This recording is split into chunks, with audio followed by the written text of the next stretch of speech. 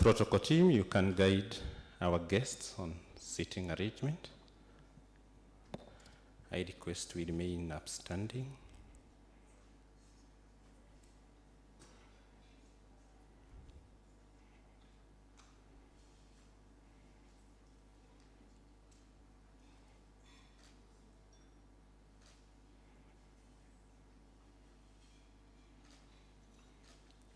Thank you, protocol team, for guiding us.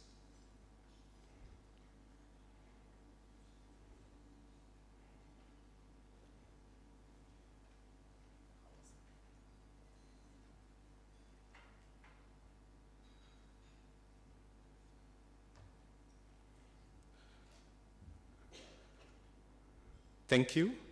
I would request the chairperson of NCJ Studying Committee to stand up so that we can start with the national anthem.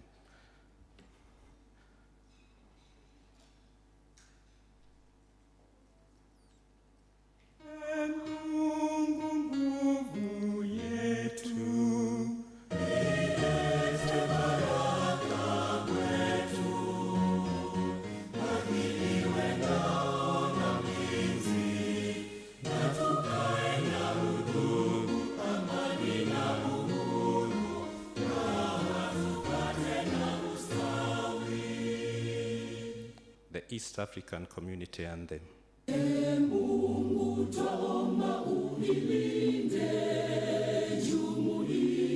Afrika Mashariki, tuwezeshe kuishi kwa amani, tutimize na malengo yetu, jumuiya yetu sote tulilinde, tuajibike, tuimarike, umoja wetu kinguzo yetu, idumu jumuiya yetu.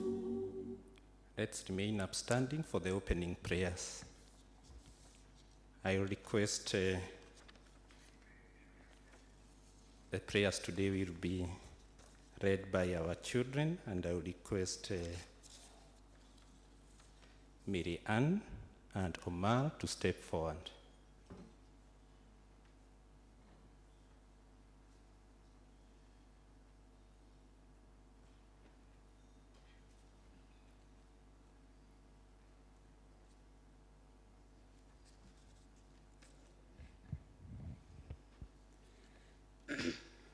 Let's close our eyes for the word of prayer. We come before you, God, to thank you for the new day. We thank you for bringing the children here. We thank you for the leaders who are able to come here today. And we thank you for keeping us all safe. We request for wisdom to be able to solve the problems raised today. We ask for patience to everyone. We ask for tolerance to tolerate each other's ideas and opinions. Most of all, we ask for peace of mind for everyone here. We ask for the presence of the Spirit and his guidance. In Christ,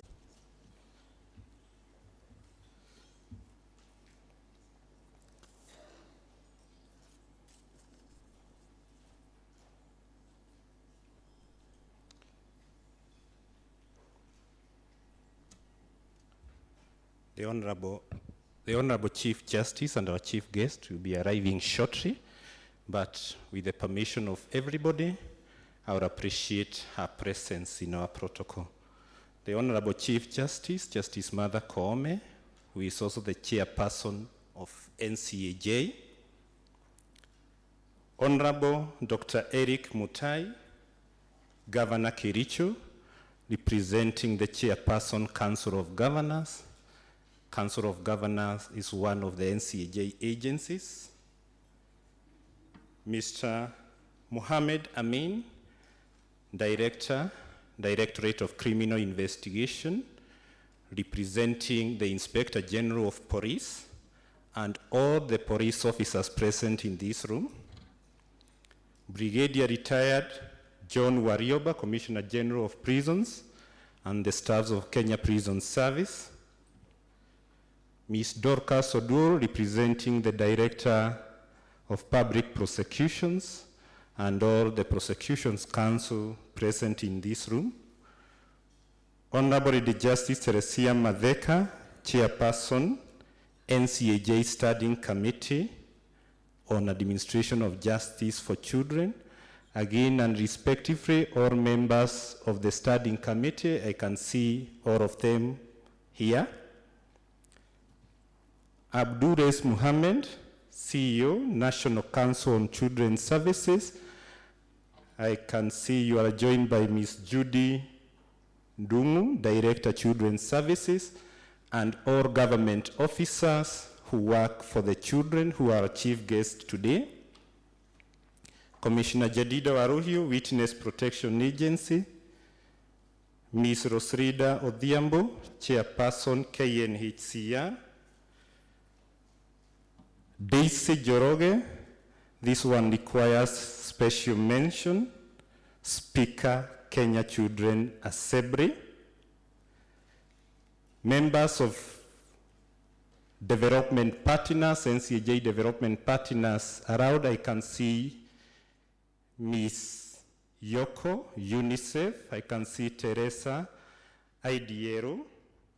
Members of CSOs and NGOs that work with NCAJ, I have seen the Director, Legal Resources Foundation, representatives of IJM, Wakili wa Watoto, Strathmore University, Mtoto News, who are also live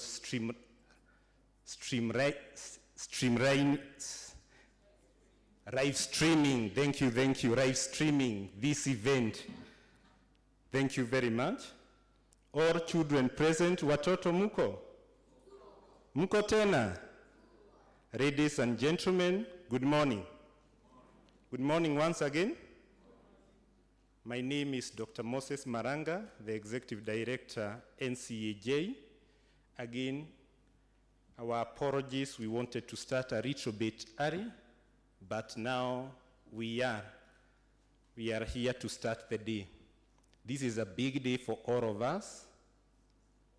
It's a big day because the de facto guests are our children.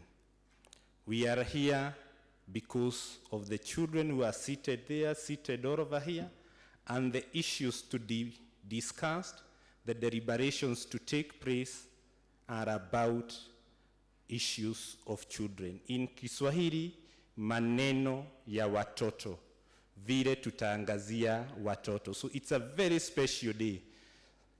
Judge in the morning mentioned to me that sometimes we tend to be in a hurry ikiwa ni maneno ya watoto. But today, Judge, we will not be in a hurry.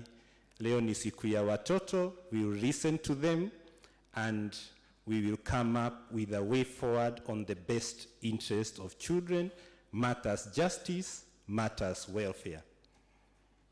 Again, I want to welcome all of us to NCAJ. NCAJ stands for the National Council on Administration of Justice.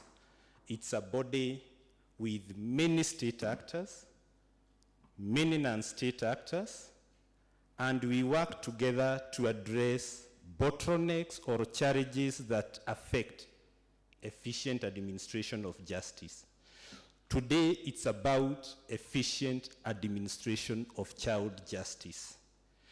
From today and tomorrow, all our deliberations will be about improving efficiency in administration of child justice and matters welfare. So feel at home.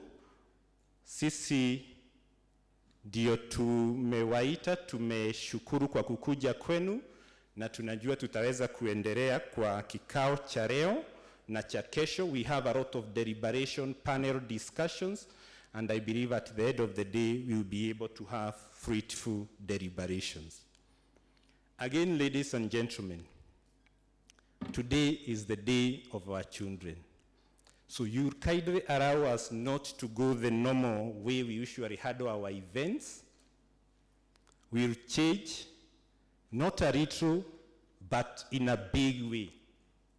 A big way because it's the children who will be reading today's and tomorrow's sessions in a very huge way. So at this juncture, I will request Brian King to come and take over the program. He is the MC. He will lead us through the next program, short presentations, and of course, thereafter, we'll be able to move together. Let's appreciate Brian. Iyo haijatosha. Let's appreciate Brian.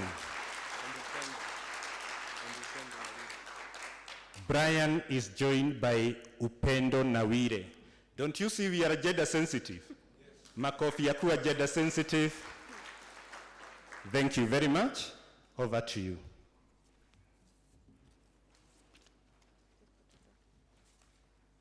Hello, my name is Upendo Nawire. I am very happy to be here to introduce all the presentations that are going to come here. Yeah, awesome. Thanks, Upendo. Good morning, everybody. Good morning, everybody. Good morning on that side. Good morning on this side. Okay, awesome. My name is Brian King. I am a trained journalist at Mtoto News International. I am also a child rights advocate. And I guess I'll be starting you off with the presentations from our children. As they prepare themselves, I would like to welcome all of you to the second annual Child Justice Summit. I believe we deserve a clap for having a second one. Sindio, a big clap for having the second one. The first presentation is going to be presented. It is going to be a dance by the Kabete Rehabilitation School. Please give them a clap.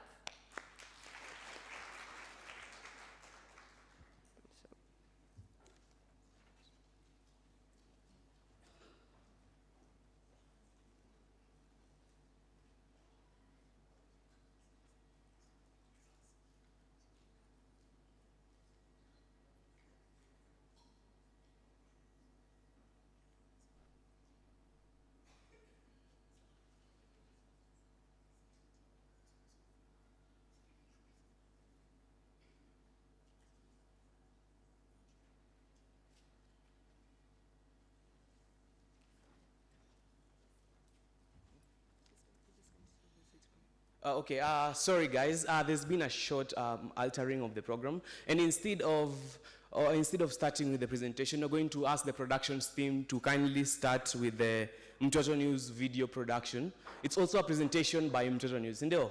It's a very informative. I will ask you guys questions, so be very careful, be very attentive. Sindio? Production team.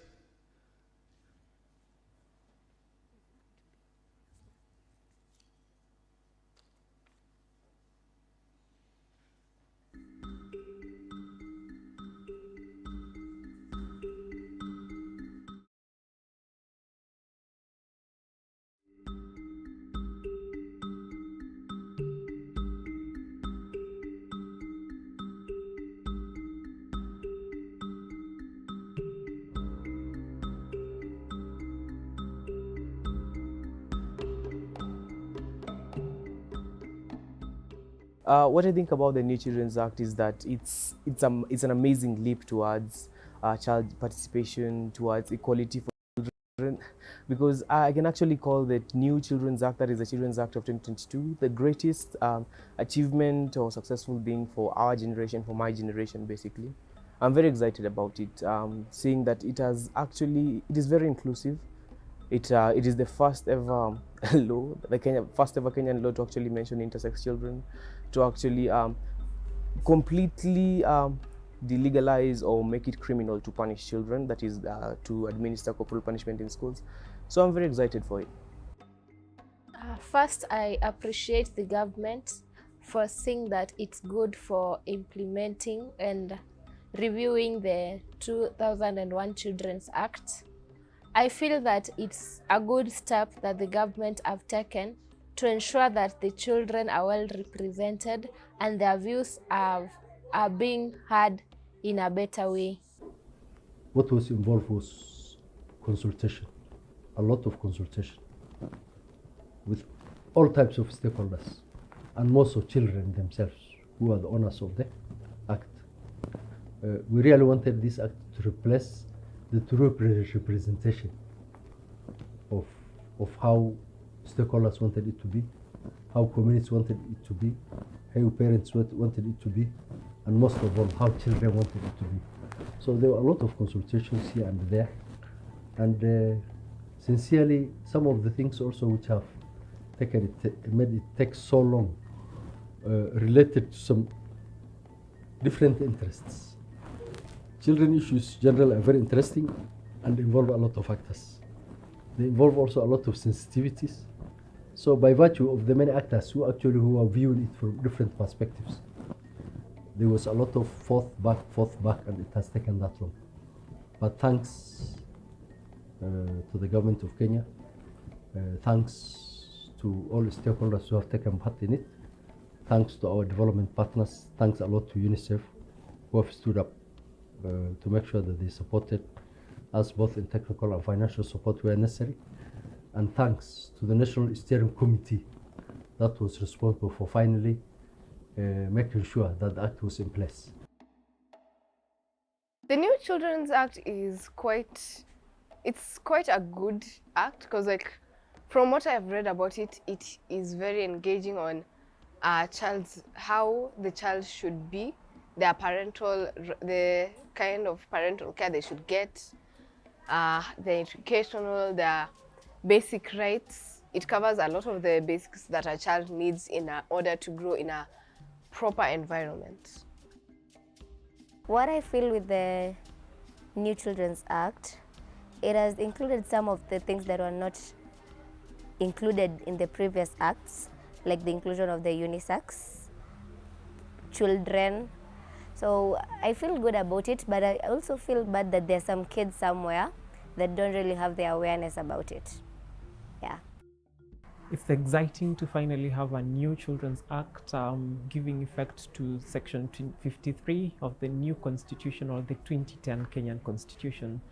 After more than 10 years of waiting since the Constitution was enacted, and we're looking forward now to its implementation. It's one thing to have the new act in place, it's another thing to implement. So as civil society organizations, we are going to do what is within our powers and what we are able to do to ensure that the act is implemented for the benefit of the Kenyan child. What the government can do to actually make children feel safer and feel like they're more protected is to start by listening to them. You cannot feel safe in an environment where everyone is just telling you what to do. No one is ready to listen to you. No one is ready to even consider your feelings. So the first thing the government can do to make us feel safe is to start by listening to us. The second thing they can actually do is to actually help implement the New Children's Act, because after all, there are a lot of strides made to make sure that we are safe in the New Children's Act, but it is not possible for us to be safe if they do not invest in the implementation of the New Children's Act. So number one, they should listen to us. Number two, they should invest heavily in the implementation of the Children's Act. And number three, they should try and raise awareness on the importance of taking care of the children, because I realize that the society does not actually realize why it is important for us to be safe. They do not realize that we are their future. I think we should raise awareness on the importance of taking care of our children. We do not just need food and education. We need emotional help, we need mental health, we need a lot of things as well. And we need support from the government, from the society, and from you, our parents. What the government can do is try to make sure that children, they're making sure everyone is all inclusive in protecting a child. Like the way there's these child-led organizations such as the KCA, they could have, as they have already started having around all over the country, they could keep the KCA, they could make sure that the KCA children are fully active, and that in everything that is going on, everything that has happened, and anything that is likely to happen, the children are involved, the children have a say, and that they're able to also give their opinion on how they could help, because most of the time, no one knows a child better than another child, even the parents sometimes. First, the government should make sure that the children's voices are heard and implemented accordingly. Secondly, the government should increase the forums in which the children's voices the government should increase the forums where children will be able to express themselves for their views and their views to be heard.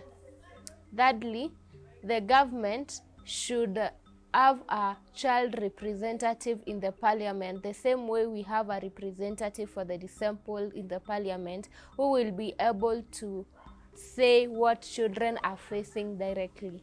The government can first of all create awareness to those places that don't really know about the Children's Act, the new Children's Act. So they can first create awareness in those rural places, and also they can increase security for these children outside there who feel unsafe and not protected. Already part of our commitments, dissemination has started in some of the counties. Development of the regulations already is on, going with that support. We have unpacked it. We are coming up actually with uniform dissemination content for all the persons. As I told you, all that is in the Act has to be actually implemented as it is mentioned in the Act. This is a law, and there are no two ways about the law. We have to abide by the law and make sure that it is delivered and it serves the children as it has been intended. In terms of children and how they can hold us accountable, child participation is provided for. There is also a portion on the rights and the responsibilities of children even within the Act. We have children assemblies. We have the Kenya Children Assembly, which is a vibrant institution. We have the Kenya Children Assembly chapters in all the counties and even sub-counties of the country. And we expect children have the avenue actually to engage in where they feel they need to ask questions, where they need to take us to task. It's my kind appeal to all stakeholders, all Kenyans, to join hands to make sure that we implement this Act in the interest and in the best serving for our children. I also wish to thank all our partners. However, I want to request them that in terms of dissemination of this Act, for there to be uniformity of the content and for there to be an accurate dissemination, let them always be in touch with the government agencies, especially the Directorate of Children's Services at the grassroots level and other government agencies and the National Council for Children's Services, in order to ensure that we jointly do the dissemination and implementation together.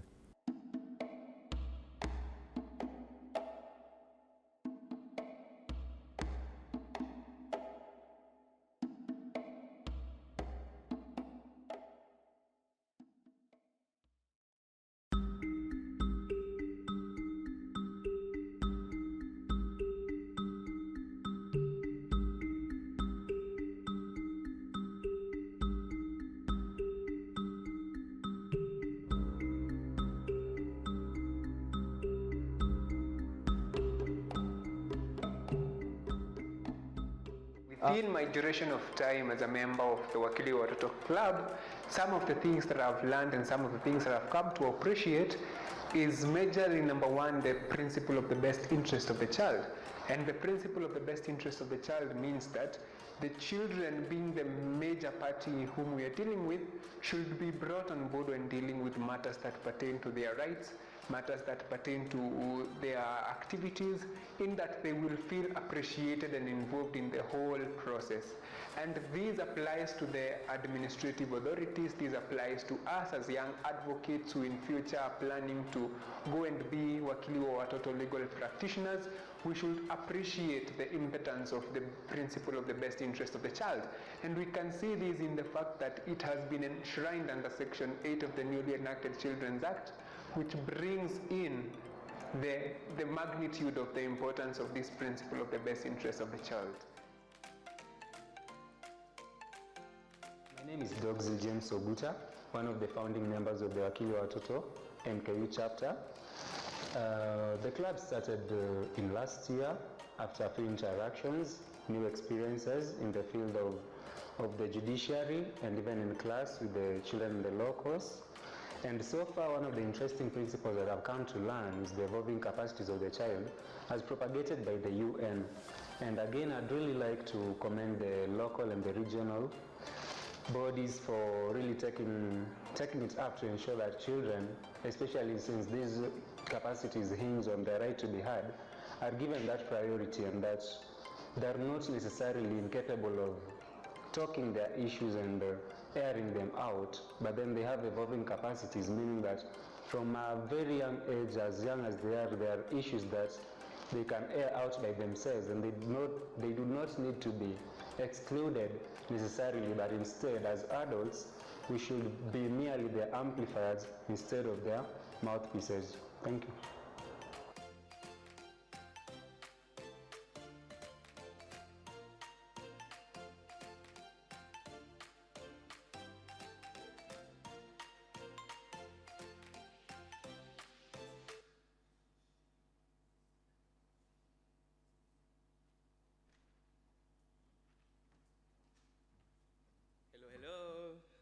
Hello.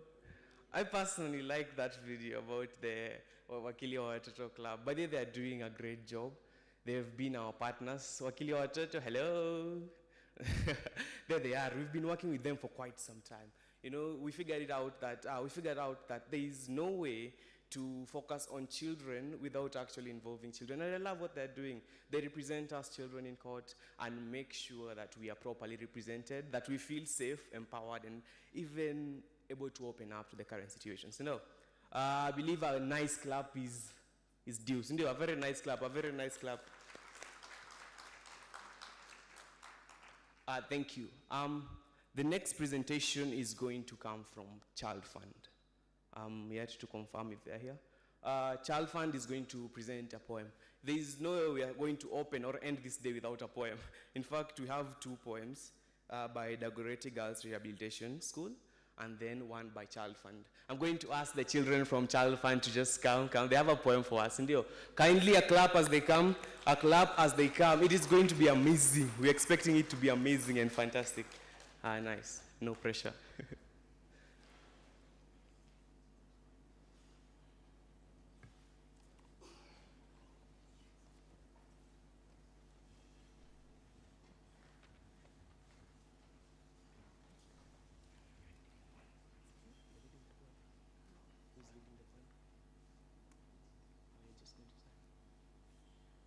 Okay, awesome, guys. Child Fund for everyone. Send a clap for them before they begin. They feel nervous. Kindly, let's encourage them. You guys are okay. No? Okay, nice. Good morning, everyone. We are here on behalf of Child Fund. We are going to talk about child rights and child protection. Sit back, relax, and enjoy.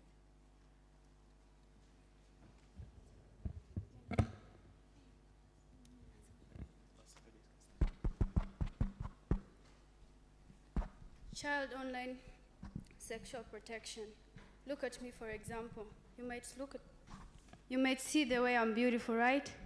But nowadays, teens like us, we have been given phones, entering in IG, that in short form Instagram.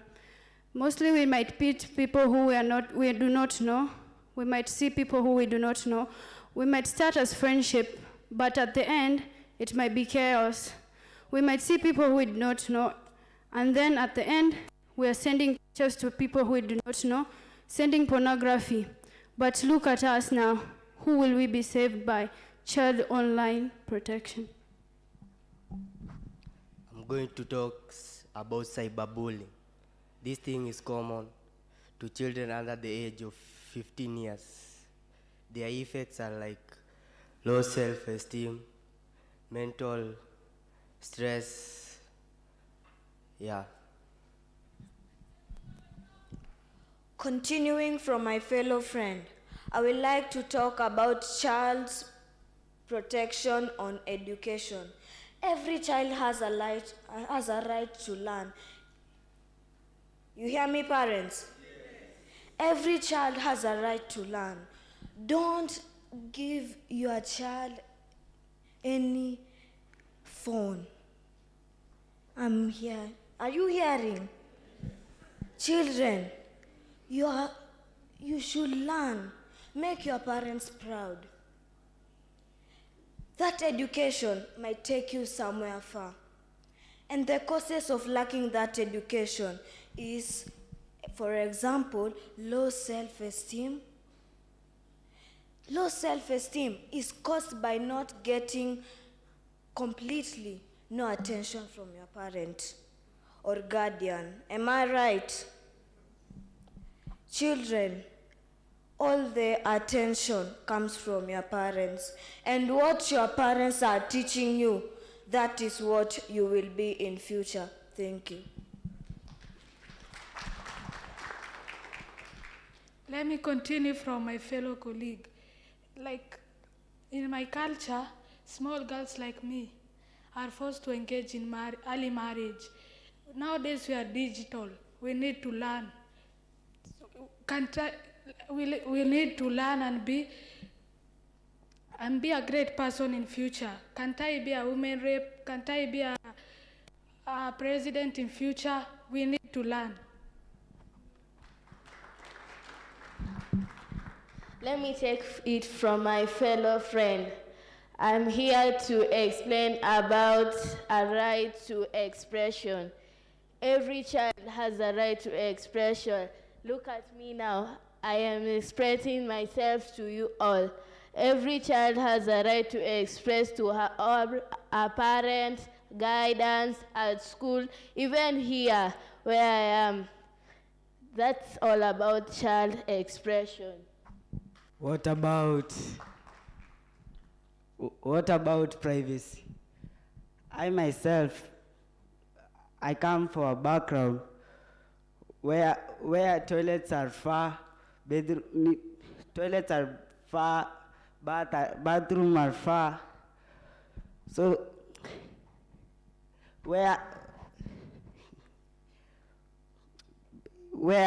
we live in a single room, where you can change somebody seeing you. We need privacy as children. Guys, I want to thank you for listening to us, and I will finish with a proverb that say, fimbo ya mbali hayui nyoka. So it's upon you guys to listen and take the responsibility, because responsibility starts with you. So I hope that you have heard the problems, you have heard the problems that you are getting. Thank you.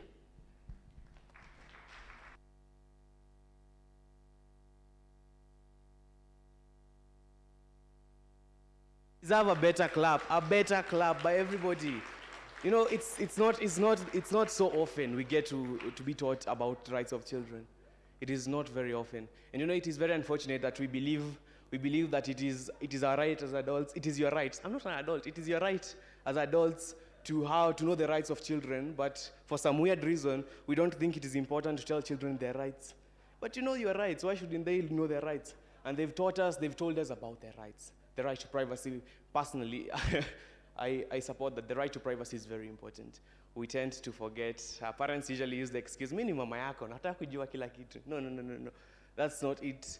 We should always remember children have a right to privacy, right? As long as it does not harm them, as long as it's in their best interest to have their privacy, right? Of course. I'm trying to stall for a bit as we wait for the Chief Justice. Lady Justice is here. And I'm running out of things to say. You know, I thought she was coming. Nice, thank you so much. She's almost here. Let's just wait for a bit. A moment of silence is also not so bad.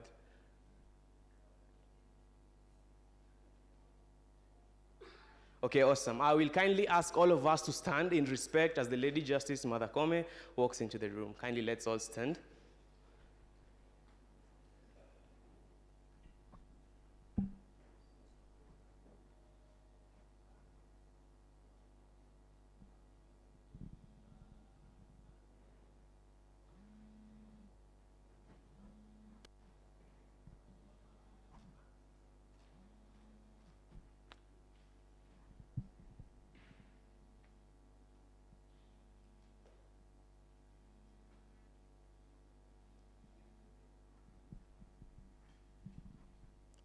Thank you so much, everybody. Kindly let's take our seats. Welcome, Lady Justice. Welcome to our event. Welcome to the second annual Child Justice System. My name is Brian King, and I'll be introducing the first session. You've missed the first two presentations, unfortunately, but not to worry, as we have more interesting presentations by our children here. And my children, kindly do not sit, as I want to welcome the Goretti Girls Rehabilitation School to welcome us with a poem. They had a poem for us. You missed the first poem. It was amazing. It was about child rights and how we deserve to be heard. And I want to welcome, Okay, nice. Okay, so the next presentation will be by the Dagoretti Girls Rehabilitation School with a very interesting poem. Let's give them a hand clap.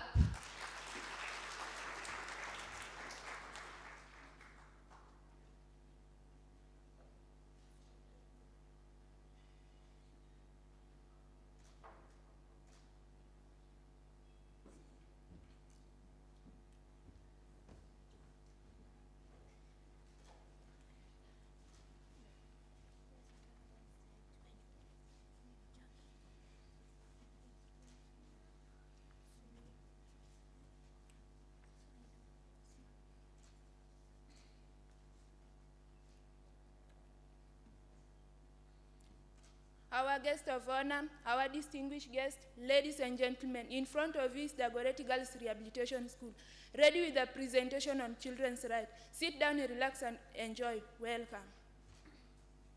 Right to health and protection. Kila mtoto ako na haki ya kupewa matibabu na kulindwa. Right to shelter. Kila mtoto ako na haki ya kuishi na kulala. Right to education. Kila mtoto ako na haki ya kusoma na kusomeshwa. Ombi letu ni sisi watoto tuhusishwe kwa decision making table. Kwa mfano, tupewe nafasi tutoe maoni yetu kwa mtaala mpya wa CBC. Sisi watoto tusaidiwe kwa mambo ambayo yanatuhusu. Sisi watoto tusaidiwe kuelewa haki zetu na wajibu wetu. Kila shule inafaa kuwa na Children's Rights Club, Peace Club, mahali ambapo watoto wanatoa maoni yao. Watoto walinde kutokana na dhuluma zote kama vile ndoa za mapema na ukeketaji wa wasichana. Serikali iwe na mpango wa lishe kwa watoto katika kila shule, yani school feeding program.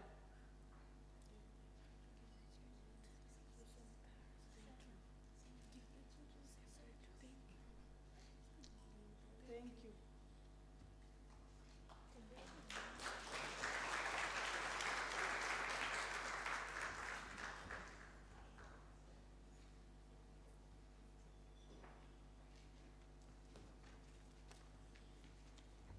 Let's give them another warm clap.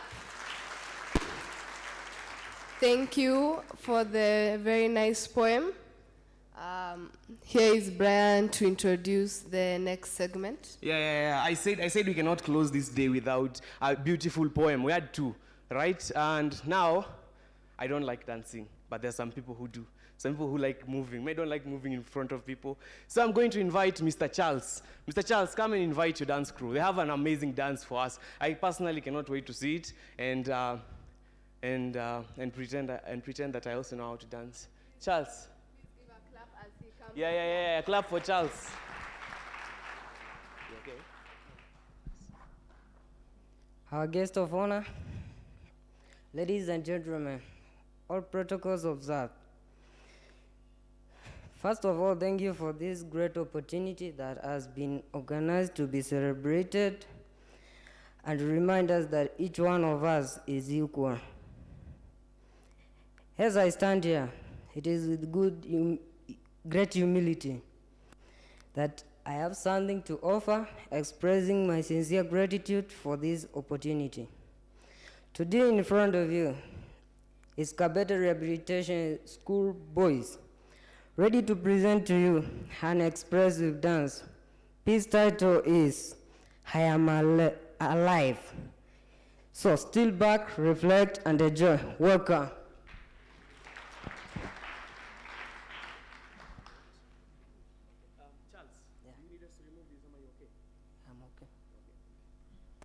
Okay, nice. A nice clap as they arrange themselves. They have a nice dance for us. You're going to be entertained. Kindly enjoy it.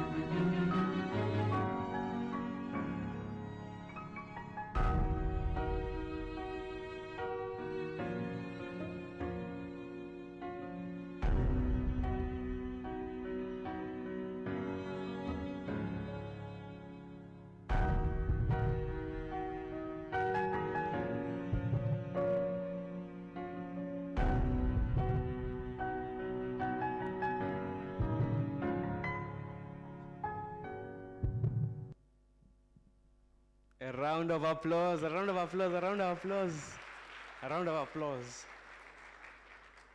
Thank you so much. Thank you so much, guys. Thank you. That was amazing. I believe they deserve another clap. They deserve another clap.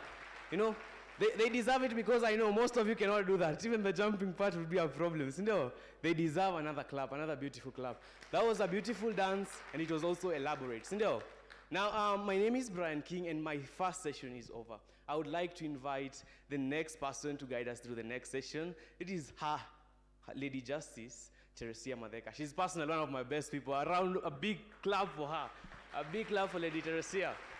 In fact, I believe all of you, most of you, if not all of you, have interacted with her. She's the most nicest person I know, and she's always available for some reason. Thank you, Lady Justice. Thank you. Thank you so much, Brian. Good morning. Hamjambo. That dance, are you feeling calm? Are you reflective? Are you trying to think what they were saying?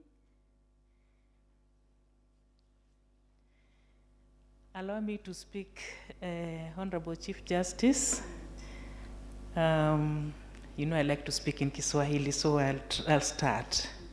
So Mheshimiwa Jaji Mkuu wa Jamhuri yetu ya Kenya na mwenyekiti wa National Council on the Administration of Justice,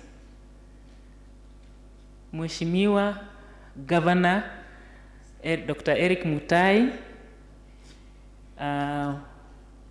wageni wote mlioalikwa, hamjambo. Watoto mpo? Mpo?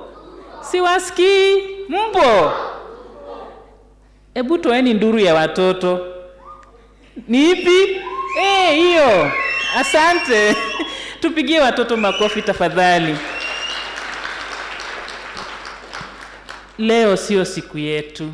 Leo ni siku ya watoto. Mheshimiwa Jaji Mkuu, sisi leo tunaona ni siku kuu. Siku ambayo National Council on the Administration of Justice ama NCAJ imetenga kuzungumzia mambo ya watoto. The day the NCAJ has set aside for us to come together to talk about issues of children in the justice system. Ni siku ya muhimu. Because we all know, tunajua, wakati mtoto anajipata katika njia hiyo ya haki, kuanzia kwa polisi, mpaka apitie kotini, mpaka arudi nyumbani, si jambo la rahisi.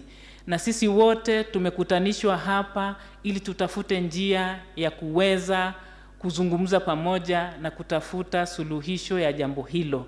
Jambo la pili ni jambo la furaha. Tuko na sheria mpya ya watoto. Tuko na nini? Watoto, vigelegele tafadhali. Tuko na sheria mpya ya watoto. Jaji Mkuu, nikubalie kusema hili kwamba tulipopata hii logo tukaiona jana, tulifurahia sana, na tungependa kwa ruhusa yako na ruhusa ya NCAJ iweze kufanywa logo ya kamati ile standing committee, the standing committee on children matters ambayo ni ya NCAJ, iwe ni logo yetu ili tuweze kuitumia pamoja na logo ya NCAJ. Watoto, mtakubali? Jambo la pili, Jaji Mkuu, tumefurahia kuwa katika hiyo kamati, na tungependa, ingawa the name is Standing Committee on the Administration of Justice, tuweze kuongezea jina lingine hapo ndani, iwe the Standing Committee on the Administration and Access to Justice for Children. Kwa sababu jambo kama halijatajwa, huenda halitafanywa. Huenda tukaconcentrate ama tukatilia mkazo mambo ya administration of justice, tukasahau kwamba tunahitaji kuzungumzia access to justice. Kwa hivyo hilo ni ombi letu la pili, najua umekubali. Tujipigie makofi.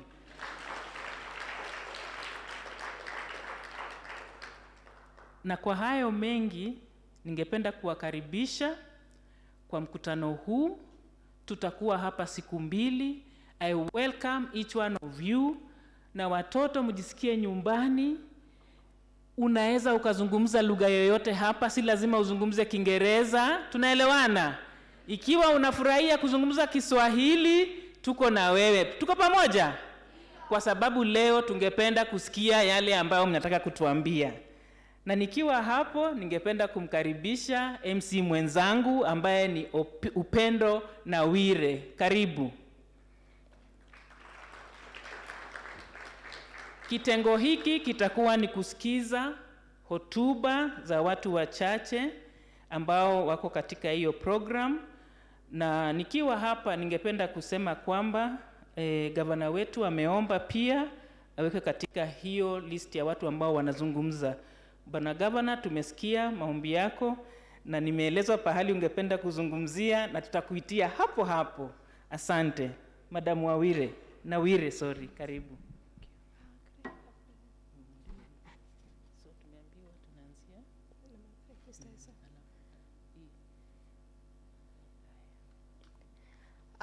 Hello everyone. Please allow me to speak in English for now. The first person I'll be introducing is Mr. Esau O. Rairo, Legal Resources Foundation. Please give him a round of applause.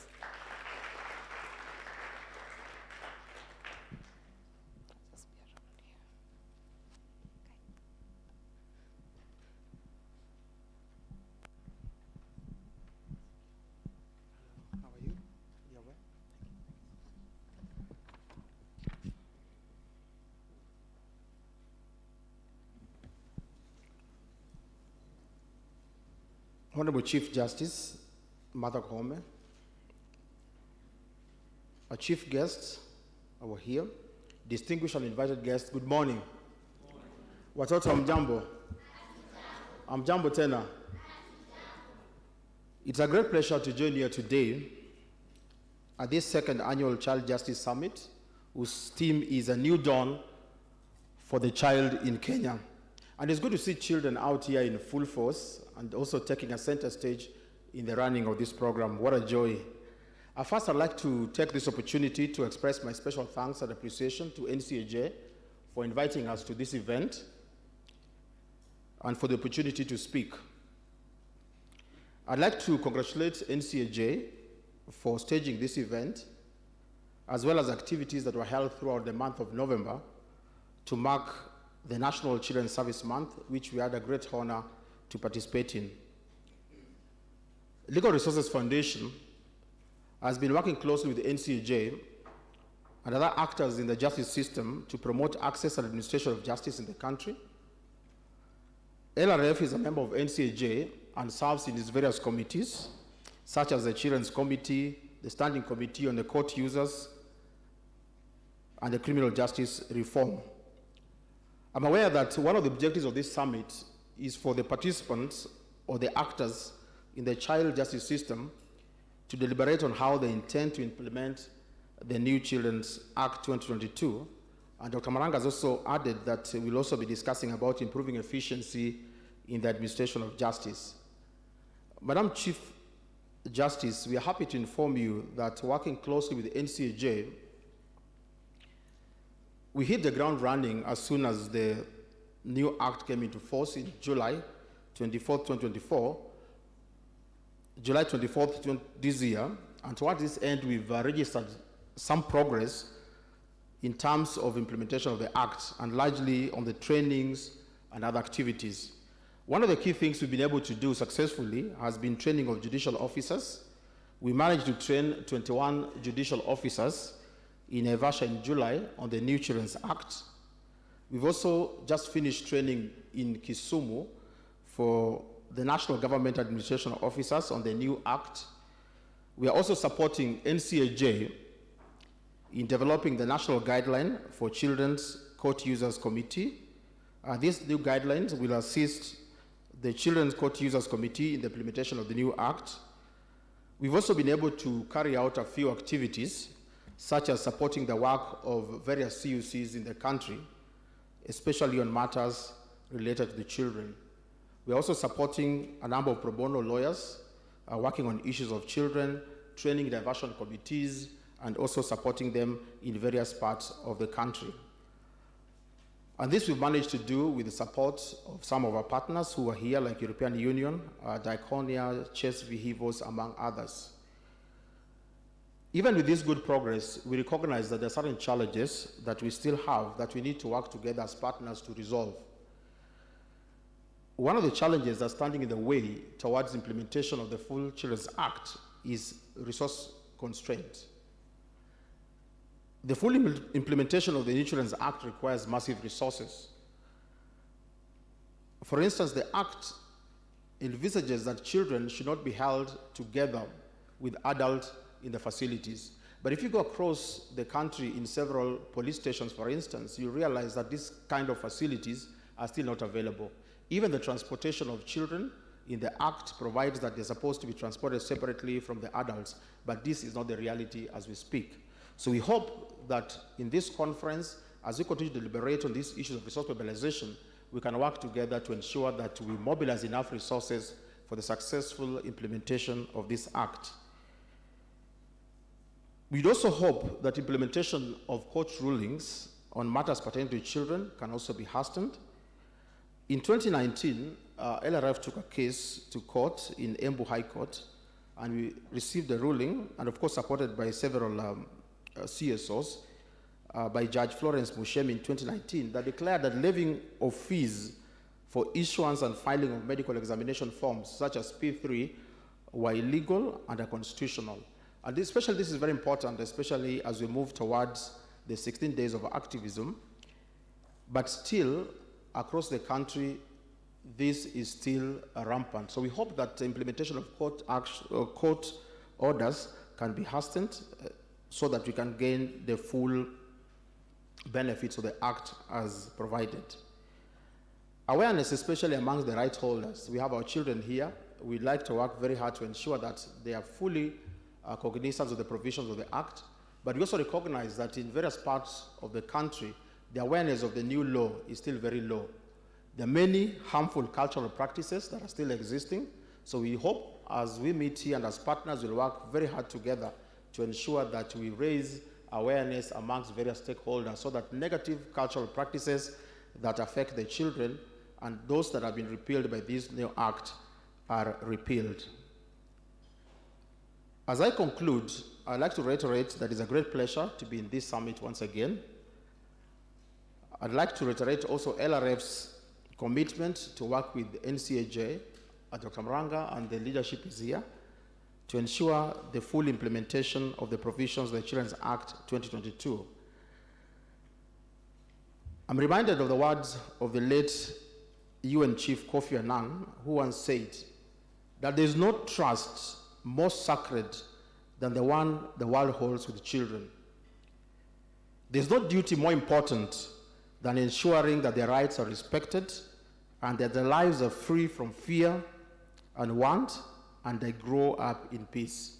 I'd like to thank you all, and I look forward to fruitful deliberations during the 2 days we are here. Thank you.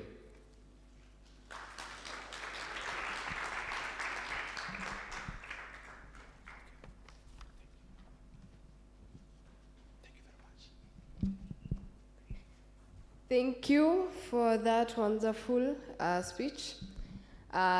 Next is going to be Mr. Jean Lokenga, Deputy Country Representative, UNICEF. Please give a round of applause.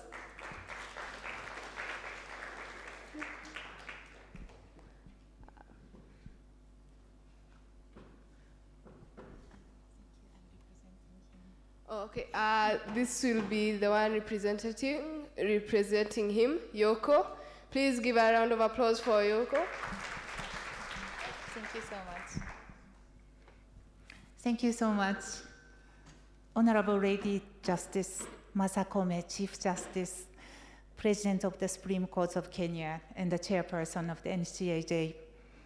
Deji Njoroge, Speaker, Kenya Children's Assembly, and all the children present here today.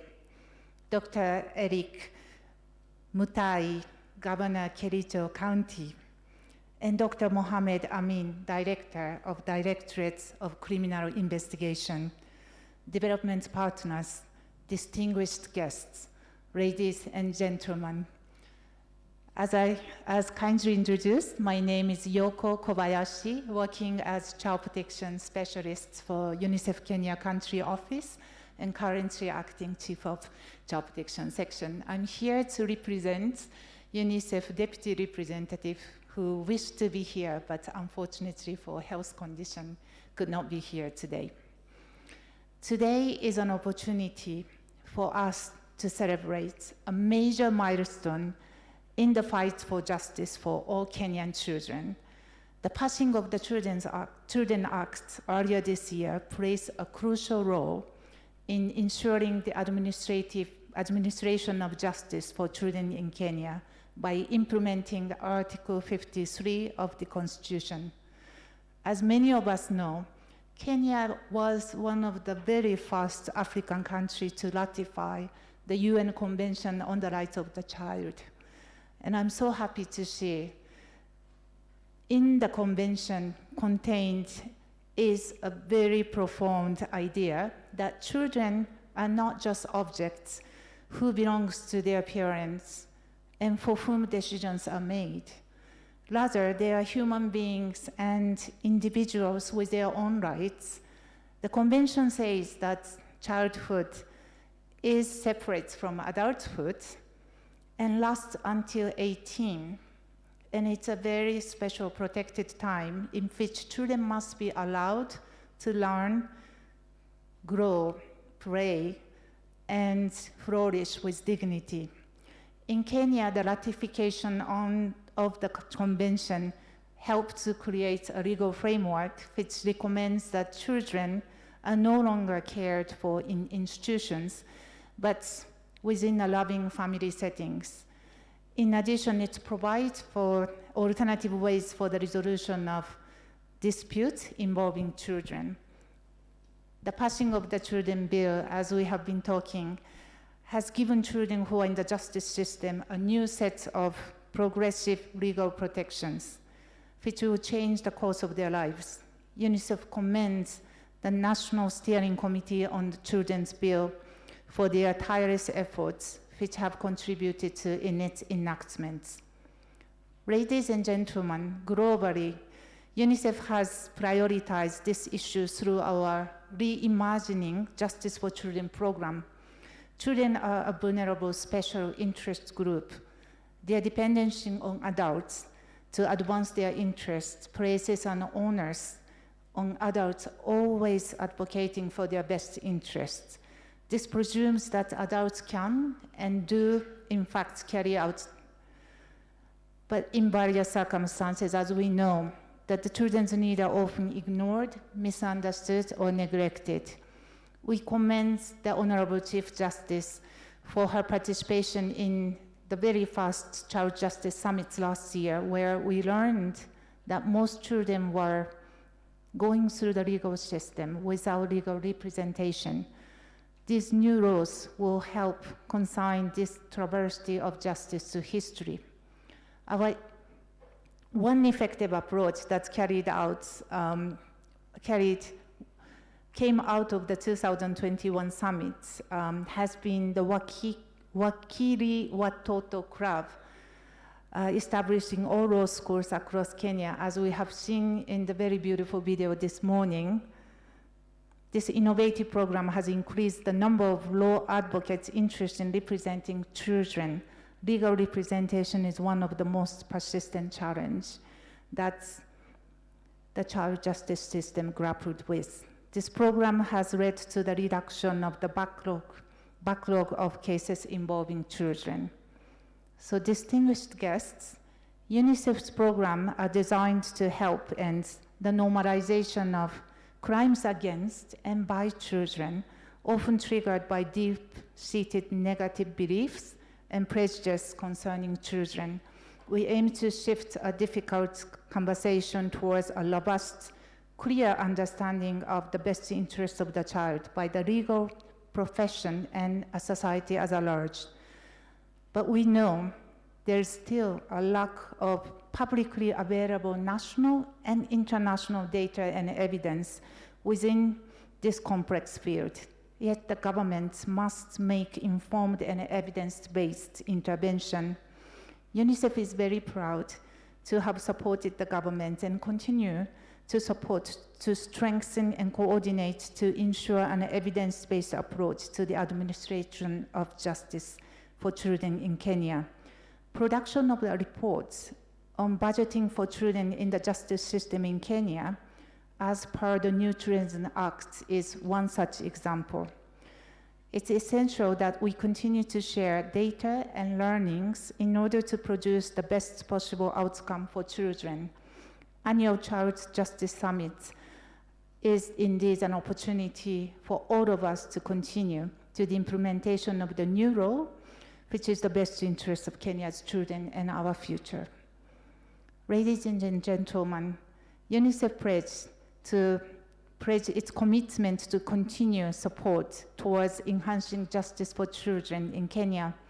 We support the steering committee on the administration of justice and their efforts to improve the new Children Act.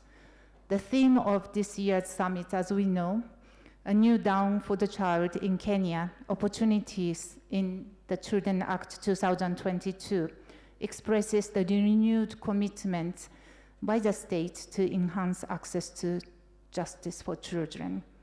UNICEF believes that the need of our children in the justice system can be met through our continued partnership. We stand ready to support. Thank you very much.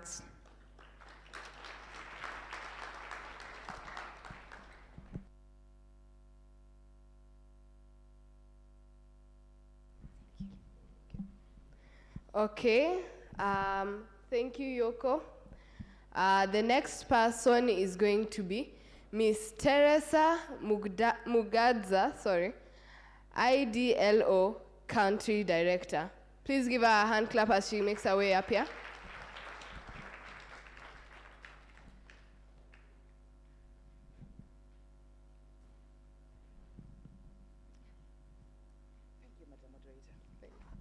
Thank you very much to our moderator.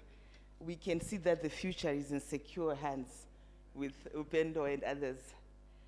The Honorable Chief Justice, President of the Supreme Court and Chairperson of NCAJ, Honorable Justice Martha Koome, Honorable Justice Lady Teresia Matheka, Chairperson of the Standing Committee, Ms. Daisy Njoroge, Speaker of the Children's Assembly. Ladies and gentlemen, allow me to stand on established protocol this morning, which was so articulately set by Dr. Maranga this morning.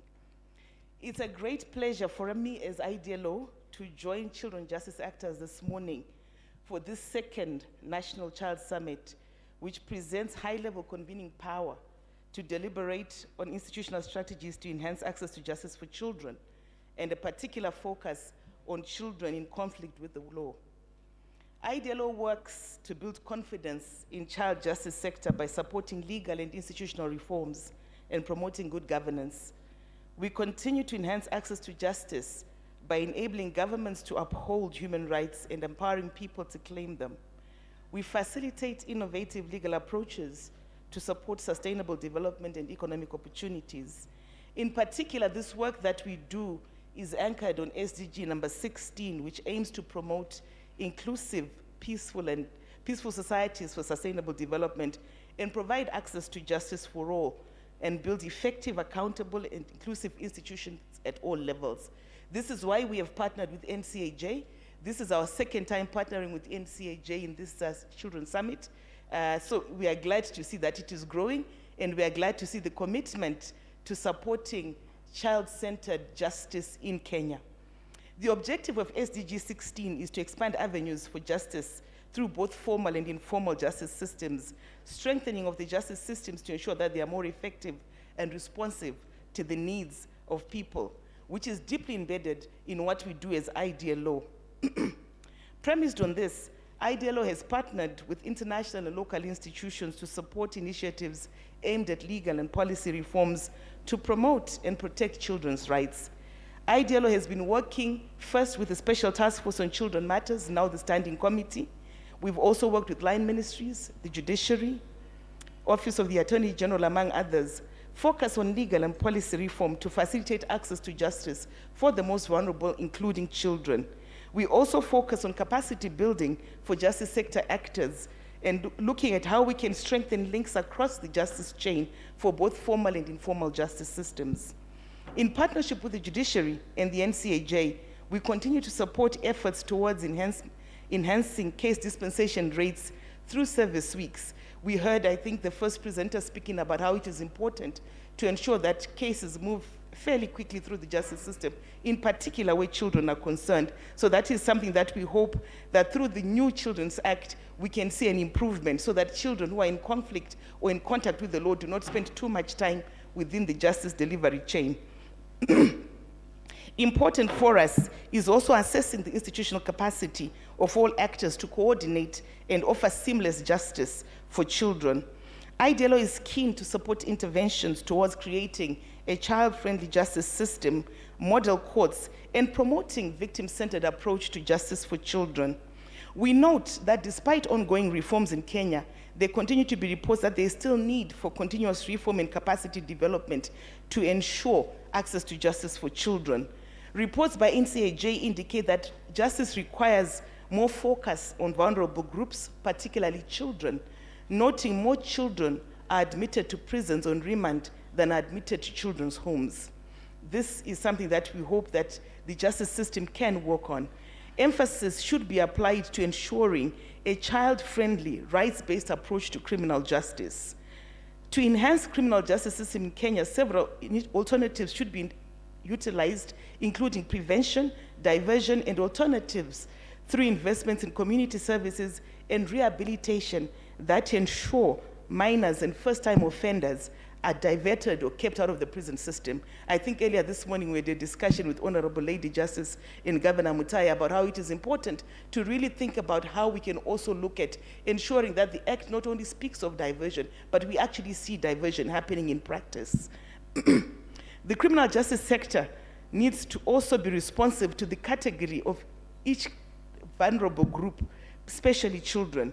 We hope that the Children's Act, as it now provides far-reaching reforms, will provide a comparative advantage in addressing the unending challenges faced by children in conflict with the law. It is timely that this Child Justice Summit comes during the time that we are commemorating the 16 days of activism against SGBV. Consequences of SGBV on children, and in particular the diverse categories of girls, especially those with disabilities from marginalized areas and those without income, are grave. As we commemorate the 16 days of activism against SGBV, we call for concerted actions to increase awareness, galvanize advocacy efforts, and show knowledge and innovations towards improving access to a child-friendly justice system. The interface between children and the justice system is one that is most crucial and problematic in any court system, including in Kenya. Article 21.3 of the Constitution requires that the judiciary pays particular attention to the needs of vulnerable groups within society, and this, of course, includes our children. We hope that as we continue to have deliberations over the next few days, we will look at how to give life to the Children's Act so that, to the extent possible, the Children's Act can be given life and ensure that children have access to justice. We remain committed to supporting the NCAJ and other actors to ensure that we address the gaps and challenges facing children in the justice system. We extend our appreciation to justice actors for upholding the rule of law in relation to children matters, and we continue to support further initiatives that aim to ensure implementation and realization of the guidelines that ensure that we seek as much as possible to divert children from the criminal justice system. With these few words, I would like to say thank you very much, Madam Chief Justice, and all actors, and would also like to recognize the efforts of development partners, UNICEF in particular, and the LRF, who have been working with the Standing Committee. Thank you very much.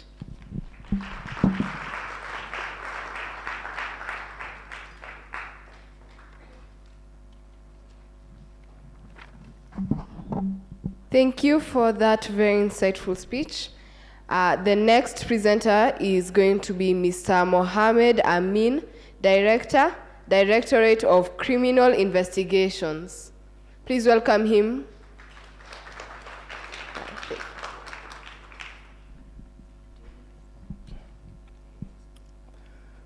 The Chief Justice and President of the Supreme Court of Kenya and Chairperson, National Council on the Administration of Justice, Honorable Lady Justice Martha Koome, EGH,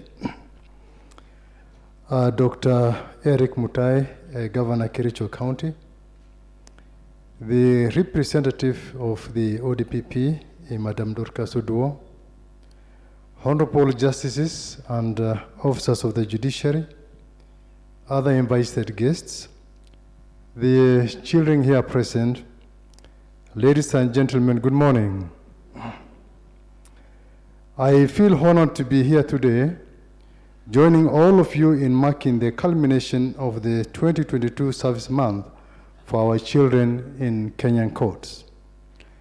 I laud the National Council for the Administration of Justice for adopting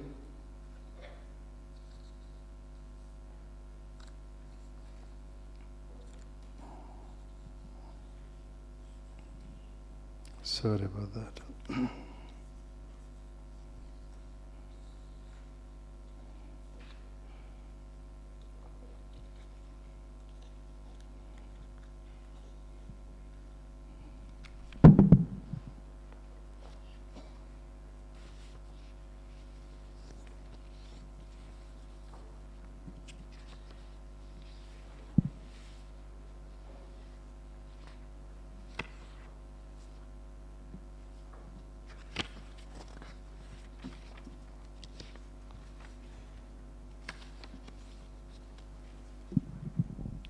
Sorry about that mix-up.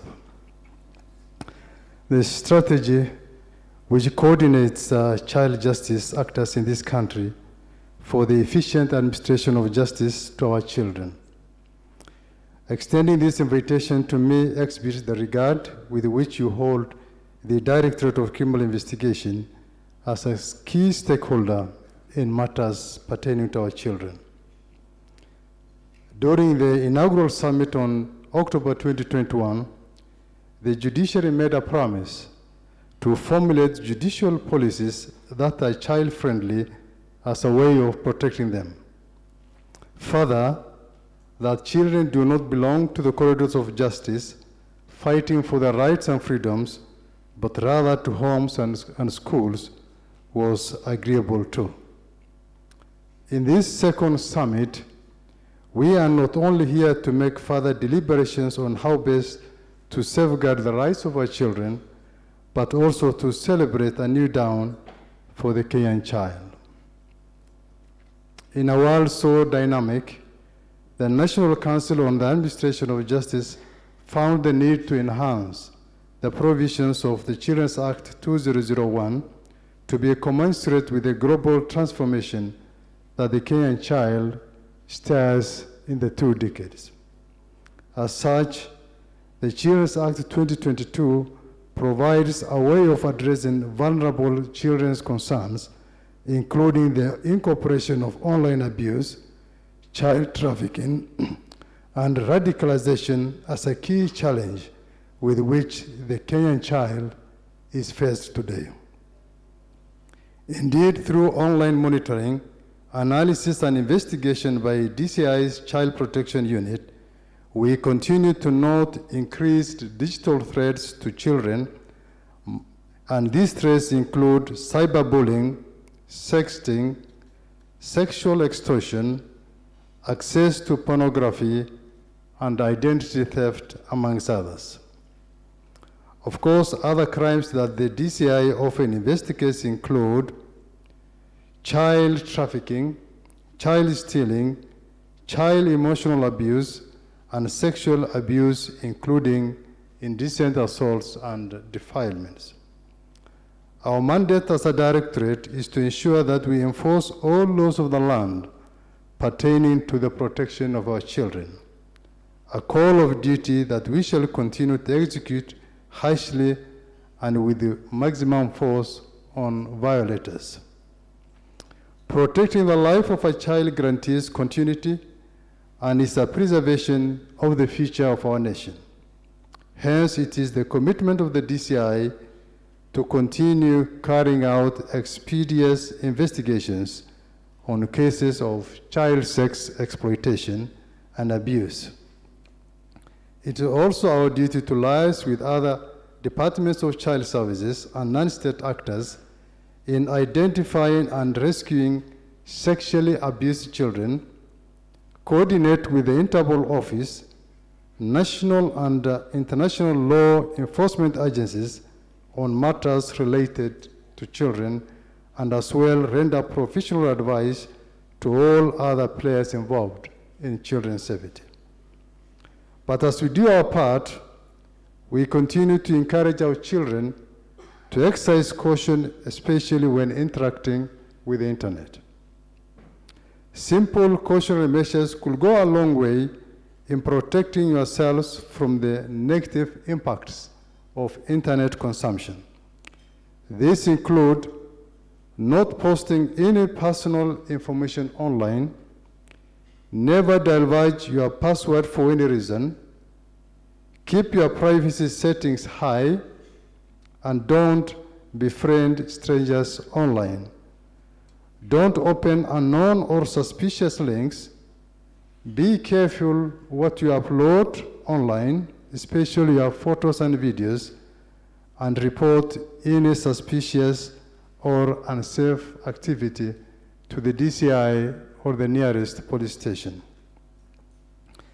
In the event of a physical threat to our children, whether in our homes, neighborhoods, or places of work, and where there may be fear of reprisal, I urge you all to use our Fichuakwa DCI hotline number 0800-722-203, and you have the option to report anonymously. Otherwise, you could as well use the police hotline numbers, including the traditional 999, the 112, or the 911. With those very, very few remarks, I call upon all of us to be part and parcel of this new dawn for the child in Kenya as we explore the opportunities in the Children's Act 2022. Thanks so much and be blessed.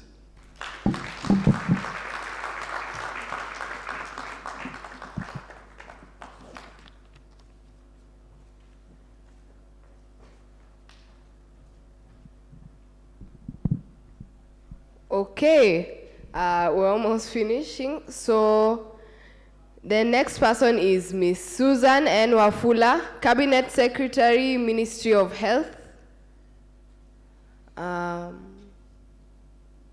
Is she around or?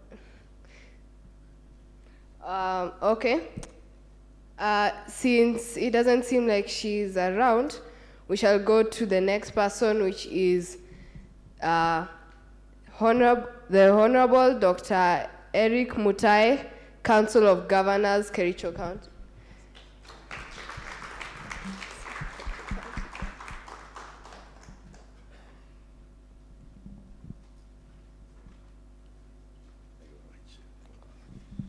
Thank you very much. The Honorable Chief Justice for the Republic of Kenya, Lady Martha Koome, our Director for DCIE, and I take this opportunity to say congratulations for the new office. Our Judge, Theresia, whom I've had some fond moments a while ago, and all other dignitaries present and the children, good morning. Chief Justice, I have a problem because it happens I'm the only politician in the house, and every other person seems to be very okay, but me, I'm a politician, and I'll be very brief with my conversation. One is that it's good to be here on behalf of the council. And as I address you today, ladies and gentlemen, I remind you of the words of the late Vice President of this Republic of Kenya, Kijana Wamalwa, who once asked in a Geneva Convention, how is the child? It's the same question that we ask at this decade of time, how is the child? We're here for that same reason, to find out how the child is. Secondly, I'm here, Chief Justice, looking into the Constitution, ECDE, and the early childhood is domesticated within the county governments. And that tells us that the county governments owns the children more than any other person, because every other aspect of learning at that lower level is done by the county government. And so I'm here as a proud father for all the children in this Republic of Kenya.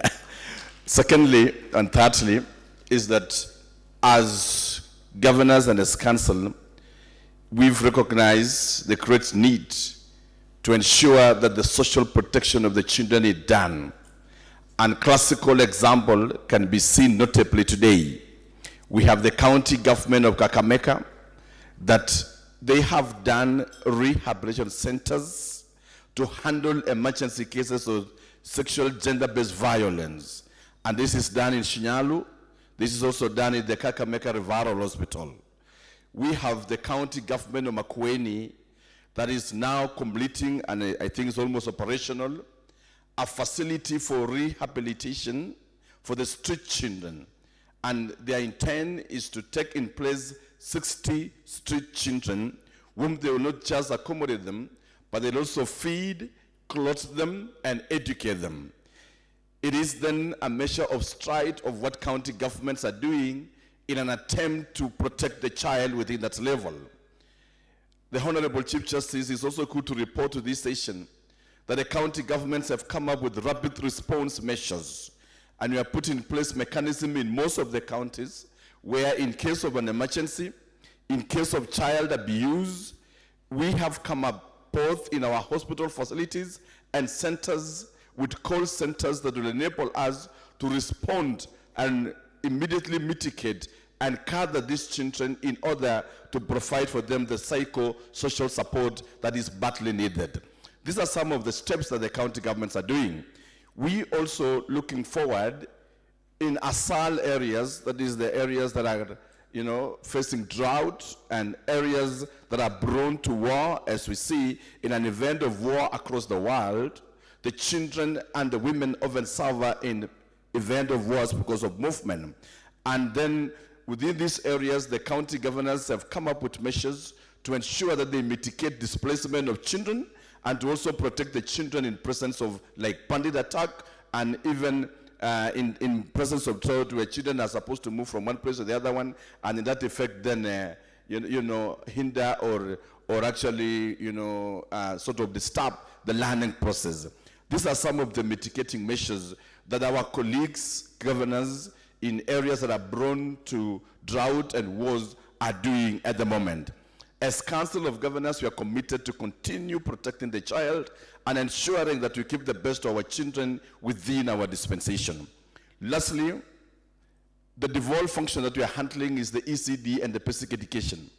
A while ago, Chief Justice and the Chief Guest for today, we come from this old age together, you and I and many others, including the director here.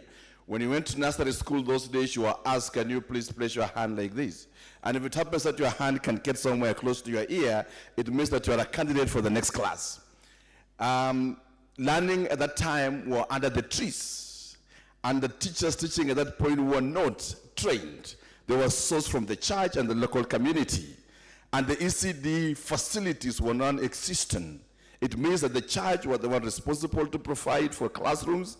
And not only that, in the absence of the child providing classroom, children were learning under the shade. We recognize in the articles of the Constitution the right to access education of the child. And from 2013 to where we are today, we have seen tremendous progress in terms of learning facilities. A number of counties have built ECD facilities. They have equipped, operationalized them to provide a safe learning environment for the child. And now children are not drained on, children are not learning in mud houses in most of the counties because governors have handled this seriously to ensure that we have proper structures, proper decks for children to learn. In that same note, we have also moved a step forward to ensure that we recruit competent ECD teachers that are teaching the children at that facilities. We recognize that the future of this nation is a solid foundation in terms of learning, and that solid foundation is the ECDE. So we have moved ahead as governors to ensure that we employ, remunerate, competent, trained teachers to handle children at that level. This is a huge milestone that has seen devolution grow and seen the instruments of learning take great progress as we move forward. And it is one of those things that we celebrate. Yes, we may have challenges in terms of the number of teachers that we are employing to handle in nursery school. They are supposed to be 2. In some counties, because of budget financial constraint, it remains to be 1. But as council, we are devoted, and it's one of our priorities in the committee sectorial working of education to ensure that each of the ECD facilities have at least 2 teachers to foster learning in those institutions, so that children learning classrooms are effectively well managed as we move forward. Lastly, we are moving forward not just to provide learning for these children within those levels, but also moving forward to provide feeding programs for these children. We realize that some of the children that are coming from broken homes. Some of them are coming from very vulnerable families. And what we are doing as governors is to ensure that we do within the resources we have to provide feeding programs for these children. We have counties that have successfully implemented the same. They are providing milk for the children. They are providing porridge for the children, and they are ensuring that these children have something in their stomachs for learning to proceed. We look forward then in even building more capacities, where we are going to provide, the playgrounds for the children and putting in place the play instruments like the swing, where children, when they are learning in school, can also have a moment to just dance around, swing a bit like other children, and create the whole welfare of this child to grow. It is a commitment that we're having from the Council of Governors, and on behalf of my chair and my guru whom I'm representing here, and the other 47 governors, it is a commitment that we are putting in place to work through. My question then, as I end, is this. We think about the caregivers in our villages. We have the caregivers who we probably call them the house girls. They provide the first line of nurturing of the child. And we are stretching our thoughts. I was just confirming with the church that we are thinking on how we can create a curriculum for the housekeepers, so that, partner with the universities. And from here now, I don't speak as a politician, but as an academia, because I'm a former lecturer at Dawn at the University of Embu. And we are thinking largely on how we are going to come up with a curriculum to guide our caregivers and professionalize the caregiving services for the young children. My challenge to you, Chief Justice and the team, is that we need to have more frameworks then and point of confluence between the national government and the county governments. The law is still ambiguous on what we are supposed to handle as county governments. And therefore, that is what we are doing for now. But we need to look at a framework and sit together on a round table and now decide on what more should we do together to make the child more successful, to ensure that we're ensuring the rights of these children and protect the children for the future of our nation. Thank you so very much, and God bless you, and receive greetings from the Council of Governors. God bless you.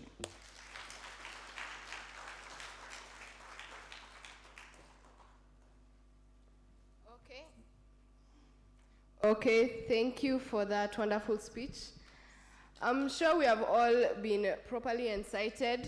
Some of these things we have also been arguing as people from Total News, am I right? Yeah, so we thank you all for your insightful speeches. We have learned a lot, and I'm sure everyone else has. Am I right on this side? Have you learned a lot? Have a bit more energy. It's in the morning. Have you learned a lot? Yes. What about on this side? Yes. In the middle? Yes. Okay, thank you. I shall be introducing my co-moderator, Honorable Lady Justice Teresia Madeka. Give a hand of applause.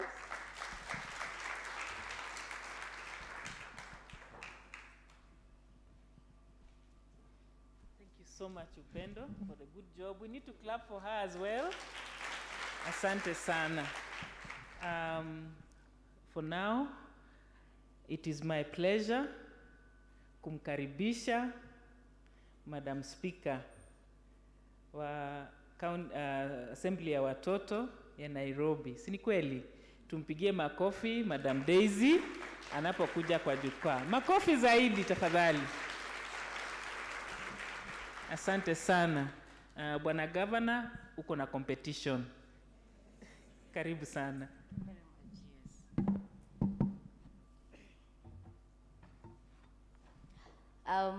Morning, everyone. The people over there, morning.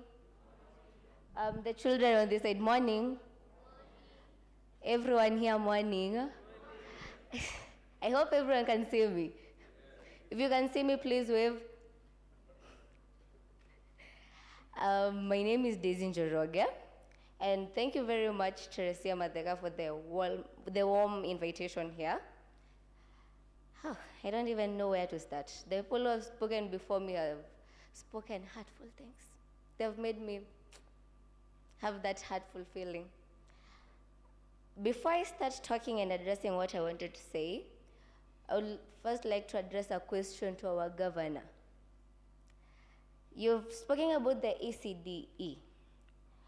I have a question on how safe is it in the rural areas where a teacher teaches a child on the swimming skills.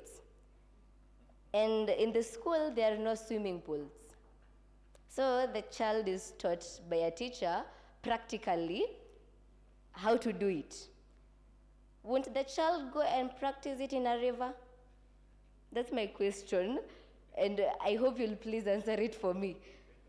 Because on the safeguarding of children, keeping them safe and protecting them, how safe is that child in that rural place that child has just been taught but has to go and practice it in a river, and we are currently experiencing floods? So I would like to understand on that sector. Lady Justice Martha Koome, the President of the Supreme Court of Kenya, the Governor Kericho County Eric Mutai, the DCI Mohamed Amin, and Lady Justice Teresia Mateka, and all protocols observed, and not forgetting the key guests, the children. In fact, they are the key guests in this summit. After the Lady Justice, we should be then going to the children. So they are our key guests, not forgetting them. Morning again. My name is Daisy Njoroge, Speaker at Kenya Children Assembly, also a child journalist at Mtoto News International, a 17-year-old child and also a girl. I thank you all for finding time on this day to be part of this great event. As I start, I wish to start with a quote by Pablo Picasso: "Every child is an artist." So every child has their own way of administering what they want to say, in their own language, in their own ways. We had kids here from the rehabilitation centers dancing their language of speaking what they want to speak from their hearts. So every child is an artist in their own way. I would like to add that life is a canvas, but it's up to you to provide us with the colors and the brush. Today we are honored by the presence of Lady Justice Martha Koome, and in a previous interaction during a town hall organized by Mtoto News, we were graced by Lady Justice Philomena Mwilu, the DCJ, and she made some commitments to children. One of the agendas for today will be reviewing those commitments, I hope. I believe they were brought to you. So I realize that we are all gathered here today for a multitude of reasons, but I'll be focusing more on the children, and in the case, the new Children's Act of 2022, and some of its promises, commitments, as well as the impact it's going to have on us children and ultimately Kenya. The Children's Act of 2022 has brought nothing but excitement. It was assented early this year by retired President Honorable Uhuru Kenyatta. I don't know about the adults, and I don't intend to speak for them, but the new act has solidified the mandate or the right of the children to participate in matters affecting their lives with Article 28, giving children the right to assemble, demonstrate, petition, and participate in public life.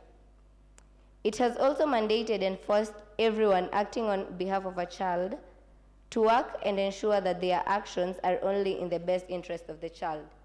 Something I consider a big win, not only to children, but also to the judiciary system of Kenya. It is also worth noting that intersex children and their rights have also been included in the new Children's Act. With that, we should give a round of applause for including the intersex in this Children's Act. A better one. Thank you so much, by the way, for including the intersex children. They have been left behind a lot of times, but at least for once they'll be included somewhere, and they are considered also as part of Kenya. It has also mandated and forced everyone acting on behalf of a child to work and ensure that their actions are only in the best interest of the child, something I consider a big win, not only to children but also to the judicial system of Kenya. It is also worth noting that intersex children and their rights have also been included in the new Children's Act, which categorizes them as children in need of special attention and care. The new Children's Act has the capacity and the ability to change the lives of the Kenyan child, not only for our generation, but for others to come as well. But this is only possible with the proper amount of investments and commitments made in the implementation of this new act. As much as we are excited, we are also worried that the new act might just be a seedling that has taken more than 10 years to germinate, meaning that it might take longer for us, the children of Kenya, to enjoy its fruit. As I conclude, I would like to ask all of us to not let our guard down, for FGM, child marriage, Oxea, SISAM, and any other form of child abuse, and to instead push for investments towards the implementation of the Children's Act. I would also like to point out that this new act will not be as beneficial and as effective as initially hoped if we children do not know anything about it. And I'm urging you all to make awareness on the new Children's Act the first investment, especially for the children in conflict with the law and the ones living in institutions, as they will need it the most. We need to make children great because it's easier to fix a child and make them strong rather than fix a broken man. If you take care of a child right now, you are protecting the child from the future that child is expecting. It's easier right now to fix this child in any situation he or she is in, rather than waiting to fix a man later on in future. From the KCA personally, we thank you for the platform for leadership, for it creates a sense of responsibility on leadership skills for future projects. I have a question to the Chief Justice. On what achievements were done in the promises made during the town hall meeting, and how have they been implemented? I also have a special thanks for the provision of Children's Act 2022 copies, and I hope it will reach the millions of children across the country. I end by quoting a colleague of mine, reminding the society that you do not need to be your daughters or sons for just being a child-friendly, for should be a reason enough for you to want to protect me. I should not be that daughter you have or that son you have for you to protect me. You protect me for I am a citizen of Kenya and a child also, like your child somewhere. So you protect me generally. As a child, you'll want to protect outside there. We as children, yes, let me base it from children. We as children have a surprise gift for Lady Justice, Mother Kome. I would like to invite Rosaline to come with the gift as I invite Mother Kome. Lady Justice, Mother Kome.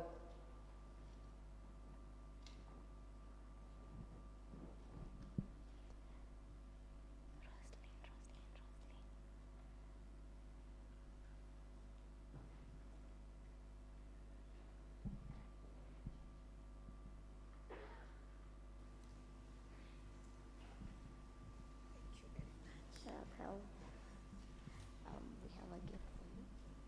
Yeah, I want to present it to you. And it was nice meeting you, baby. I really wanted to meet you only. It has come sooner than I expected. Yeah.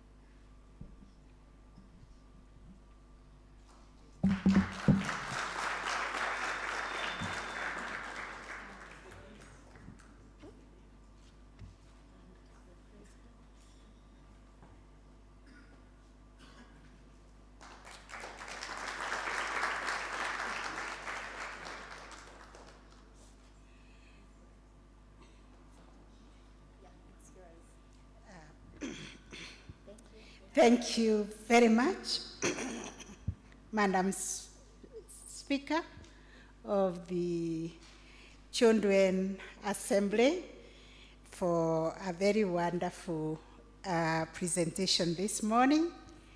Let me start the protocol the way you advised us to do, by recognizing in a very, very special way our special guests today, our children. Amjambo. Amjambo tena. Muko. Asante sana. Let me also recognize my sister in the Justice, Teresia Matheka, the chairperson of the steering committee on the administration of justice, and the entire committee here. Your Excellency, our Governor of Kericho, Dr. Eric Mutahi, and our DCI, Mr. Mohammed Amin, our Deputy DPP, my friend, Senior Counsel, Dorcas Oduo, I recognize you. I recognize all the distinguished guests, our partners this morning, my friend Bishop Joroge from the National Council on Children's Services, and all of us present this morning, distinguished ladies and gentlemen, good morning. Thank you very much for organizing this great symposium. Before I lose the issues that I was asked to address, I think the judge asked me to consider adopting the beautiful logo, and I agree with it. I'm not an artist, but I'm wondering, why didn't you put a man there also? So that it's a woman and the man holding the scales. And maybe the man should be holding the little girl so that there is a balance. So we are going to improve on it because that scale is always held by the man and the woman who brought the child forth. And also in our courts, we have men and women who deliver justice for the children, even with our actors, everywhere, prosecution, children department, social services, probation, you will always find a woman or a man. So we must work together this journey. The other request was whether we could add to the mandate of the standing committee, the Standing Committee on the Administration of Justice and Access to Justice. That is accepted. Yes, because we must work towards ensuring that our children, our communities access justice. And Your Excellency, the Governor, you speak so well about children. And I felt so comforted because in you at the Council of Governors, we are assured that you are the champion for the rights of our children. Because we are gathered here and you told us to ask, Aliam Toto, how is the child? I wish we could do that. Every day we wake up, we ask ourselves, how is the child?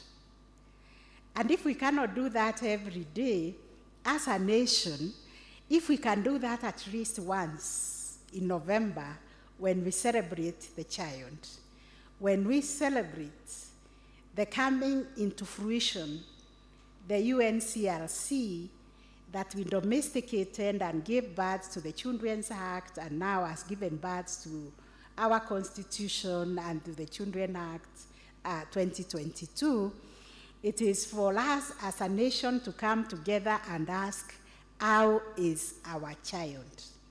Because unless we ask that question and find out how our child is, whether the child is well fed, whether the child is well dressed, where the child is housed, whether the child is going to school, and if that child is going to school, they are remaining in school, whether they are being violated or taken care of, whether they are learning.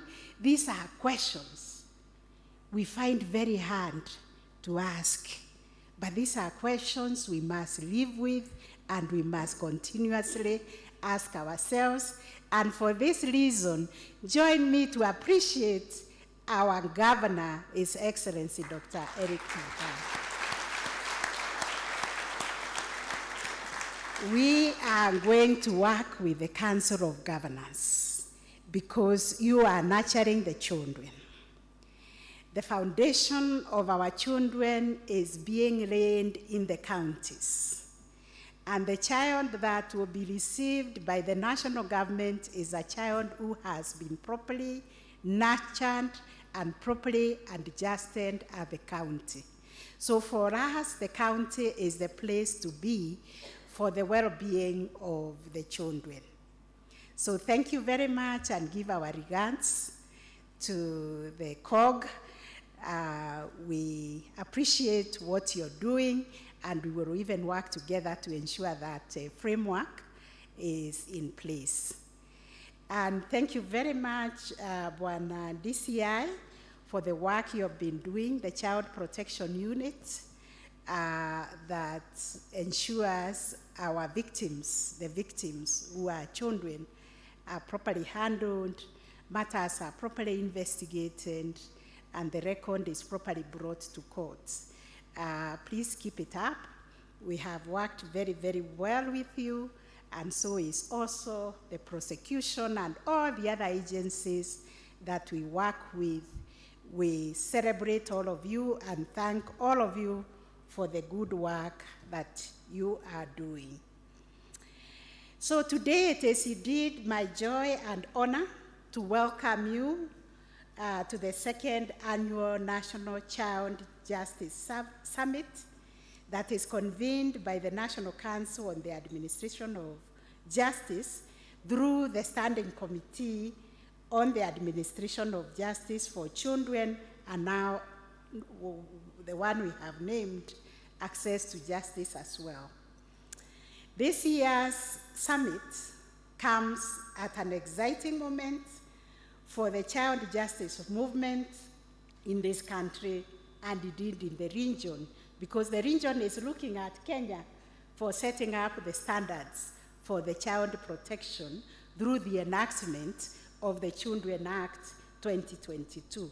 We need to appreciate ourselves as a country for becoming a benchmark for the region.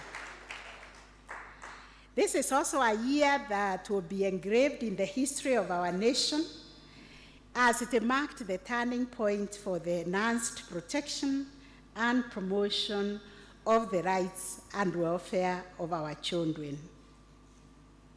It is an exciting year for the Kenyan child for many reasons, and I hope, children, you are listening to this, it is for you. The gazettement of the Standing Committee on the Administration of Justice and Access to Justice, chaired by the Honorable Lady Justice Resia Matheka. Second, and most importantly, the enactment of the Children Act, the law that is in harmony with the Constitution, and also international laws and practices. It is also the first law to deliberately seek the views of the children and to include them as participants.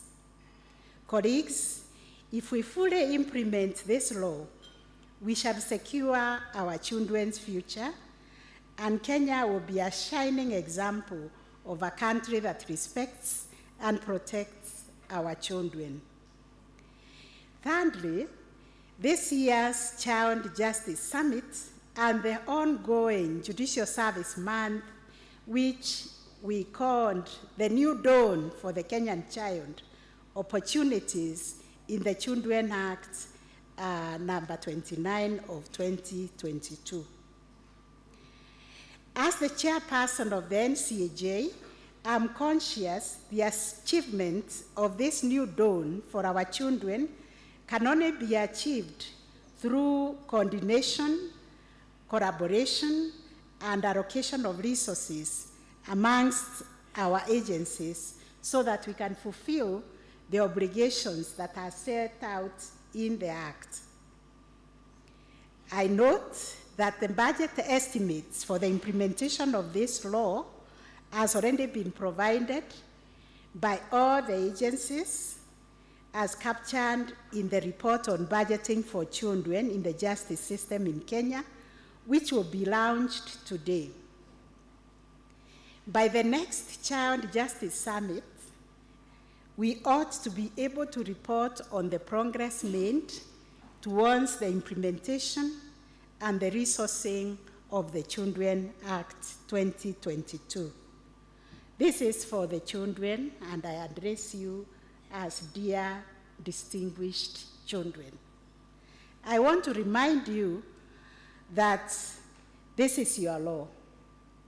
Regardless of your status, ethnicity, race, your ability or disability, your gender or social status, this law spells out your rights. You are all equal before the law, including your right to life, survival, and development, your right to a name and identity, the right to participate on matters that affect you and be heard, your right to health, education, and your right to play. Your right to be protected from all forms of violence, especially harmful cultural practices and online sexual abuse.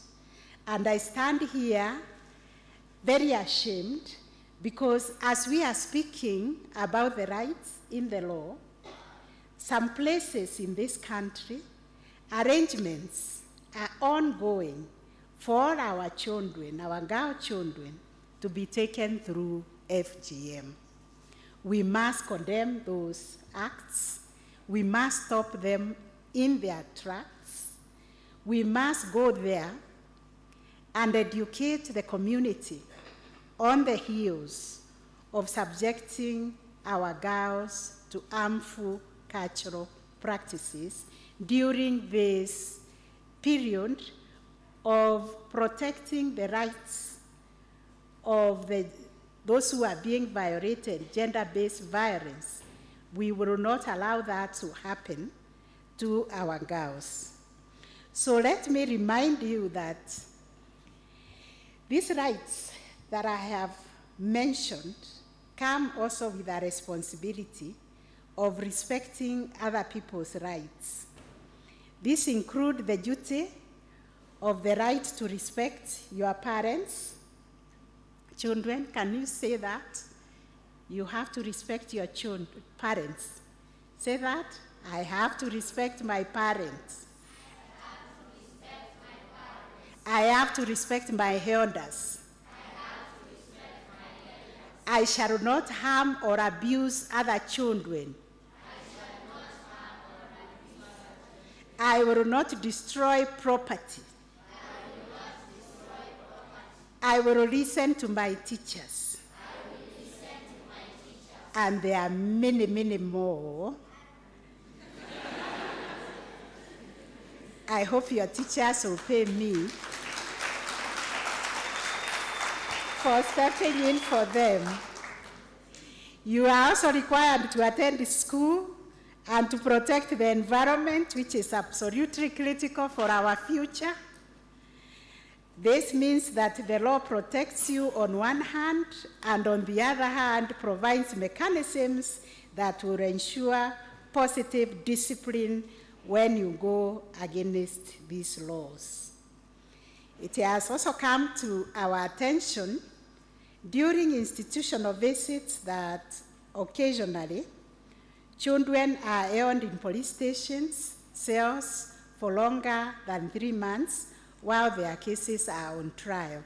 And this I am speaking to the other agencies, especially the police service, and say that a child who is typically around the age of 16 years, finds that the police cell, becomes their home. And this cell does not have access to education. It has no access to health. They also sleep on the cold hard floor of the police cell. And indeed, they risk being held together with adults and their matters not being prioritized. This is why we come together to say, when you see a child who is in need of care and protection because they are in contact or in conflict with the law, bring it to the attention of the magistrate at the earliest opportunity so that solutions can be found, working together with the Department of Children's Services and others on how we can protect the child and not keep them in the police station. This is the period we create that awareness to say, when you see a child, think of your own. And if your children are grown up like mine, think about your grandchild. It is for this reason that the Children Act recognizes that though children may be in conflict with the law, these children are also in need of care and protection and therefore entitled to various safeguards, including diversion of their cases as stipulated in Section 227 of the Children Act. And in this, I wish to round the DPP for coming up with a diversion policy which ensures that the detention of our children is a matter of last resort. In fact, detention of children as provided in the Constitution and Section 223 of the Act ought to be a measure of last resort. May I remind also my colleagues, judicial officers, and judges that Section 225 of the Children Act creates a specific duty on us to ensure the welfare of the children by taking steps to remove a child from undesirable surroundings and ensure that proper provision is made for their maintenance where they can get education and their well-being can be taken care of. The justice system must never re-victimize the child victim, especially those who are already victims of offenses and they have been taken as witnesses in court or to provide other support to the legal system. These children have already suffered in the hands of those who ought to have protected them. The justice system ought to be a place of refuge and restitution. For this reason, I'm calling on all of us, the agencies of NCAJ, to ensure the safeguards listed in Section 134 of the Children Act and the provisions of the Victim Protection Act are complied with. At the very least, I seek collaboration with the Ministry of Health to ensure these children receive psychosocial support and counseling. In the child justice arena, we will benefit if there is research, and thank you very much, Your Excellency the Governor. You are a scholar, and we are going to engage in ways and means of developing strategic interventions and appropriate policies to address the systemic impediments to the implementation of the Act. And one of them will be the interface between the work, the role that is given to the county government and what is given to the national government. Because if any one of us is sleeping on the job, we will all fail. If in the county we will not protect the child at that ECDE level, then it means then at the primary, the child will be disconnected. So we must work together and create harmony in the transition from the ECD to primary and how we can support each other. After all, the child belongs to the country. Nobody at the end of the day when our children have failed, or say the children who have failed belong to the county and others to the national government. We must work together. So this is a very important role for our institutions, especially our institutions of higher learning to collaborate, and I'm calling upon them, wherever they may be, in all the fields, to come up with the research that can help us mainstream child rights in all the areas. Through such initiatives, I recognize the work that has been done by Wakili wa Watoto clubs, which have been institutionalized in the universities in collaboration with the NCAJ. This collaboration helps us to create awareness in the universities about the victims, especially child victims, crime against child, and to see how even the universities can hone the agenda of child protection. As we celebrated the Universal Day of the Child on the 20th November, and we thank UNICEF most sincerely for the support you have given us over the years to ensure that we remain on track and the standards that are set in the UNCRC and all the protocols are implemented in Kenya. We called upon all of us to ensure there is equality and inclusion for every child. And for this, my office, I was asked what I am doing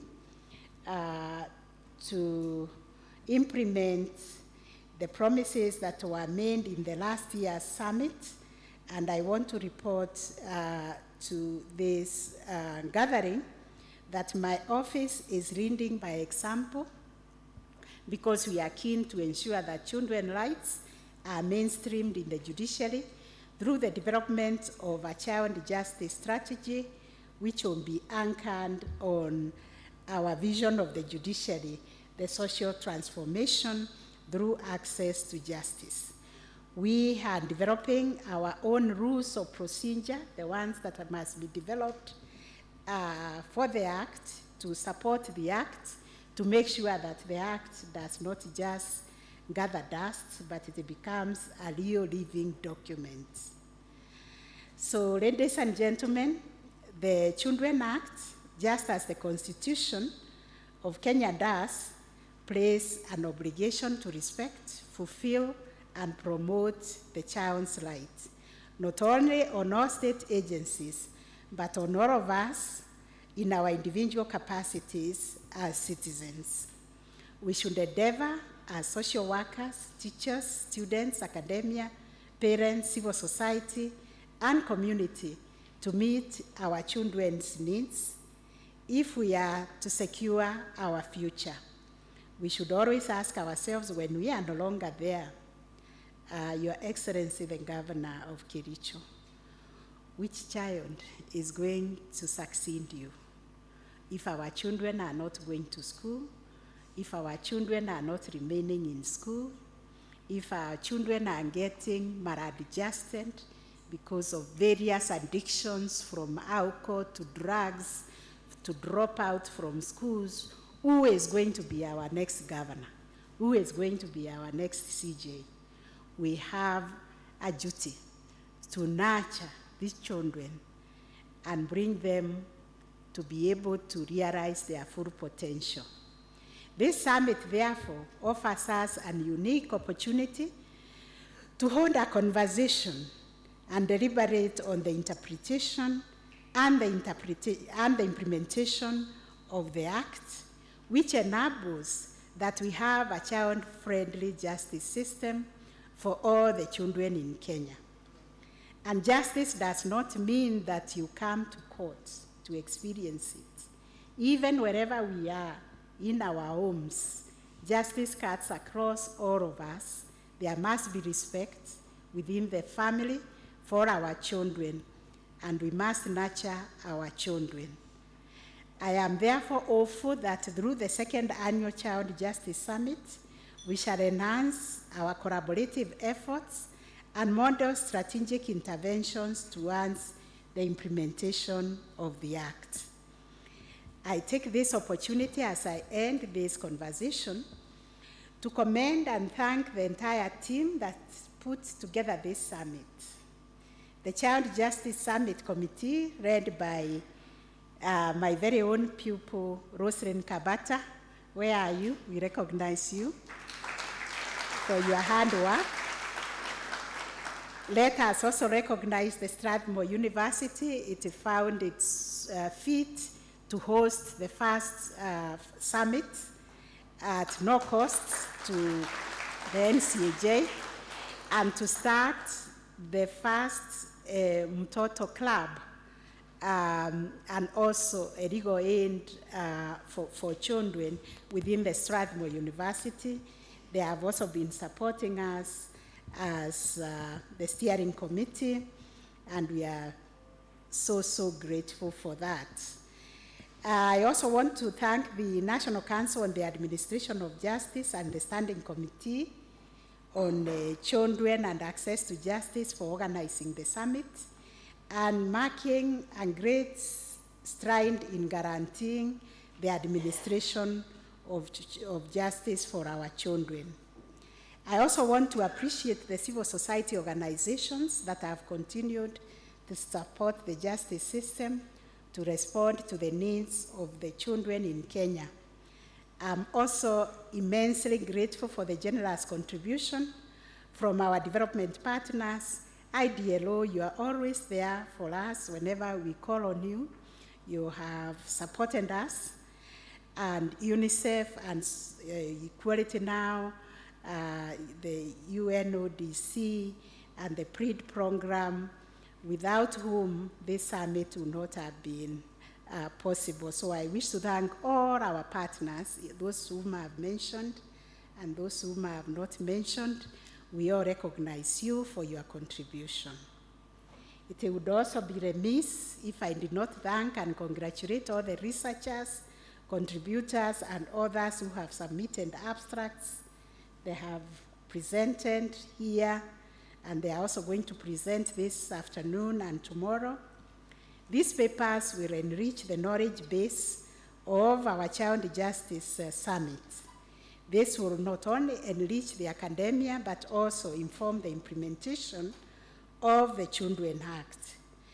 Let me reiterate that I look forward to continued collaboration of the membership of all the agencies of the NCAJ so that we can uphold our core values of collective responsibility. We are interdependent on each other. If we are so good in the judiciary and all the cases that come before us collapse, then we are not good. Therefore, we must work together in a very, very collaborative manner and dialogic manner to be able to render quality service, to be able to protect our Constitution and ensure accountability and transparency in the way we discharge our functions to our stakeholders. And our greatest stakeholder in this is our children. Allow me, distinguished participants in attendance, to wish you very, very fruitful and meaningful deliberations. And I now, with your kind permission, declare the 2022 Child Justice Summit officially opened. Thank you very, very much.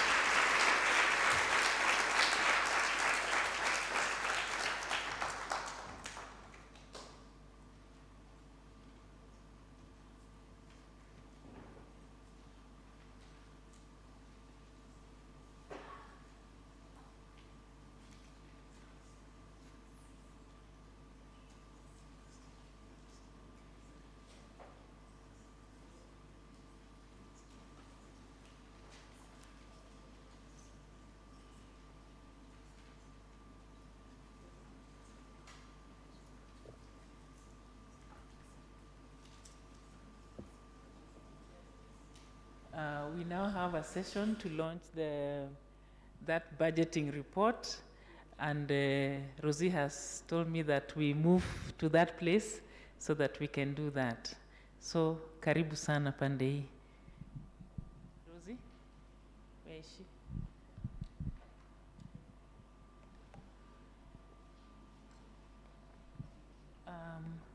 Madam Speaker.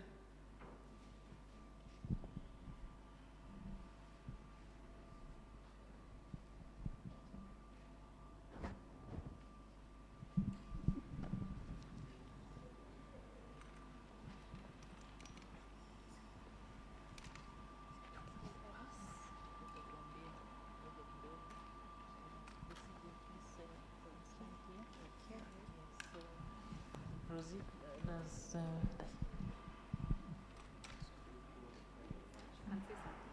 oh, he's here. He's here. Yes. You wish to say something about it? No, you are the one to say. You are the one to say. Okay. Echo. Okay. Thank you so much, Honorable CJ. The build-up to the Children's Act, we realized that the previous act had a challenge. It had not been budgeted for. All the stakeholders came together and came up with a budget, estimates that will be presented to Parliament so that this law, as soon as it was passed, there would be a budget estimate by each agency that would need to implement it. So each agency took the act, went through it, looked at the different, where they have responsibilities, and budgeted for those responsibilities.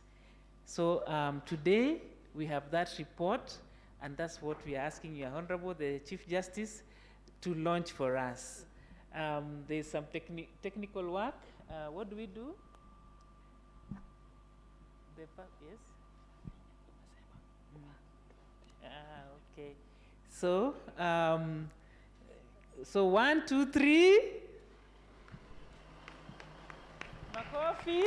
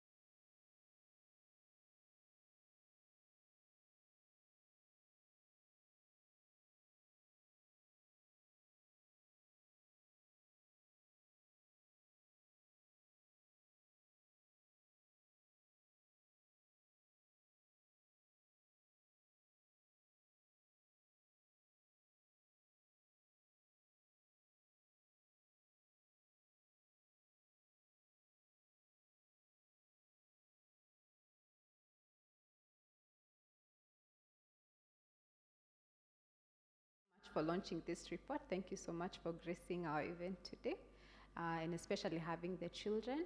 The next session we have is photo session. So we'll have a photo with you and our guests today, and then we'll call out the next group, each and every group. Yes, there. Thank you. You can stand there, yeah.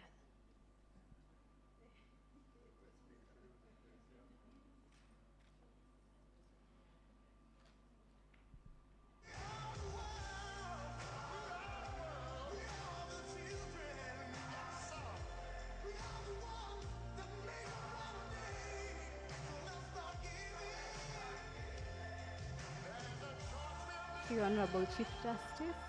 Yes, the next photo we'll have with the Standing Committee on the Administration of Justice for Children. Yes, for the other one we'll have it there, yeah, up there on the stage.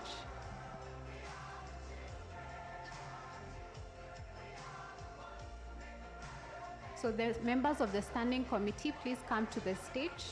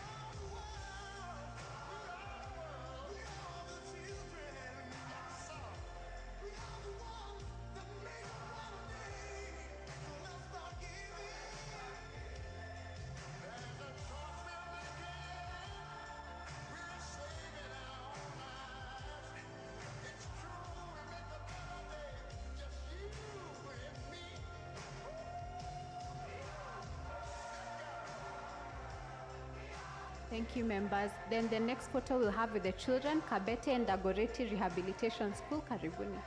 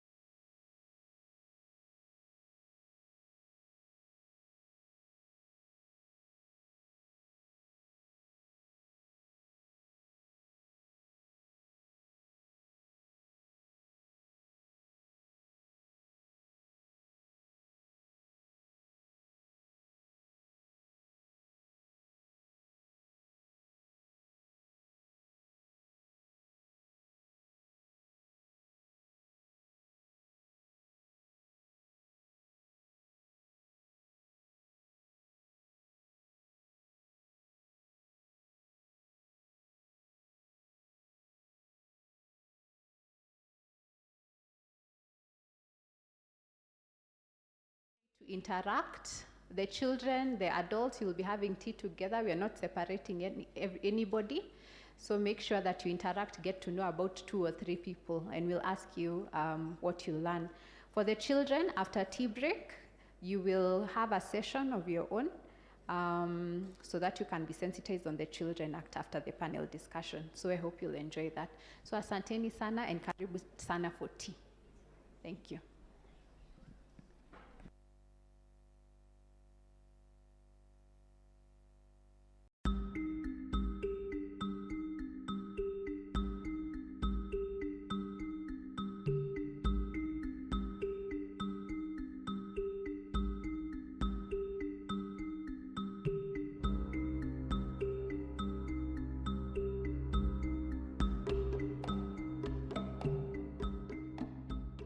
What I think about the New Children's Act is that it's an amazing leap towards child participation, towards equality for children, because I can actually call the New Children's Act, that is the Children's Act of 2022, the greatest achievement or successful thing for our generation, for my generation basically. I'm very excited about it, seeing that it is very inclusive. It is the first ever law, first ever Kenyan law to actually mention intersex children, to actually completely delegalize or make it criminal to punish children, that is to administer corporal punishment in schools. So I'm very excited for it.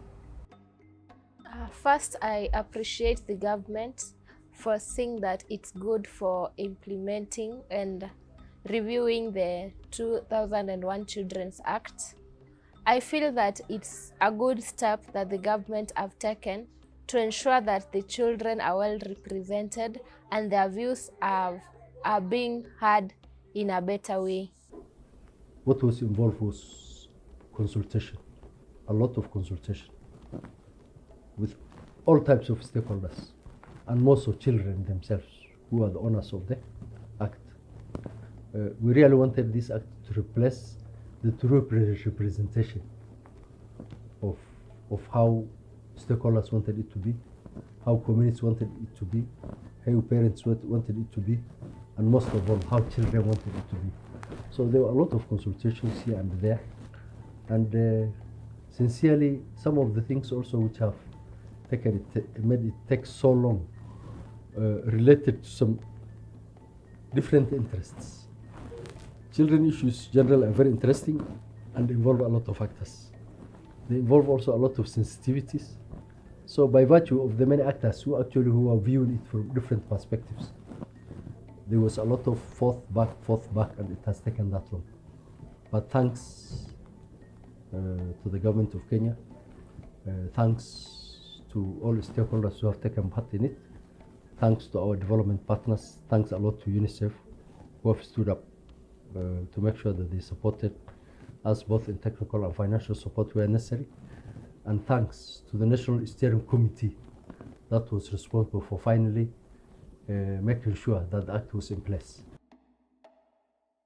The New Children's Act is quite a good act, because from what I've read about it, it is very engaging on how the child should be, the kind of parental care they should get, the educational, their basic rights. It covers a lot of the basics that a child needs in order to grow in a proper environment. What I feel with the New Children's Act, it has included some of the things that were not included in the previous acts, like the inclusion of the unisex children. So I feel good about it, but I also feel bad that there's some kids somewhere that don't really have the awareness about it. Yeah. It's exciting to finally have a new Children's Act giving effect to Section 53 of the new Constitution, or the 2010 Kenyan Constitution. After more than 10 years of waiting since the Constitution was enacted, and we're looking forward now to its implementation. It's one thing to have the new act in place, it's another thing to implement. So as civil society organizations, we are going to do what is within our powers and what we are able to do to ensure that the act is implemented for the benefit of the Kenyan child. what the government can do to actually make children feel safer and feel like they're more protected is to start by listening to them. You cannot feel safe in an environment where everyone is just telling you what to do. No one is ready to listen to you. No one is ready to even consider your feelings. So the first thing the government can do to make us feel safe is to start by listening to us. The second thing they can actually do is to actually help implement the New Children's Act, because after all, there are a lot of strides made to make sure that we are safe in the New Children's Act, but it is not possible for us to be safe if they do not invest in the implementation of the New Children's Act. So number one, they should listen to us. Number two, they should invest heavily in the implementation of the Children's Act. And number three, they should try and raise awareness on the importance of taking care of the children, because I realize that the society does not actually realize why it is important for us to be safe. They do not realize that we are their future. I think we should raise awareness on the importance of taking care of our children. We do not just need food and education. We need emotional help, we need mental health, we need a lot of things as well. And we need support from the government, from the society, and from you, our parents. What the government can do is try to make sure that children, they're making sure everyone is all inclusive in it, in protecting a child. Like the way there's these child-led organizations such as the KCA, they could have, as they have already started having around all over the country, they could keep the KCA, they could make sure that the KCA children are fully active, and that in everything that is going on, there is everything that is going on, everything that has happened, and anything that is likely to happen, the children are involved, the children have a say, and that they're able to also give their opinion on how they could help, because most of the time, no one knows a child better than another child, even the parents sometimes. First, the government should make sure that the children's voices are heard and implemented accordingly. Secondly, the government should increase the forums in which the children's voices the government should increase the forums where children will be able to express themselves for their views and their views to be heard. Thirdly, the government should have a child representative in the parliament, the same way we have a representative for the disabled in the parliament, who will be able to say what children are facing directly.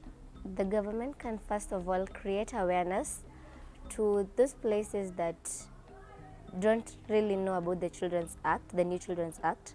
So they can first create awareness in those rural places, and also they can increase security for these children outside there who feel unsafe and not protected. Already part of our commitments, dissemination has started in some of the counties. Development of the regulations already is on, going with that support. We have unpacked it. We are coming up actually with uniform dissemination content for all the persons. As I told you, all that is in the Act has to be actually implemented as it is mentioned in the Act. This is a law, and there are no two ways about the law. We have to abide by the law and make sure that it is delivered and it serves the children as it has been intended. In terms of children and how they can hold us accountable, child participation is provided for. There is also a portion on the rights and the responsibilities of children even within the Act. We have children assemblies. We have the Kenya Children Assembly, which is a vibrant institution. We have the Kenya Children Assembly chapters in all the counties and even sub-counties of the country. And we expect children have the avenue actually to engage in where they feel they need to ask questions, where they need to take us to task. It's my kind appeal to all stakeholders, all Kenyans, to join hands to make sure that we implement this act in the interest and in the best serving for our children. I also wish to thank all our partners. However, I want to request them that in terms of dissemination of this act, for there to be uniformity of the content and for there to be an accurate dissemination. Let them always be in touch with the government agencies, especially the Directorate of Children's Services at the grassroots level, and other government agencies, and the National Council for Children's Services, in order to ensure that we jointly do the dissemination and implementation together.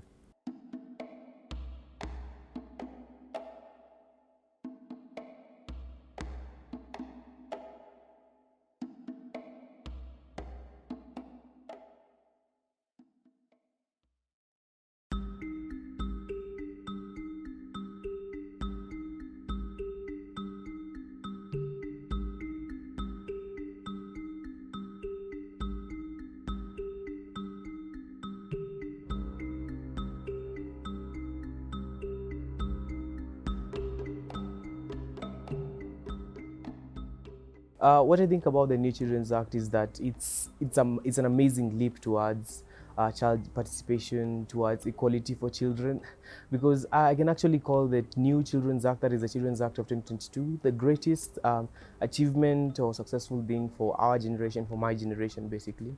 I'm very excited about it, seeing that it is very inclusive. It is the first ever law, first ever Kenyan law to actually mention intersex children, to actually completely delegalize or make it criminal to punish children, that is to administer corporal punishment in schools. So I'm very excited for it.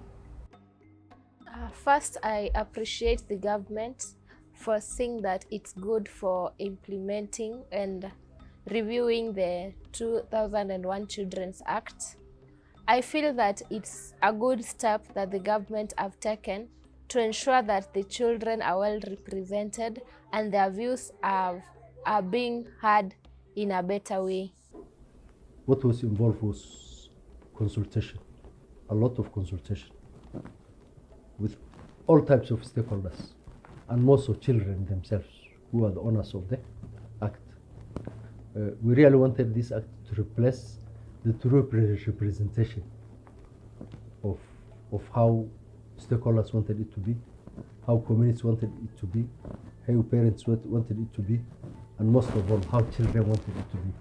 So there were a lot of consultations here and there, and sincerely, some of the things also which have made it take so long related to some different interests.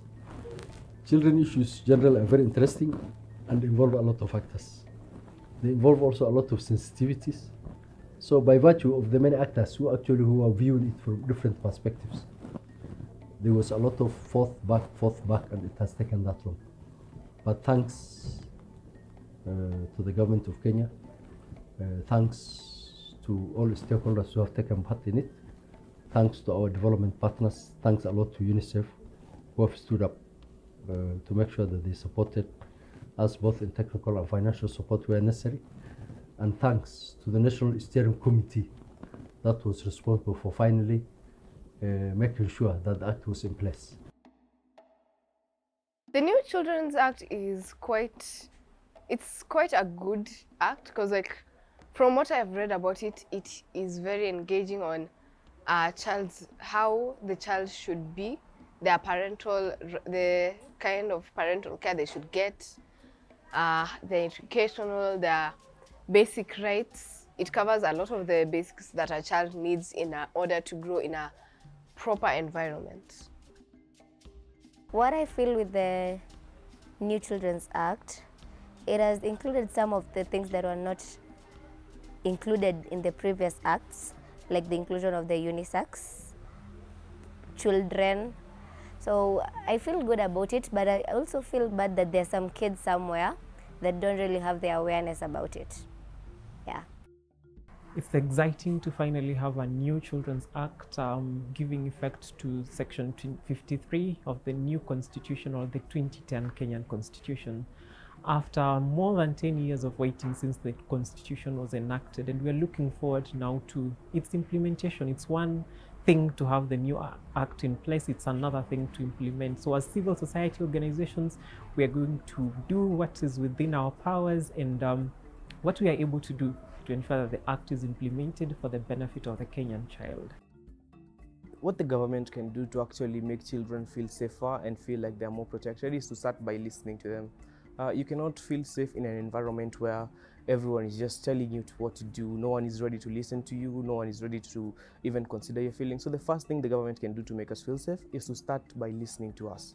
The second thing they can actually do is to actually help implement the New Children's Act, because after all, there are a lot of strides made to make sure that we are safe in the New Children's Act, but it is not possible for us to be safe if they do not invest in the implementation of the New Children's Act. So number one, they should listen to us. Number two, they should invest heavily in the implementation of the Children's Act. And number three, they should try and raise awareness on the importance of taking care of the children, because I realize that the society does not actually realize why it is important for us to be safe. They do not realize that we are their future. I think we should raise awareness on the importance of taking care of our children. We do not just need food and education. We need emotional help, we need mental health, we need a lot of things as well. And we need support from the government, from the society, and from you, our parents. What the government can do is try to make sure that children, they're making sure everyone is all inclusive in it, in protecting a child.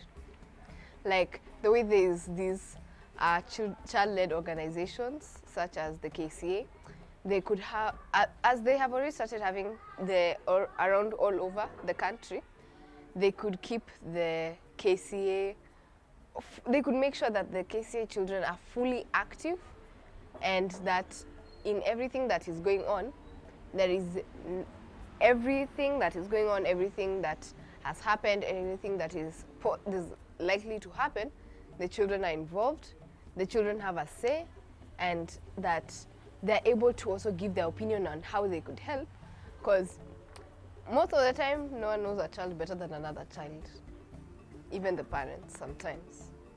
First, the government should make sure that the children's voices are heard and implemented accordingly. Secondly, the government should increase the forums in which the children's voices the government should increase the forums where children will be able to express themselves for their views and their views to be heard. Thirdly, the government should have a child representative in the parliament, the same way we have a representative for the disabled in the parliament, who will be able to say what children are facing directly. The government can first of all create awareness to those places that don't really know about the Children's Act, the New Children's Act. So they can first create awareness in those rural places, and also they can increase security for these children outside there who feel unsafe and not protected. Already part of our commitments, dissemination has started in some of the counties. Development of the regulations already is on, going with that support. We have unpacked it. We are coming up actually with uniform dissemination content for all the persons. As I told you, all that is in the Act has to be actually implemented as it is mentioned in the Act. This is a law, and there are no two ways about the law. We have to abide by the law and make sure that it is delivered and it serves the children as it has been intended. In terms of children and how they can hold us accountable, child participation is provided for. There is also a portion on the rights and the responsibilities of children even within the Act. We have children assemblies. We have the Kenya Children Assembly, which is a vibrant institution. We have the Kenya Children Assembly chapters in all the counties and even sub-counties of the country. And we expect children have the avenue actually to engage in where they feel they need to ask questions, where they need to take us to task. It's my kind appeal to all stakeholders, all Kenyans, to join hands to make sure that we implement this act in the interest and in the best serving for our children. I also wish to thank all our partners. However, I want to request them that in terms of dissemination of this act, for there to be uniformity of the content and for there to be an accurate dissemination. Let them always be in touch with the government agencies, especially the Directorate of Children's Services at the grassroots level, and other government agencies, and the National Council for Children's Services, in order to ensure that we jointly do the dissemination and implementation together.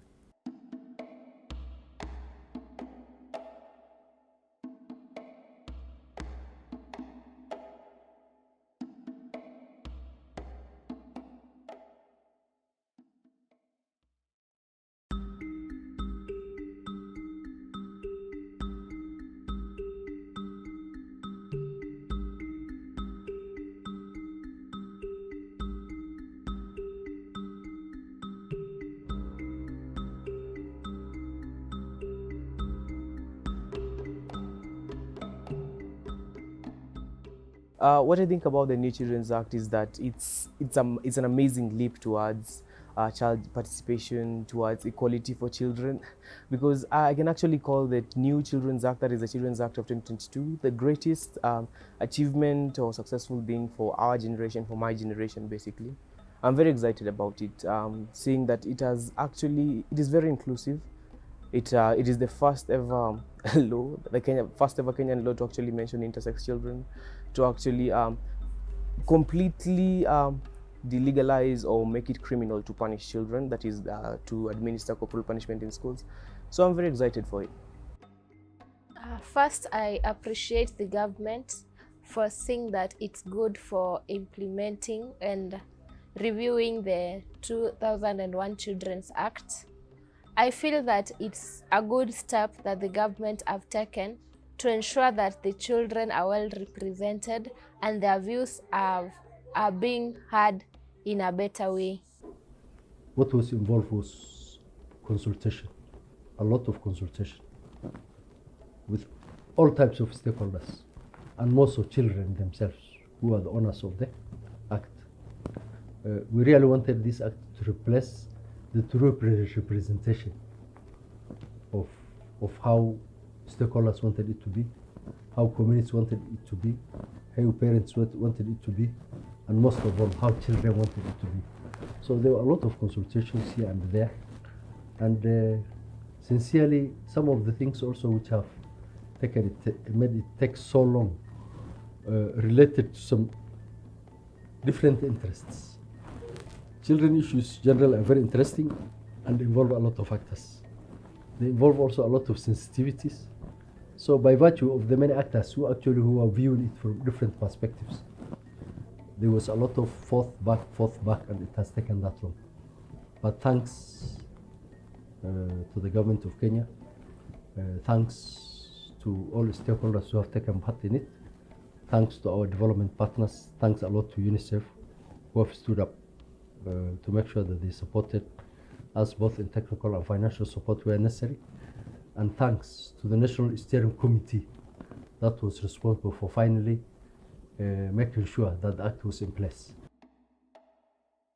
The New Children's Act is quite a good act, because from what I've read about it, it is very engaging on how the child should be, the kind of parental care they should get, the educational, their basic rights. It covers a lot of the basics that a child needs in order to grow in a proper environment. What I feel with the New Children's Act, it has included some of the things that were not included in the previous acts, like the inclusion of the unisex children. So I feel good about it, but I also feel bad that there's some kids somewhere that don't really have the awareness about it. Yeah. It's exciting to finally have a new Children's Act giving effect to Section 53 of the new constitution, or the 2010 Kenyan Constitution. After more than 10 years of waiting since the constitution was enacted, and we're looking forward now to its implementation. It's one thing to have the new act in place, it's another thing to implement. So as civil society organizations, we are going to do what is within our powers and what we are able to do to ensure that the act is implemented for the benefit of the Kenyan child. what the government can do to actually make children feel safer and feel like they're more protected is to start by listening to them. You cannot feel safe in an environment where everyone is just telling you what to do. No one is ready to listen to you. No one is ready to even consider your feelings. So the first thing the government can do to make us feel safe is to start by listening to us. The second thing they can actually do is to actually help implement the New Children's Act, because after all, there are a lot of strides made to make sure that we are safe in the New Children's Act, but it is not possible for us to be safe if they do not invest in the implementation of the New Children's Act. So number one, they should listen to us. Number two, they should invest heavily in the implementation of the Children's Act. And number three, they should try and raise awareness on the importance of taking care of the children, because I realize that the society does not actually realize why it is important for us to be safe. They do not realize that we are their future. I think we should raise awareness on the importance of taking care of our children. We do not just need food and education. We need emotional help, we need mental health, we need a lot of things as well. And we need support from the government, from the society, and from you, our parents. What the government can do is try to make sure that children, they're making sure everyone is all inclusive in protecting a child. Like the way there's these child-led organizations such as the KCA, they could have, as they have already started having around all over the country, they could keep the KCA, they could make sure that the KCA children are fully active, and that in everything that is going on, there is everything that is going on, everything that has happened, and anything that is likely to happen, the children are involved, the children have a say, and that they're able to also give their opinion on how they could help, because most of the time, no one knows a child better than another child, even the parents sometimes. First, the government should make sure that the children's voices are heard and implemented accordingly. Secondly, the government should increase the forums in which the children's voices the government should increase the forums where children will be able to express themselves for their views and their views to be heard. Thirdly, the government should have a child representative in the parliament, the same way we have a representative for the disabled in the parliament, who will be able to say what children are facing directly. The government can first of all create awareness to those places that don't really know about the Children's Act, the New Children's Act. So they can first create awareness in those rural places, and also they can increase security for these children outside there who feel unsafe and not protected. Already part of our commitments, dissemination has started in some of the counties. Development of the regulations already is on, going with that support. We have unpacked it. We are coming up actually with uniform dissemination content for all the persons. As I told you, all that is in the Act has to be actually implemented as it is mentioned in the Act. This is a law, and there are no two ways about the law. We have to abide by the law and make sure that it is delivered and it serves the children as it has been intended. In terms of children and how they can hold us accountable, child participation is provided for. There is also a portion on the rights and the responsibilities of children even within the Act. We have children assemblies. We have the Kenya Children Assembly, which is a vibrant institution. We have the Kenya Children Assembly chapters in all the counties and even sub-counties of the country, and we expect children have the avenue actually to engage in where they feel they need to ask questions, where they need to take us to task. It's my kind appeal to all stakeholders, all Kenyans, to join hands to make sure that we implement this act in the interest and in the best serving for our children. I also wish to thank all our partners.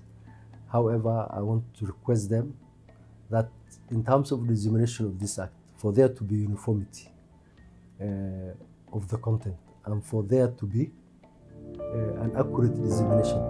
Let them always be in touch with the government agencies, especially the Directorate of Children's Services at the grassroots level, and other government agencies, and the National Council for Children's Services, in order to ensure that we jointly do the dissemination and implementation together.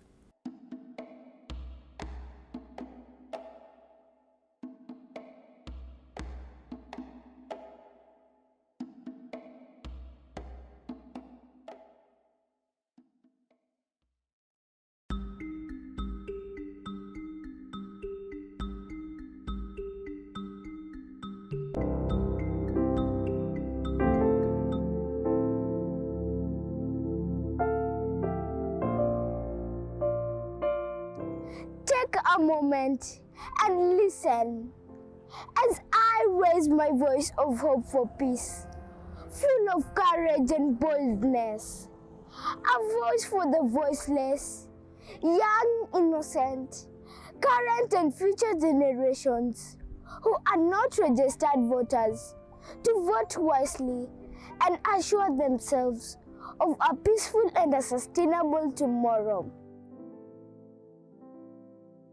The Kenya general elections. This is the most sensitive time in our nation. With the onset of COVID-19 2 years ago, the stakes are higher than ever for children, as they are the most vulnerable victims in the unfortunate event of an electoral crisis. It is for this reason that key issues affecting children should and must be put into consideration as the nation prepares for the next upcoming general elections in August. Politician manifestos have not covered children issues. First of all, they only talk about bursaries that are provided to children, nothing else, not improving infrastructure in schools, also not providing quality education. Right now we have a new curriculum, the CBC curriculum. They expect children to undertake in experimental lessons like swimming lessons, the swimming skills, and they have not provided swimming pools in schools. So the teachers end up providing just theory lessons. And in another way, they have not really tackled any issue concerning children, even not only in schools, but also outside schools. They just cater for the people who are voting because they consider children do not vote. So they don't talk about our issues as children. Child participation is one of the key issues that are not effectively practiced in our country. Most of the time, the issues affecting children are not well researched, and at times most of the people usually assume that children do not undergo any challenges. During these upcoming elections, most of the children would want to see the candidates outlining the issues that children go through and including them in the manifestos, even though they have no votes. The children of Kenya make up almost half of the country's population, and by neglecting them, this means that half of the country is doomed to failure, hence destroying the lives of the future generation. The next politicians of our country can ensure that there is enough covering of children, basically by making sure child participation is enforced in Kenya. In Kenya, we have very good policies when it comes to children engagement, but it is on paper. We as children are not engaged in any matters in parliament, in the law-making processes, in the bill-making processes, in the budget-making processes. We are not engaged at all. And so I'm thinking the next government can try, actually they should, make sure that they engage children through the child participation guidelines and policies. They should make sure whenever they're making bills and laws that are actually going to affect children in any way, they should include children in the making processes. They should engage them the same way they engage the youth, they engage the people living with disabilities. They should engage us as a special group in our country. To improve level of child participation, personally I would think they should go to the child-led organizations such as PACLO, or they can go to KCA to get the child's opinions, or if so, they could try to maybe going to schools and trying to get like an official to go to schools and directly speak with children on their issues, either on schools, personal life, their home situations, all those things that they see. I think what the next government can do to increase child participation is to involve them in hot discussions that involve themselves, that concern the children themselves, not to make laws or like bills concerning the children without taking the children's opinions.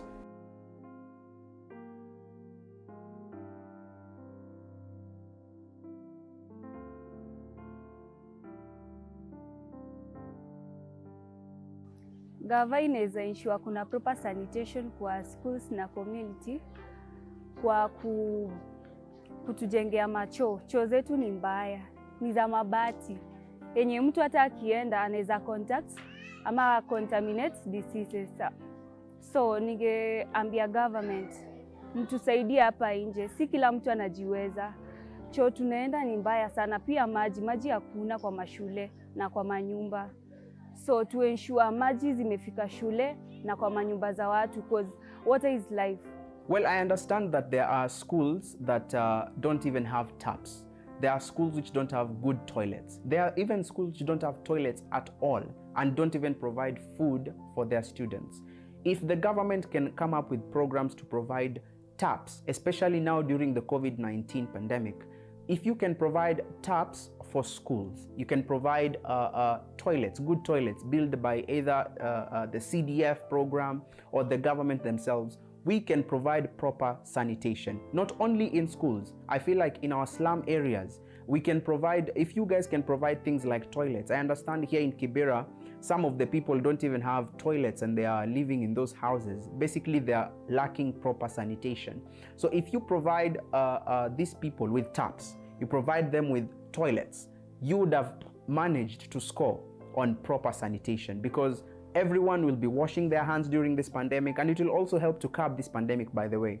If everyone is washing their hands, after using the clean toilets, they come out, they wash their hands, they go to their families, they will all help to keeping each other safe. So let's come up with these programs. The government can ensure that there is proper sanitation at schools and at community at large by improving sanitation in urban centers, by saying that, I mean, they should provide this, discuss that provide transport water to various communities in school. It should be clean, because in some cases, like in our school, we lack water almost for 3 days. 3 days, and we're supposed to use water almost everywhere, and there is COVID. So that is a real problem, and they should ensure that water is supplied to low-income areas, at slums, and yeah. Higher temperatures, unpredictable rainfall patterns, increased incidence of droughts and floods, and rising sea levels are impacting people across the country, with children being the worst victims of climate change. According to a report done by UNICEF on climate change in Kenya, many children starve due to the ravaging droughts and other drop out of school in an attempt to earn a living. Conserving the environment for children is really important, because children have this way of understanding the environment, and we do love animals.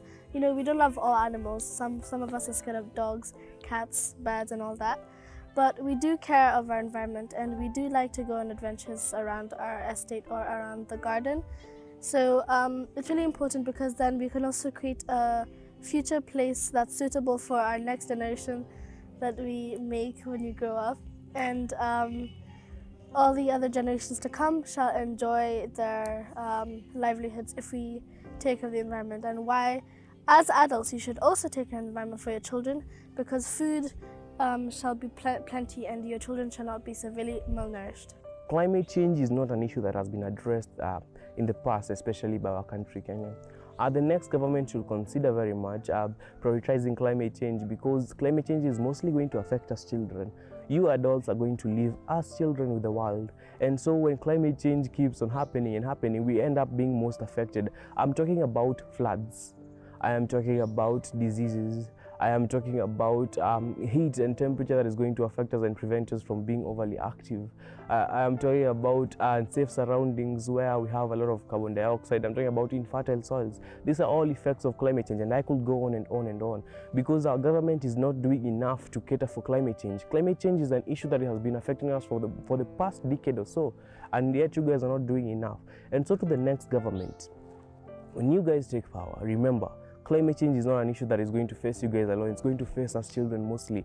And so support our initiatives. We have a lot of initiatives, including the 200 million campaign. I mean, we are trying to plant trees here. The 200 million trees campaign is just a startup on how to plant trees in Kenya and in Africa in general. You need to learn how to support such initiatives. I'm not just talking about that. I'm talking about the clean our environment initiatives. I'm talking about environment clubs in schools. How can the government support them? Those are some of the questions that you should be asking yourselves. The first step that I can say can be taken is planting trees and reducing deforestation. And when it comes to reducing deforestation, there should be a policy and a law for that. That if you're found, let's say, cutting a tree, there is something that should be done about it. And not like when you just cut a tree, you have to plant more or pay for something like that. There should be a better policy and a way of punishing those people who do deforestation, because it affects us as humans, all of us. As a child, as a grown person, as an old person, it affects all of us in one way or another. So what the government can do, the first step that they can do is plant more trees and bring up organizations that will be in areas to facilitate the planting of trees.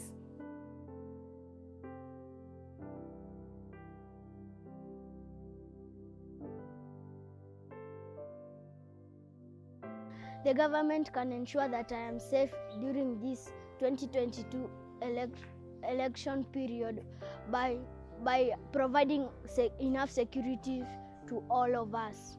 Well, the politicians and the government can keep us safe by spreading the message of peace. When you're giving out your manifestos, when you're going to campaign in your rallies, can we spread the message of peace? Tell your people that we want a peaceful elections in 2022. Me as a child, I will not feel safe when during the election period or after or pre the election period, I see people throwing stones, I see people throwing sticks. This will also interfere with the next generation of children. You find that if I see the adults right now throwing stones and sticks, I feel like there's no way we can solve any problem without including violence. So you find that the next generation of children, we get now to start also becoming violent. And then you ask, what's wrong with our youth? What's wrong with our children? It's because you as the politicians, you as the leaders, you as the government, you have not provided the right steps for us to follow so that we can ensure that we don't provide the country with things like calamities and wars that don't even matter. So government and the politicians who are giving out their manifestos out there, please, let's spread the message of peace. The government can ensure that I am safe during this election by creating awareness to everyone in the society, to encourage everyone to preach peace, to advertise on peace, on billboards, on advertisement, everywhere to be just about peace. The government can also ensure that I am safe during this election by deploying more security officers to ensure that there is no insecurity in any region, any ward, across the country. To the citizens and my parents and to the people who will be voting, make sure to remember us, the children, while you're voting. It is a must that you remember us because we are the future of our country. My message to you, the adults and the people who are going to vote is vote wisely, vote for peace, and choose the right leader. My message to the youth of our country, to my parents, to my sisters and brothers who will be voting this year is, your vote is going to determine your future. For the next 5 years, those leaders who you choose, those leaders that are going to, those are the leaders who are going to be representing you in parliament. Those are the leaders who are going to be deciding your fate as citizens of our nations. And so my message is so simple. Vote wisely and keep us safe.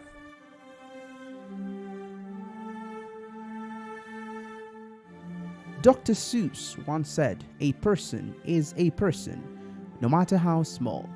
Children are almost half of this country's population, and ignoring their issues will prove catastrophic.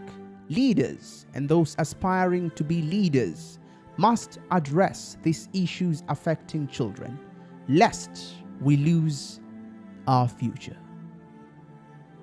Wakenya, msichochwe. Say no to political violence. Say no to tribal violence. Ama mtajipata kwa character development.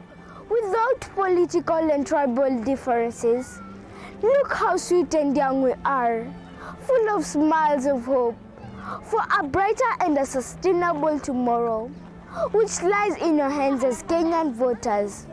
Kindly vote Kenya, vote peace, and let our tomorrow be real.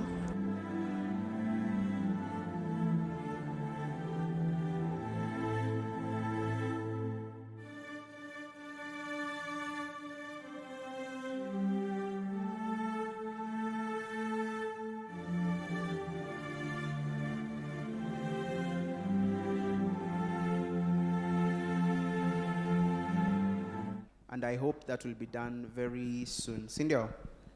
Sawa. Sindio, are we okay? Tuko freshi? Tuko freshi? No, I can't hear the children. Tuko freshi? Thank you very much. Let's begin.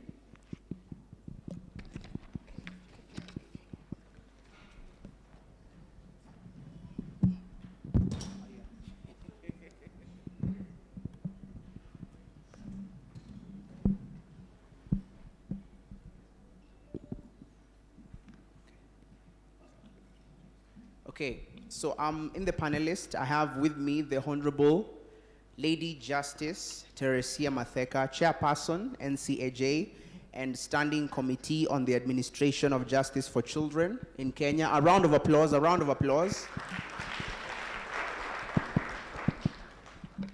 We also have Dr. Eric Mutai. Eric Mutai has left, right? Okay, but he was also supposed to be here, the governor of Kericho County. We have Mr. Mohammed Amin, Director of the Directorate of Criminal Investigations. A round of applause. We also have with me Commissioner Jedida Wakonyo, Director, Witness Protection Agency. A round of applause. We also have Ms. Judy Ndungu, Director, Directorate of Children's Services. A round of applause, a round of applause. We also have the representative from Office of the Director of Public Prosecution. A round of applause, a round of applause. And then to my left, I have Brian King, a child journalist and also child rights advocate. A round of applause, a round of applause. So I'm going to start with the child. I may have forgotten someone. Maybe I'm a bit of an imposter, but not to worry. Yes. I'm a representative from the Law Society of Kenya. A round of applause, a round of applause. Representative from the Law Society of Kenya. Another round of applause, another round of applause. That was amazing. Thank you so much. So since it's a children's event of the NCAJ, I'm going to ask Brian the first question. So Brian, I understand that you interacted with the children from the institutions during your the event from Toto News, right? So what are some of these issues that these children brought up, and you as a child rights advocate, what do you take on these issues? Thank you so much, Omar, for actually starting with me, because I want to take a bit of time. I interacted with children from Dagoretti, and Kabete Rehabilitation School as well. And I promised them that today when I get here, I'll actually get to speak the issues. They were actually holding me accountable during tea break. I had to explain that my session is after the tea. And so Abdul, I'm here. Sindo, I'm going to actually start speaking on those issues right now. After visiting them, I noticed some things. Number one, the key thing, because I'll be here talking about the Children's Act. I'll be here breaking down what the Children's Act is actually to children. And one thing that I noted is that they don't know what it is. Well, some of them, they've heard it mentioned in events that they've been to. The Children's Act does this, the Children's Act does this, but they don't know what it is. Children under the government institutions, Lady Justice, children under institutions under the judiciary do not actually know about the laws. They do not have access to materials like the Red Book. I believe it should be in all the envelopes that you got. the Red Book, breaking down the 2021 Children's Act. They do not have access to it. The main question there is why. They are directly linked to the government. I believe the Law Society of Kenya, the book is published by you. I think I can formally request you guys to actually distribute some copies. I also want to, the first question I asked when I reached to them is, what rights do they feel that they do not access in the institutions? I expected some of them to say liberty and freedom, but to my surprise, that was not it. They say they do not access the right to proper education, unanimously. I'm not talking about one child. It's not an individualized case. It's all of them. They all say it, and they're here, they can testify to it. They all say we do not access proper education. I thought maybe it's because they do not have lab equipments. Maybe it's because they do not get proper break, what are they called? Proper breaks. But no, it's because they have 2 teachers to teach all subjects. It's because they have courses that do not have enough equipments to actually be able to do anything at all. It's because they have courses that they've never attended since they got there. Courses like bakery that is supposed to help them, they have never attended it. It's not because they don't want to. It's because they don't have equipment. How can you attend a bakery lesson without an oven, without simple equipment? They also say that the classes are in a terrible state, and they didn't need to say this. If you walk into the institution, you will see this. The class are in a terrible state. They do not have any teachers, I already mentioned that. But what about CBC teachers? It has been an excitement. Everyone was excited about CBC. What about them? Why do we take children away from their homes if they have committed the so-called crimes and not take care of them? What's the point? What's the point of taking them from a place where they were actually able to access education and freedom only to neglect them? It's not fair. It's not fair at all. Number 2, I have a list of about 10 issues. I'll go as fast as possible. The right to their voices being listened to and being given due weight in matters concerning them. I love my panel because they're actually able to break down and answer these questions. I would love to hear from them. The right to their voices being listened to and being given due weight in matters concerning them. Well, they say they have a counselor. They have a counselor in the institution, which I was very happy about, until they go to say, I don't like counseling. In fact, one of them said, mi hata sioni haja yake, yeye ni kitu spendi. You know why? Because the counselor comes every Saturday, every single Saturday, and asks them about their problems. Ask them, what do they want to do? Nini itafanyiwa at least so that they feel more comfortable in those institutions, but nothing happens. Every single Saturday. It's a repeating cycle. This is very dangerous to their mental health. If they cannot trust their counselors, who are they supposed to speak to? Who are they supposed to speak to? And you cannot trust someone who is not doing anything. In fact, I can call it a mockery to them. They are mocking the children, going back every single Saturday, despite knowing you have not done anything. You keep on repeating the same things. It's not right. Something else, right to proper mental health care. The children feel emotionally abused as they do not get a chance to see their parents and relatives who they miss deeply. One of them actually said that they just wish they could be taken home just to see it, not even to stay, just to see home. Just to see home, then to be taken back to the institutions. Many of them were begging for just one day with their families. They need leaves. How would you feel if you talk to a child and they do not want sweets, they do not want new clothes, they want to see their mom. They want to see home for just one day. One of them actually told me, mimi nataka tu kufika home tu nione tu vile mtaa inakaa and then nirudi. Not even to stay. That's just how painful it was. I was going to speak about a lot of stuff today, but after listening to this, I spent the entire night just trying and to write it for you guys to hear this. We like to sugarcoat stuff and to come and celebrate the progress we've been making, but not today. We do not have a reason to smile at all. If we cannot take care of our children, who are we taking care of? The right to proper and fair representation as well as delivering of justice in a court of law. These are all rights that I'm quoting from the Children's Act. You have it, go through it. You can prove me wrong. I will be seated around here. The right to proper and fair representation as well as delivering of justice in a court of law.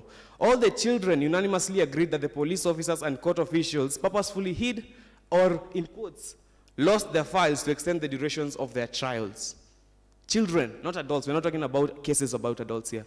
They hid. And you know, I'm sure most of you have noticed there's a bit of repetition from the CJ speech, from other people's speech. They were saying the exact same thing. So it is true. It is true. Why are we not doing anything about it? Why are we just talking about it, Omar? Is it right at all? This is another special case. Some of them claim to have actually been in a police cell for over 1 year before being presented to court. I think, Lady Justice, we should actually take this matter personally. This is a crime. This is a crime that happened to a child. 1 whole year in a police cell. a dark cell without electricity, many of them saying they actually had to sleep on the floor. In fact, one girl testified to having been used to clean the police station and the OB, even the toilets the police officers use. Not the toilets they're using, but the toilets the police officers use. They had to clean. And I'm talking about a 14-year-old girl. We talk about FGM, early marriage. What about this? This is abuse. This is abuse to the core. Physical abuse, mental abuse, and psychological abuse. Why are we not doing anything about it? Something else, most of them do not have closure, as they say they were detained for crimes they did not commit. With one of them claiming his mistake was a mistake of being in the wrong place at the wrong time. That happens. Well, I've only seen it happen in movies, except for that time. He was in the wrong place at the wrong time. They do not have the closure of they're not being corrected according to them. They're being punished for something they did not commit. Because of what? Their counselors are not there to guide them through. You cannot just put someone in a room, tell them you're imprisoned, and you don't try. They also need closure. They also need to see that indeed I was wrong. Otherwise, you can't be corrected if you don't know your mistake. That's not possible. This is something that should be happening in our institutions. Now, the right against discrimination of any kind. I believe when I was a child, I used to hear and learn about tribalism, nepotism, and such. It disappeared for some time until I actually went there. And these children complained that there's favorism in the issuing of leaves. Leaves, I believe, are breaks from the institutions, where they go and see their family for 1 day, 2 days, a week, maybe. Now they say there is favorism in the issuing of these leaves. One of them said this. In fact, they did not even want to talk about it, meaning it's something that's there. It's hidden. Alisema, huku wa Meru peke yake ndo unapatanga leave. That's what he said. If the manager of that institution is only offering leaves to specific children, then I think this institution should be called trauma institutions or trauma schools, because that's what they're doing. They're not correcting them. They're inflicting trauma. They're inflicting trauma to our children. If I was there, I would not want to be treated this way. I would not want to be treated this way at all. And I want the panel to address this. I might not get any other chance, so let me get it all out right now. The right to access information. The children in the institutions are not taught about their rights and freedoms and do not have access to materials about their rights. In fact, many of them do not even know what the Children Act is. Daisy Njoroge was here, and in her speech, she mentioned that we should follow up on the commitments made by the Deputy Chief Justice, that is Philomena Mwilu. She said, we had actually suggested that before children are taken to court, they are given a crash course on their rights. Wakili wa watoto, I believe you should take me up on this. They're given a crash course on their rights. What are their rights? What are their freedoms? And what are their responsibilities while in court? Do not just present children in court. It's not fair. It's not fair at all. The right against abuse. They all say that corporal punishment is still very active in the institutions, with them getting beaten every time they fail exams. And this isn't unique to children in institutions. As in concentration, we had a session on Saturday with children in Mtoto News, and they all complained of being beaten to a point of having scars. And in that meeting, our mentor, Mr. Daniel Lamdavi, we all agreed that we will not be calling it corporal punishment anymore. It is not corporal punishment. It is assault on children. You are beating children, inflicting scars on the point of correcting. That is not correction. It is not corporal punishment. It is not. It is assault on children. And I want all of you to just think about nyi watoto mnachapangwa shule. It is your right to not be beaten in school, and you should know this. Haufai kuchapwa na mwalimu. You should not be beaten in school. Kwa nini tunaambia watoto ati it's okay to be beaten? No, it is not. It is not okay to be beaten at all. Watoto ukichapwa, go tell mom. Acha kuja make drama in school. My mom used to make drama in school every time I told her. Go and tell her that your rights are being violated. Kama hujui rights zako, nakwambia saizi haufai kuchapwa, haufai kuchapwa, kuwe mdogo aje ama kuwe mkubwa aje. You are not supposed to be beaten at all. It is your right. It is in the new Children's Act that is actually supposed to, it's already in place. And there are people here who can actually help you. Call 116 ukichapwa, sema nimechapwa. Okay? The right to religion and beliefs.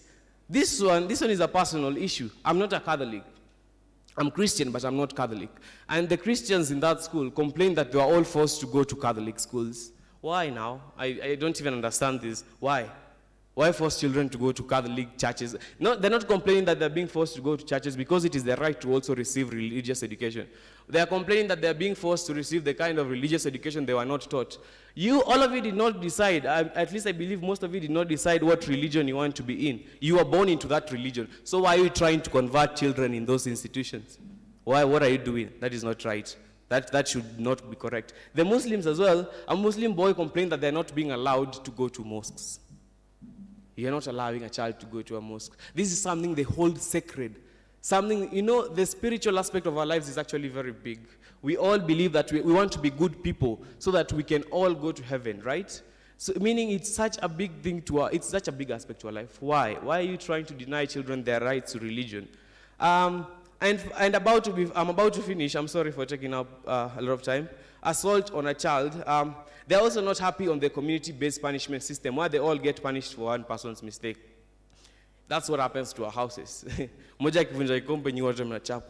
it's not right. Let me just tell you right now, it's not right. Punish that one child. And in fact, so these are two mistakes.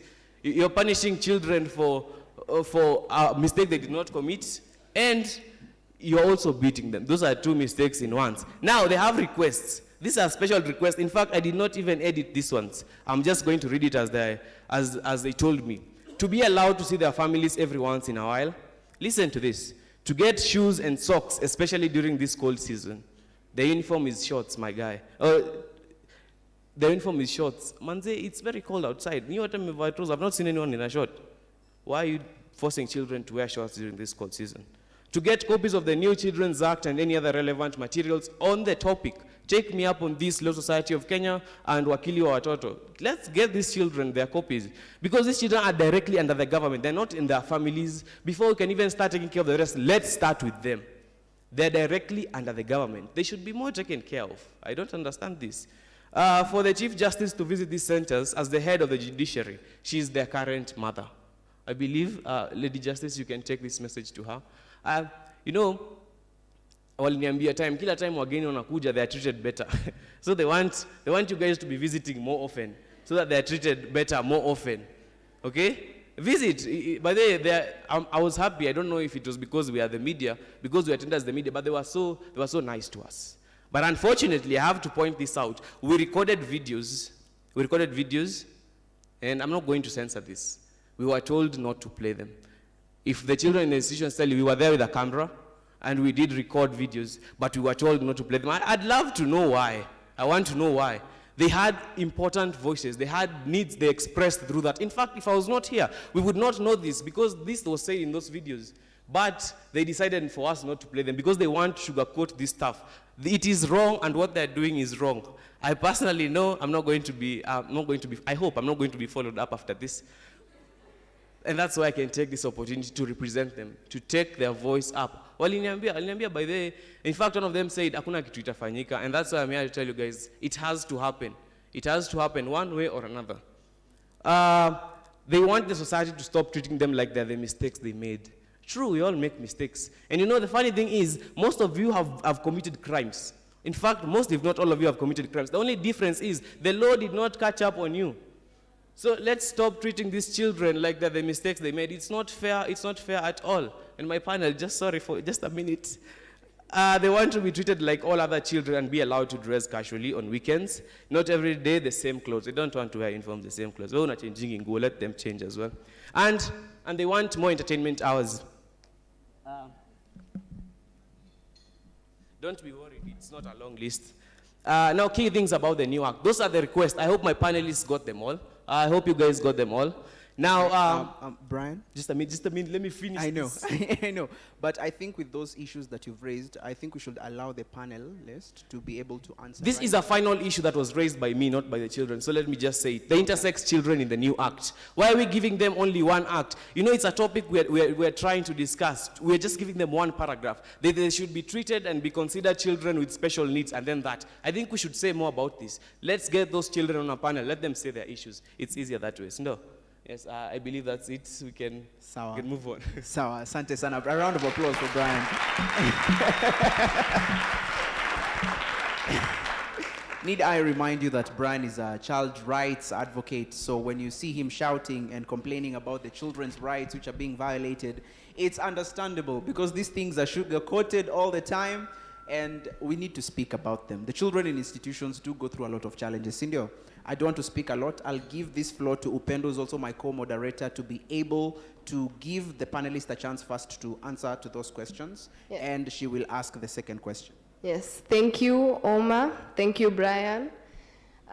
But it's honestly true. You should see him. He's a lot more lively during our discussions. Okay, so the second question, it goes to Honorable Lady Justice Teresia Madeka.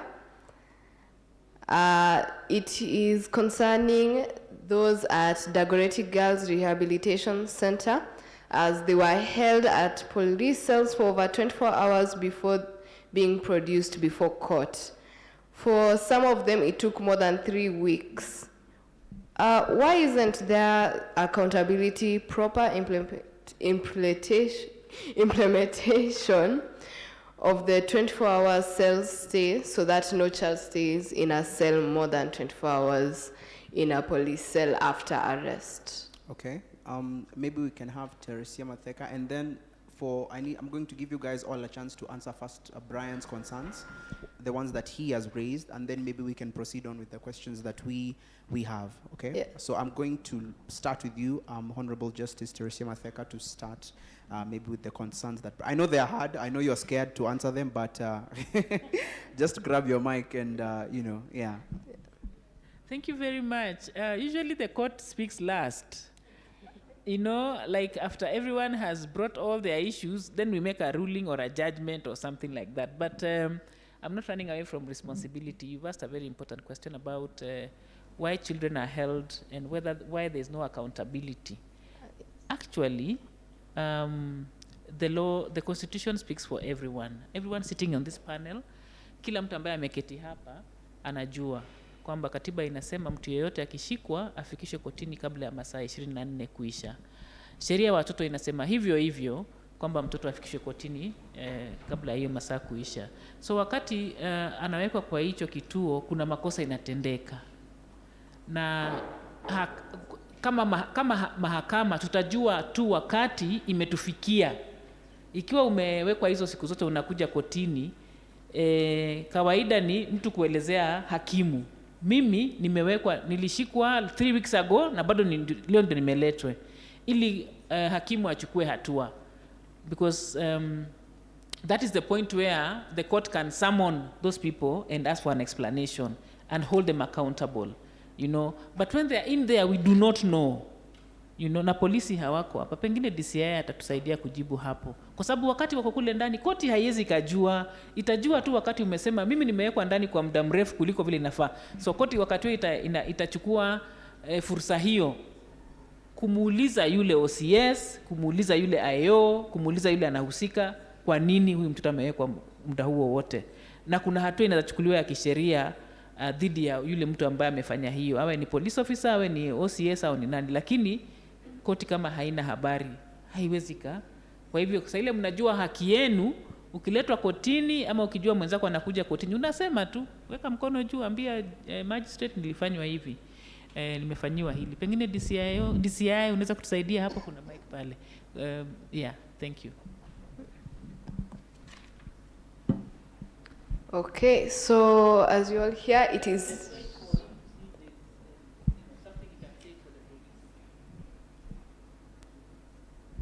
Sorry.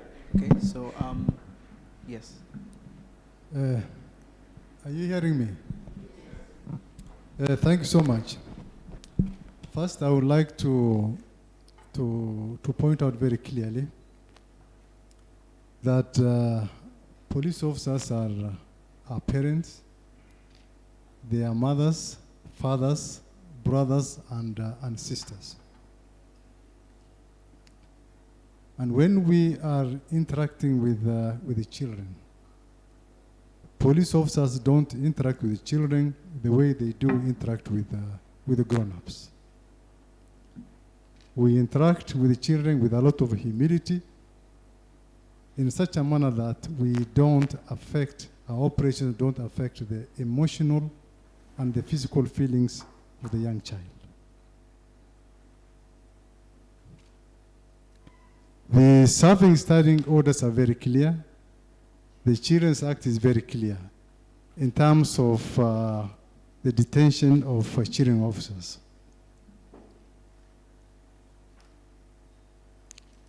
We don't deal with the children the way we deal with adults. And it is not in our business to incarcerate children. We always advise our OCSs, our DCIOs on matters pertaining to children. We don't advocate for the locking up of children in police cells. We don't. We release them back to their parents. We will release them back to their guardians. And if it's an institution, we release them back to the school administration.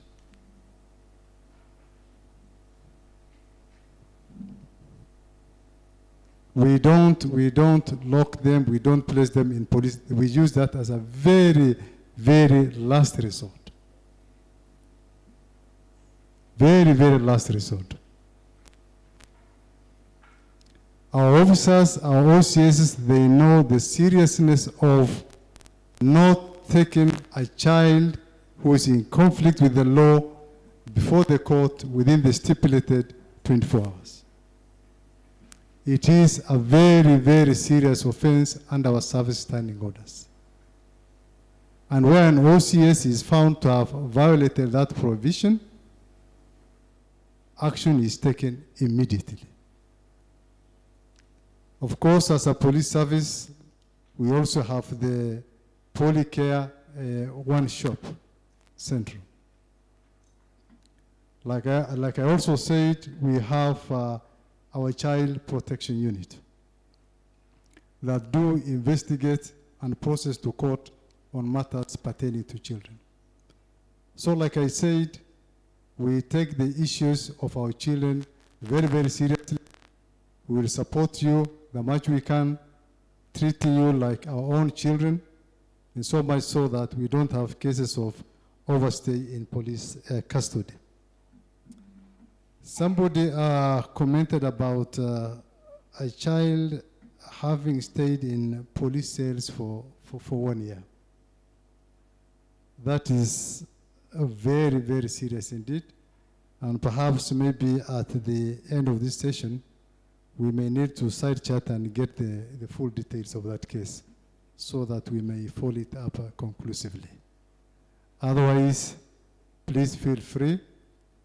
It is not in our interest where a child is arrested, that child is duty bound to be released on bond by the officer commanding police station.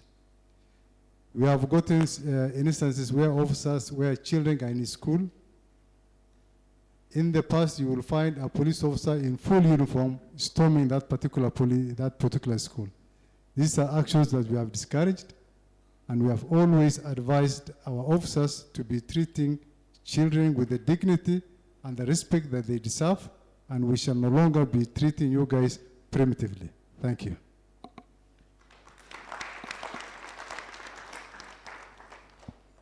Maybe we can have Jacinta to answer the question on the children having the Children's Act, on that issue that Brian had raised, and then maybe we can proceed. Rose, yeah. Yes, my name is Rose Mbanya. Okay. And thank you very much for the question, and thank you, Brian, for bringing out the issues that were expressed by the children. It's always very refreshing and also very humbling when we get to hear the exact things that they need, so that it's not sugarcoating or just talking, but really getting to action.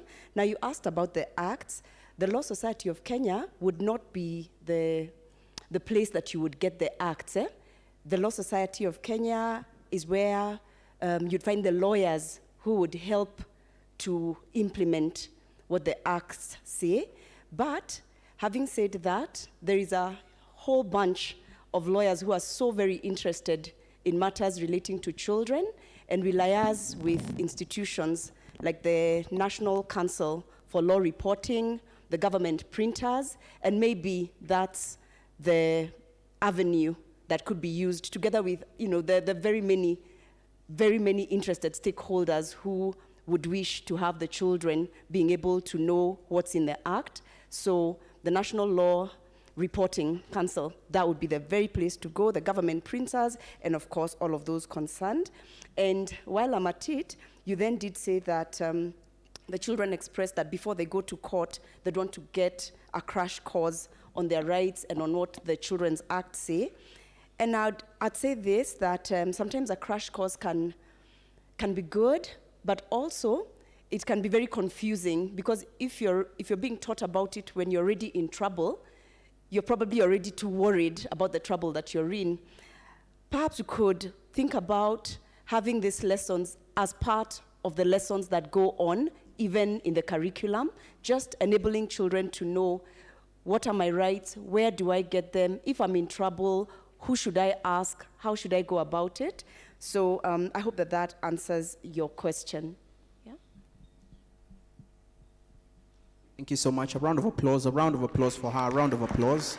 And also a round of applause for Honorable Lady Justice Eresia Mathek and also the Directorate of the Criminal Investigations for answering those questions. Again, a round of applause for them.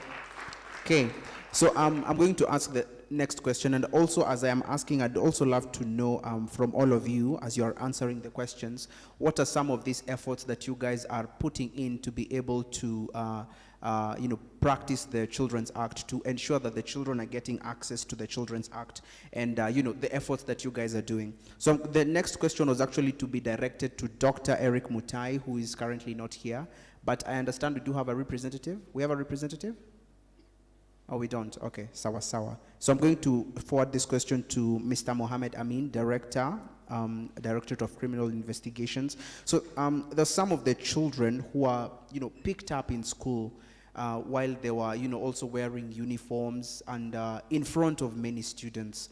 And you find that for a child to be picked up in school because they've done something wrong and in front of all the students is quite, emotional to them. It's also quite, affecting the psychological state. They get low self-esteem. And you find that, the experience is not good because they were even afraid to go back to even, to their friends because they find that, it's quite embarrassing to even do that. So I'm going to give you this chance to be able to answer, and I think from there we can move on.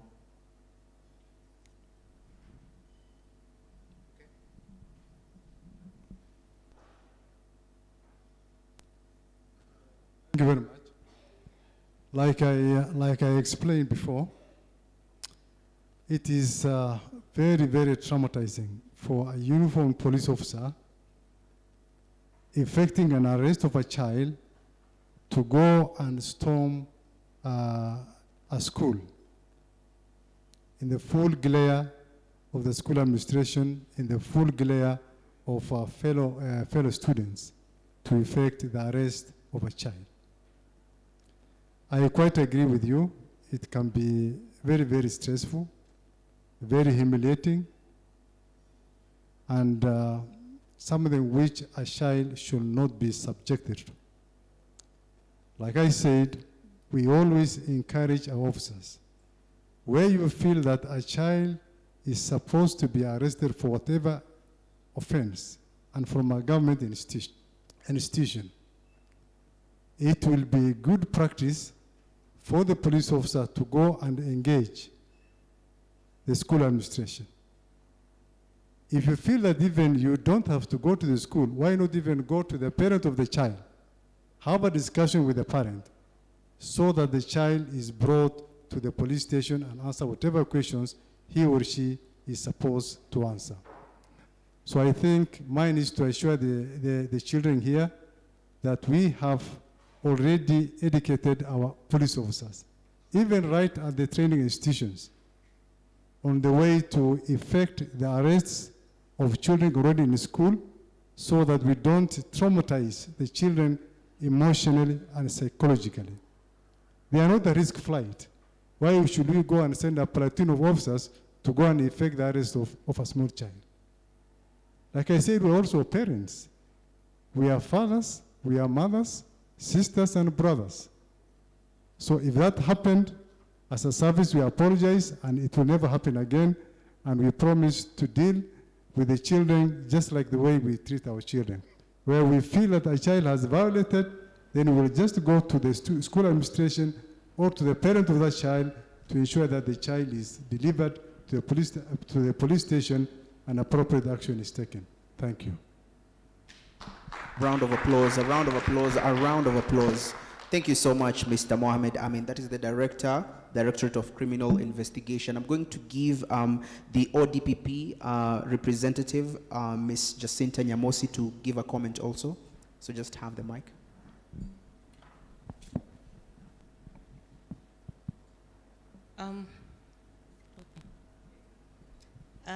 Is it morning? Should I say good morning? Good morning. It's good afternoon. Good afternoon. I know that there's so much the Office of the DPP has done in respect of how we manage children. Maybe I wanted to pick it up from where Wakili stopped. As prosecutors, I'm a prosecutor first and foremost. As prosecutors, we have a juvenile justice division, which is coordinated from the headquarters Nairobi, and we have focal points in all the 47 counties. The first thing, if there's a child who is in conflict with the law, the first thing when we appear in court, and I know judge will be able to confirm that, the first thing we ensure is that the child has representation. The child must be represented before we can even move to even have this child take plea. Because the child must understand however heinous the crime seems to have been committed, we care for the child that much. And we do speak to the children, and if we realize that the child was kept beyond the 24-hour rule, we also pick it up, and we have situations where we talk to the police officer to find out why did you keep this child that long. So we also take into consideration the child's right. That is something you have to know. And we don't do this in the full glare of people.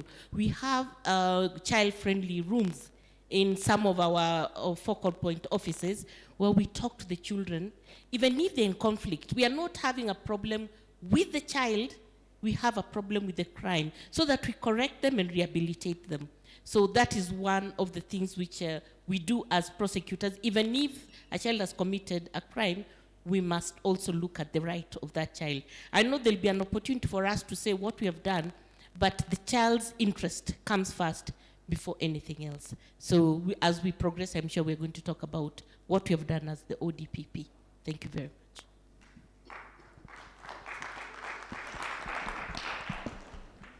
Thank you for your remarks.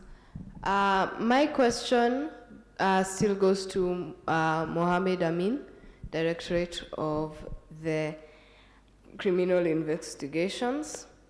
My question is mostly for, because some of the children had to move to the police stations while they were in the same vehicles as adults, which is very harmful, because you never know what those adults could do to the child.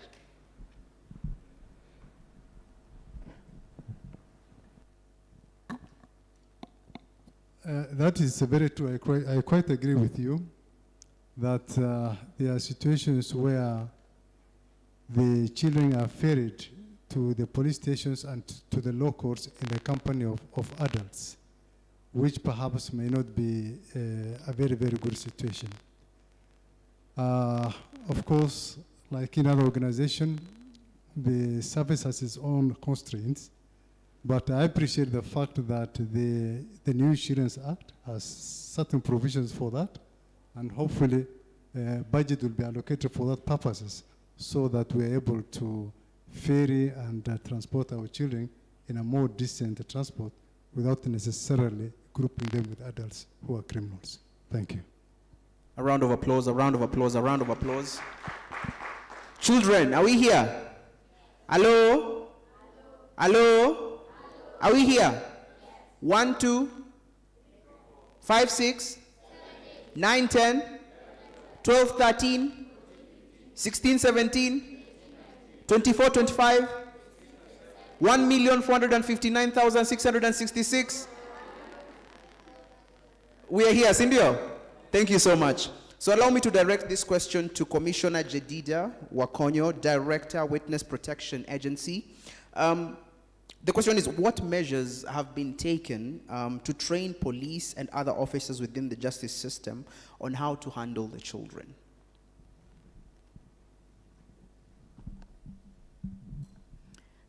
Thank you very much for that question. First of all, allow me to really appreciate the fact that now we have the Children's Act 2022.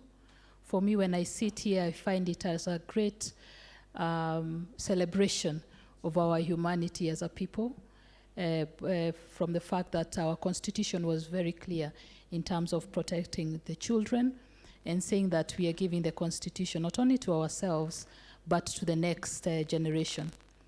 Secondly, I'm very clear in my mind that children also possess the sovereign power that we speak about in Article 1 of the Constitution. And I can see it exercised today. This is one of those rare meetings where the children exercise the sovereign authority directly, not through their parents, their guardians, or through institutions like us.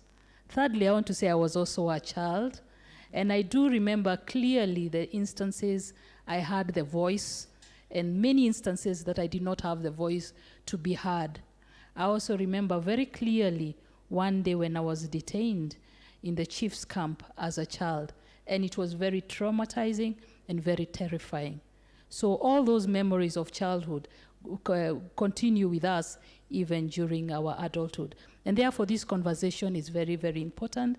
And over time I have seen progress in terms of law enforcement officers and agencies and institutions being trained on, first of all, what is important is the Constitution, to the Old Children's Act. And you can see deliberately the National Police Service established the child protection units. So it tells you that when it comes to training of police officers, when it comes to institutionalizing issues around sensitivity in the engagement of police children in the policing work, it has been there.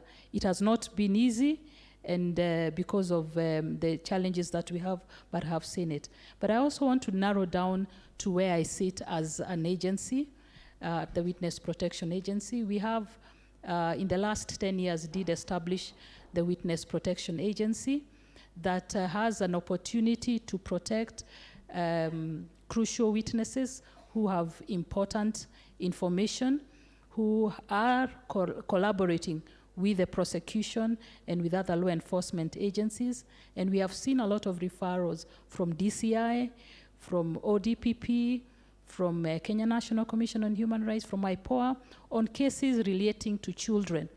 And these are cases where their parents are crucial witnesses, and therefore they are accompanied by children. But secondly, and more importantly, where children are also crucial witnesses, and they have important information, and they are collaborating with the prosecution or any other law enforcement agency, but are fearful and frightened that if they continue to cooperate, they are going to be harmed or even eliminated. And therefore, the agency has the mandate to provide that special protection. The first level of protection comes from the National Police Service, but the second level of special protection, as far as witnesses are concerned, comes from the agency. And we've had the opportunity to protect children, very young children, who have been able to testify in court, and they are protected by people who are trained in security, and they are also provided with psychosocial support so that they are able to settle in the program, and more importantly, to be able to engage in the justice system. It is very, very difficult for most of those children, especially because where those children are victims of crime, for example, issues of rape, issues of incest, and also where they witness the murder or the killing of their parents or guardians. So that is the way I've seen the criminal justice improve in terms of being sensitive to children first as protectors and also as special protectors. Thank you. Let's give her a round of applause. Okay, so the next question is going to Ms. Judy Dungu, Directorate of Children's Services. This question is mainly focused on what measures have been taken to train police and other officers within the justice system on how to handle children.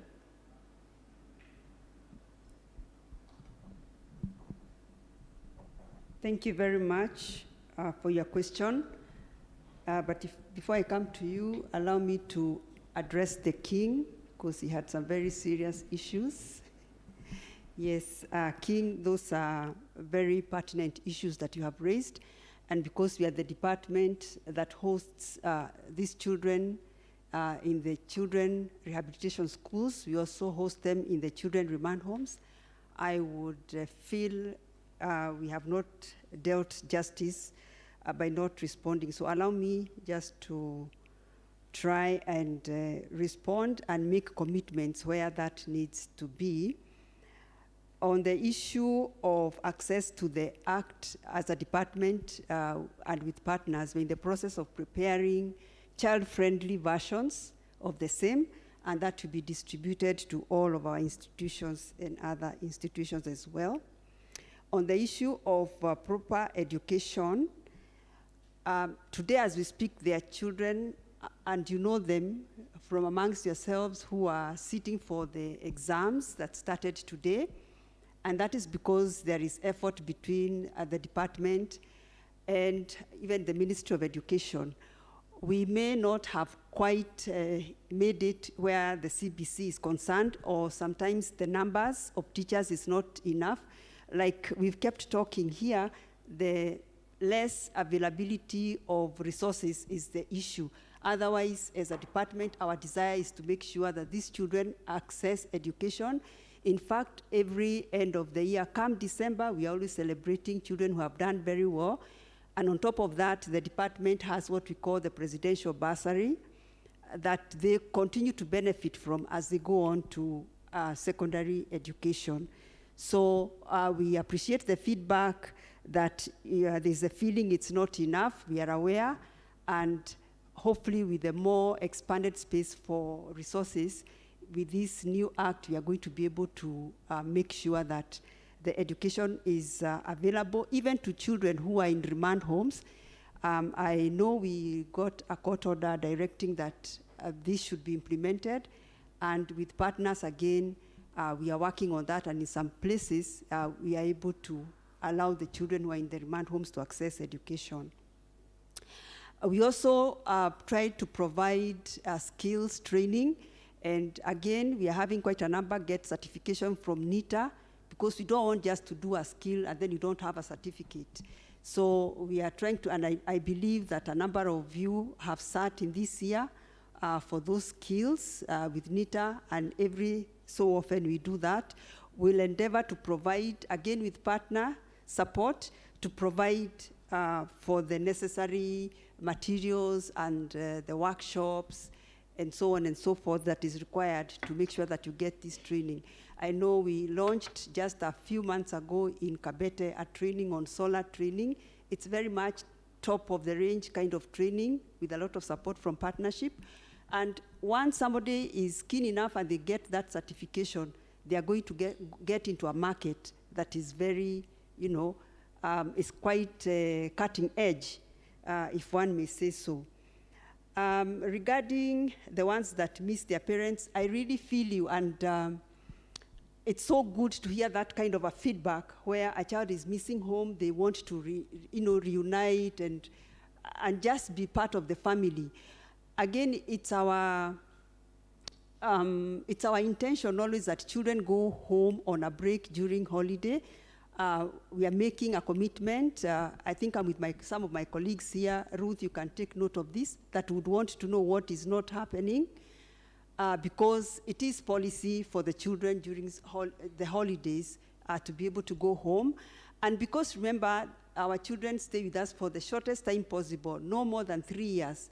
eventually they must go back home. So we are deliberate to make sure that the contact with the family is kept so that when they go back home, hawaja poteana na wazazi, that they can even mend some of the things that made them to come, and also get a commitment from the parents that they are going to take proper care of them.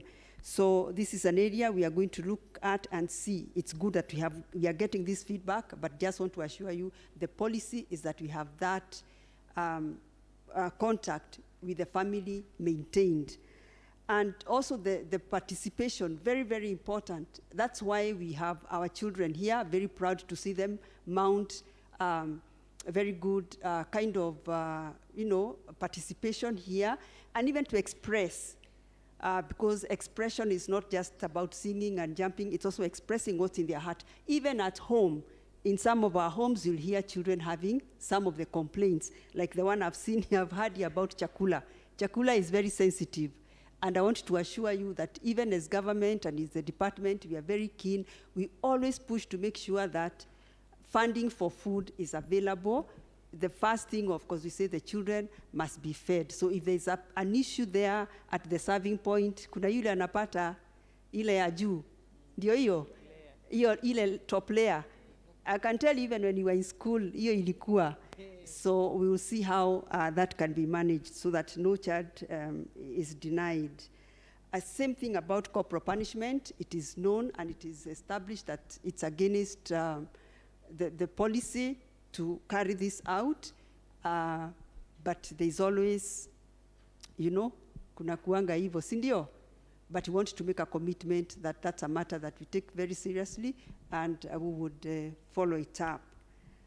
Things like shoes and all sorts of, I like the way the girls from Dagoretti, they had their long socks, but I hear about the boys and the trousers. I think it's a valid concern that we'll take back and see how that can be addressed. Again, similarly with the right to religion, it's respected, and we'll be the first ones to ensure that the children access the religion that they are used to. About entertainment hours, that's a good request. It can be looked to. Allow me to comment also on the intersex. They're not just mentioned once, they are also given certain rights. Like, it's one of the reasons why we are having the child protection unit.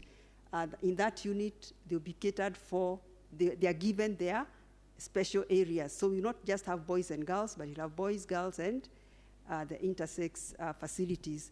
And that is to be observed also in all the other facilities that, like in the schools, we are going to see that we are creating those kind of facilities for the intersex child. So it's not just mentioned in the safeguards. I think the one you referred to is what's in the safeguard.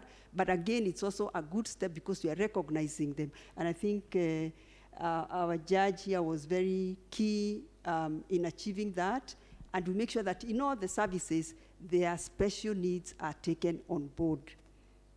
Now, regarding the trainings, in relation to the Children Act, that's it. We are just at the beginning of this, and we've started our own internally as a department to make sure that this act, it's a big act. It's 250 sections, for heaven's sake. I'm feeling a bit disabled without my notes because I had made certain notes, because we're also still getting familiar with it. So I just want to, one, call upon ourselves to take it as a challenge. Like when you're called here, prepare, go through it. And I was looking at the part on institution, I'm like, wow, there is so much. We should be working with the county governments to make sure that we have a rescue center in each county in this country. And this is to be understood well, that we're not saying as we move away from institutionalization of children, we're also increasing. No, we are saying we hold children for the shortest time possible in very proper conditions. So instead of them, when you're trying to make a decision, say, on removing them from the justice system, where is that child in that time?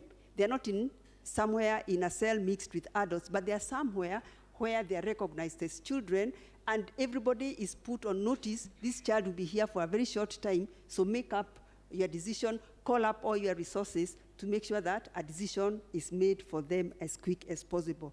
So we are trying to train ourselves because the law is now enforced since July. So it's not a suggestion, it's not a bill, but people have to be playing their role. And I know in Kenya, soon there'll be people even in court saying, you're not doing this, you're not doing that. So we are trying to have our own meetings to educate ourselves, our own officers in the field. It's also very tricky because, again, of the resources and funding available, but we can't complain. We'll just take it upon ourselves to fundraise and to mobilize and to call upon partners, supporters in this, because we want everybody to know their role. I was just whispering to the man of the meeting this morning. He's getting very many questions, baptism by fire, and I was telling him, where is the special police unit? Because we want everybody to know that they have a role. Even the one who left, he was the governor. Oh, yes.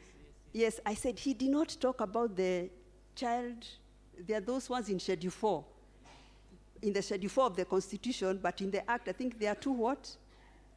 There is two, the child care facilities. Then in the Act, I think it's 60-something, those ones. So everybody must know their role. So the police will give us the special unit that are going to handle the children. The county government have a role. They also have welfare scheme. What is it that they are going to do about it? So that is a role they are given in the Act. So we are preparing together with the National Council for Children's Services. I think I saw the CEO here, just wave, to make sure that we are holding discussions such as this to just go through the Act, pick up the areas where everybody has their responsibility. So it's not just knowing for knowing's sake, but what is your responsibility? Where do we require to make regulations? Again, as a department, we are very happy to support that because it will be spearheaded by the National Council, and I know they'll get an opportunity to say more. But to be able to now move the Act, we need what we call the regulations. There are also rules, on the other hand, for the Chief Justice to prepare. So those are some of the things that we are doing in making sure that this Act that took so long to come up is actually properly operationalized for the benefit of our children. I think I'll stop there for now. Thank you. A round of applause for Ms. Judy Ndungu, Director and Directorate of Children's Services. That is amazing. Thank you so much. I know we've taken up a lot of time. We are supposed to go to lunch, and I had promised the children that we will be able to give them a chance to ask questions. So what I'm going to do is... Let me just comment on the special police unit. I agree that provision is in the Children's Act. As a service, we are cognizant of the existence of that act, and there's work in progress, and the Inspector General will very soon designate that and see how it can be fully phrased and operationalized. That's amazing. A round of applause. Yes. Yeah.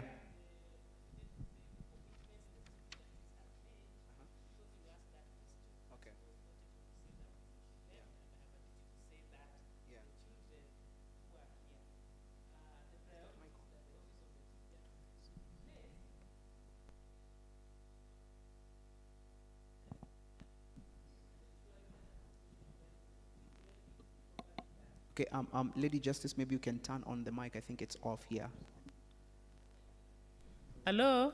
Yeah. Oh, sorry. Yes. So I was saying it would be, just allow me 1 or 2 minutes to just say the commitments that the Office of the Chief Justice has put in place, or priorities to ensure that access to justice for children and administration of justice for children is properly done. And the first thing that the Chief Justice has done is to have what we call a child justice strategy. Yani hiyo ni kama sheria ya judiciary tu kuhusu watoto. Wacha niite tu hivyo. Yani kizungu ile chache, like judiciary should having its own strategy to mainstream issues of children and issues of justice for children, so that in everything that we do as a judiciary, iwe ni kotini, iwe ni budgeting, iwe ni kwa registry, anything that the judiciary is doing, mambo ya watoto inakuwa mainstreamed, child participation inafanywa, and then protection of children within the judiciary. Jambo la pili, the rules have already been done. Rules ni zile sheria za kuhakikisha kwamba Children's Act inafanya kazi. Hizo ziko tayari, zitakuwa gazetted hivi karibuni. And then kuna kitu inaitwa child protocol. Ni kama protocol. Vile kazi ya koti ya Children's Court inafaa kufanywa. Nimesikia kuna complaints watoto wametoa nyingi vile koti inafanya kazi. So kuna child protocol, Children's Court protocol ya kuhakikisha kwamba hakimu, makarani, watu ambao wako kotini wanajua vile wanafaa kutreat ama kudeal na watoto. Halafu kuna kitu inaitwa child service charter for children matters. Hiyo ni tutaita nini? Ni kama commitment ya judiciary on how long a children's case will take. Nimesikia mkiongea juu ya delay.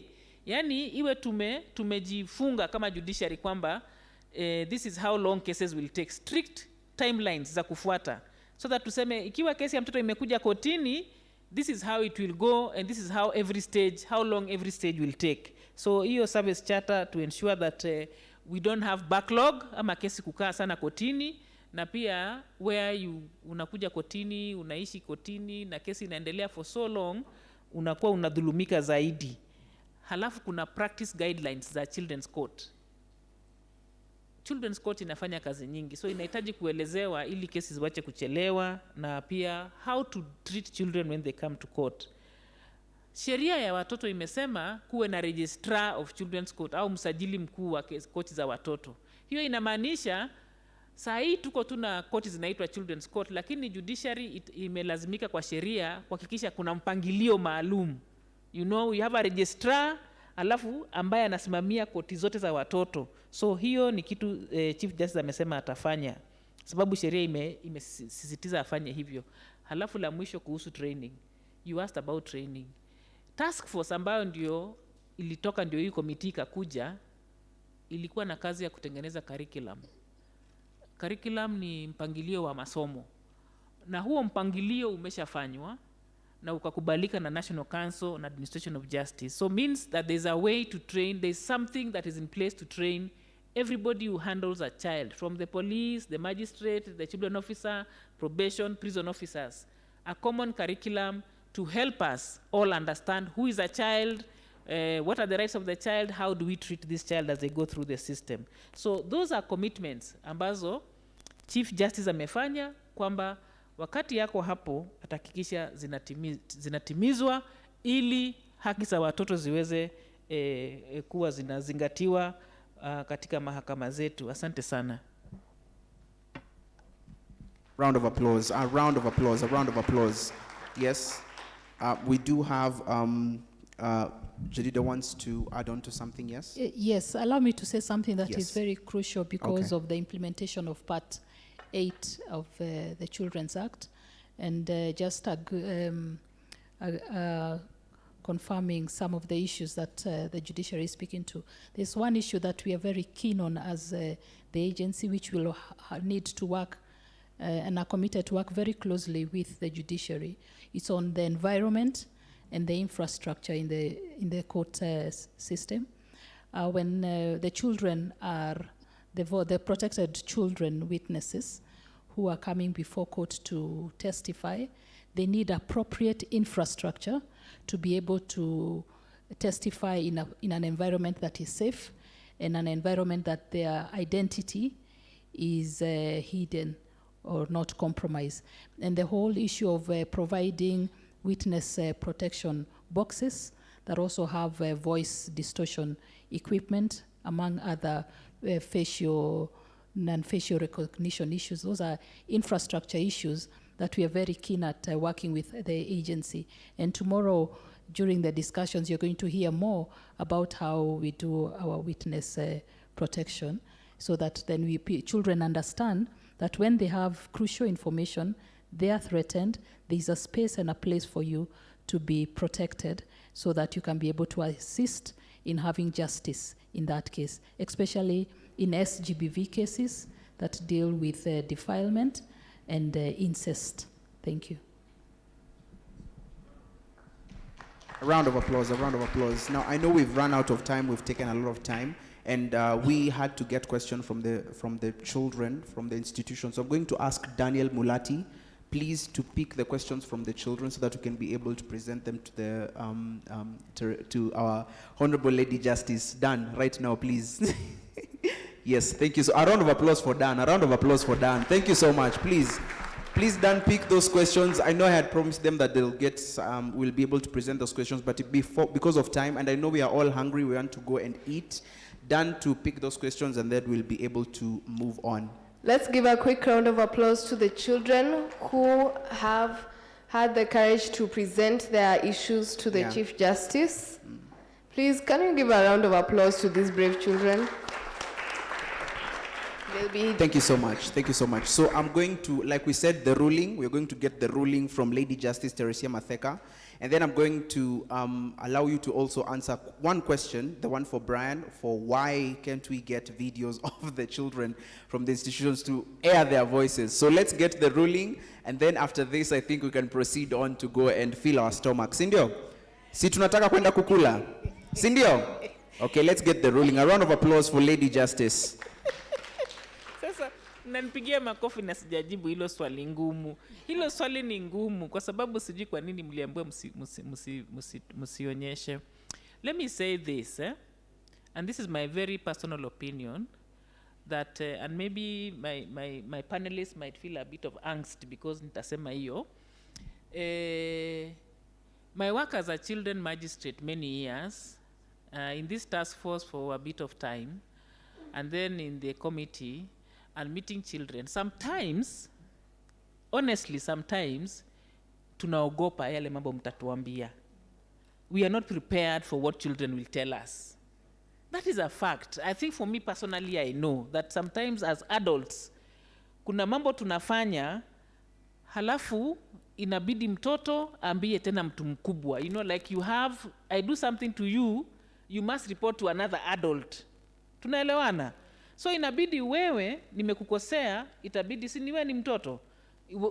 Uambie tena mtu mzima mwingine, Judge Matheka alinikosea. Hapo katikati ndio kuna kizungumkuti, because wakati tunaongea hiyo maneno, we hautakuwa hapo. So there are certain challenges that come with when we are running these institutions, when we are judges, we are magistrates, we are children officers, we are doing all these things. There are certain challenges that come with that. I do not think it is right if a child is expressing herself or himself to be denied that audience. I don't know what's in the videos, but mimi ukiniuliza, ikiwa mtoto ana jambo la kusema, ana haki ya kusema hilo jambo. Tuko pamoja? So if you ask me, the right to express yourself, ama haki ya kuzungumza yale ambao unayo, una haki ya kusema hayo mambo. Sheria inatuambia we should listen to the child and do with what the child has told us after we have in accordance with their age. That's what the law says. Mawakili hapa na wanasheria. So it doesn't matter how old the child is, tunaambiwa tusikize anasema nini, alafu tutoe uamuzi kulingana na vile tumeangalia circumstances, umri wake, and the best interest of that child. I am not sure what is in the videos. I cannot say whether it's in the best interest of the children not to show them. I do not know. But pengine ningeziona, ningeweza kutoa uamuzi niseme zionyeshwe ama zisionyeshwe. Tunaelewana Brian na Omar. So hiyo ndio shida yangu. Kwa hivyo siwezi nikatoa amri kabla sijapewa nafasi ya kuassess huo ushahidi. Lakini la muhimu ni hili. Kila mtoto ana haki ya kujisemea mambo yake na ana haki ya kusikizwa. Uamuzi utakaotolewa itategemea vile nimesema sheria inasema nini, best interest of the child na assessment ya umri ya yule mtoto. Asante sana. I hope nimekujibu. Umenijibu. Umenijibu. Asante sana. A round of applause. A round of applause. A round of applause. Thank you so much. Yes, Daniel, have you picked the questions? Yes, thank you so much. Let's present them in front of the children right now to the Lady Justice, because I had promised them a platform. A round of applause for Dan. A round of applause for Dan.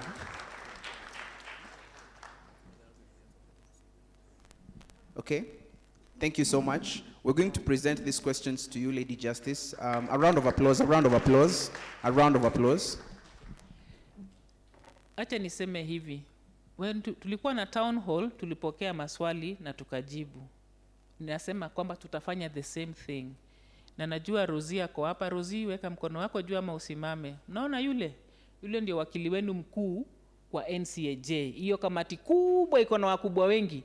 Yule anaitwa Rosie. Atahakikisha kila mmoja wetu kama linatuhusu tumejibu na mmepata hayo majibu. Sawa sawa? Tuko pamoja? Simumpigie makofi. Asante.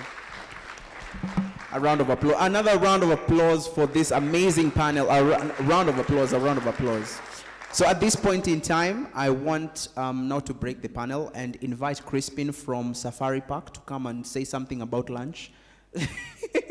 To come and tell us where the lunch will be and where we will be taking our lunch. But for now, a round of applause for this panelist. A round of applause, a round of applause. Crispin from Safari Park. Crispin.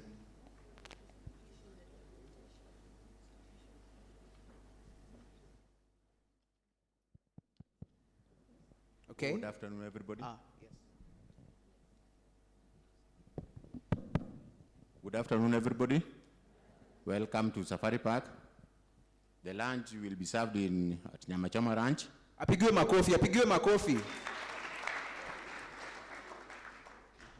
So you are most welcome for lunch. Apigiwe makofi, tunaenda kula lunch. I'll just guide everybody to the venue. So we go as a team. Thank you. Enjoy your lunch. A round of applause, a round of applause. Okay, yeah, we are having a prayer actually, which will be conducted by Brian King, okay? Yes, I'm back. but this time we are about to eat. Sindio, I want you all to stand up. It is lunchtime. We're going to have energy. Let's stand up so that we can pray for food. I'm going to keep it very short. Nimembo, I have a tendency to speak a lot. Is everyone up? Okay, now, kindly let's close our eyes for a word. All right, let's close our eyes for a word of prayer.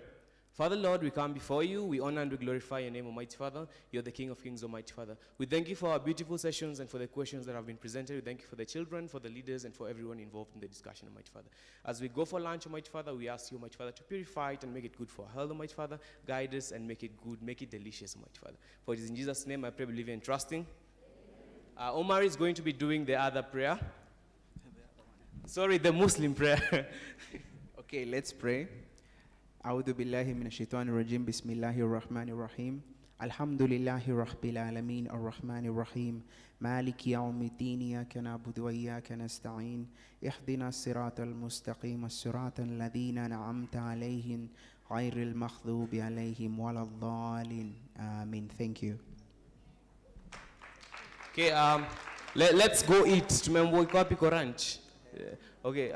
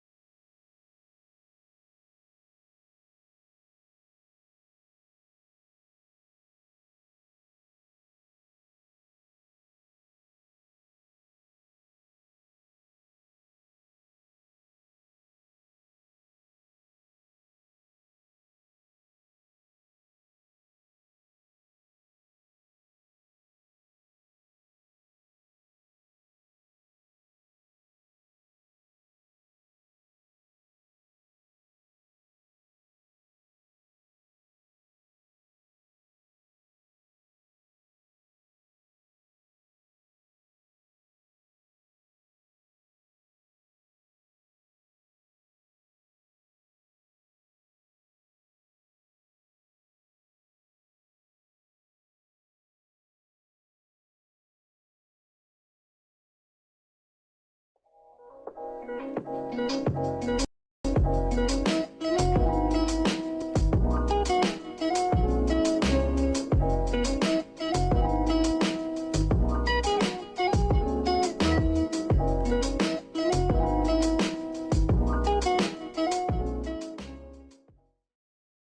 everyone, how you doing? How you doing? How you doing?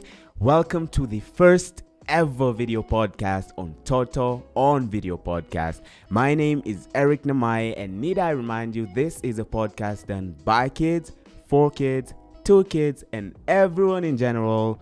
Toto on Podcast is our video. And today we have one esteemed gentleman. I will let him introduce himself. Yes, thank you so much, Eric. My name is Omar Hamed, aka Gombores, the Gen Z president himself, and I am so honored and proud to be here today, Eric. Thank you, Gen Z president. Why did you come up with the name Gen Z president? Well, I saw that the Gen Z was going astray and they need a president, and here I am. Well, Mr. President, thank you for your guidance. Anyway, let me remind you, this is a podcast done by kids, for kids, to kids, and everyone in general, meaning kids get to speak their minds, their day-to-day lives, everything that happens, their challenges, literally anything that a kid goes through, they speak it here on Toto on Podcast. And today, before we start our normal conversation, we are going to have a little bit of fun. And I'm going to ask you a question, Omar. Niulize. Okay. Bring it. Oh, okay, it's a riddle. Mm-hmm. It's a riddle. Mm-hmm. So let me start. Mm-hmm. There's a maid. Okay, a whole family. Mm-hmm. And they live in a round house, okay? Mm-hmm. So... It's a whole family? They live in a round house. Like in a round house? Yes. Okay. So they were not allowed to eat biscuits. Okay. Okay. Mm-hmm. So one day, the father goes to the corner of the house and finds crumbs. Mm-hmm. And then he goes and asks the maid. The maid says, no, it wasn't me. Mm-hmm. The child says it wasn't me. Mm-hmm. The wife says it's not me. Mm. Like everyone refuses. Mm. Who do you think ate the biscuits? This is the part where the Gen Z president has to think wisely, or else. Okay. So the father found some crumbs at the corner of the house, Yes. and then asks everyone in the family, and then everyone says it's not me. Yeah. If it's a round house, then probably my there's goodness. no corner. How did you figure that out? Well, I mean, I'm the Gen Z president. I have to know these things. Okay, now... Yeah, let me also give you a fact. Okay. So did you know that in New York, there are enough restaurants to feed someone for 54 years, and you'll be visiting a new restaurant every day? Well, I think we should all move to New York. Anyway, that was the fun section. That was your fun section. And for the topic of today, we are going to be talking about content creation in kids. Nice. And we are very lucky to have Omar Hamed here, who is a content creator himself. Yes. Now, before anything else, before we start the conversation or anything, I just want you to tell us content creation. What comes about with that? Wow. This actually, I really love this topic. Thank you so much, Eric. And when you talk about content creation, actually, I don't think there is a specific definition of the term content creation. Mm-hmm. I don't think there's a specific word, because content creation is basically you yourself coming up with an idea which you can pass through now maybe the social media platforms, because it can be anything. Content creation can be anything. Like personally, my content dwells around maybe comedy, and maybe in audiovisual, in recording through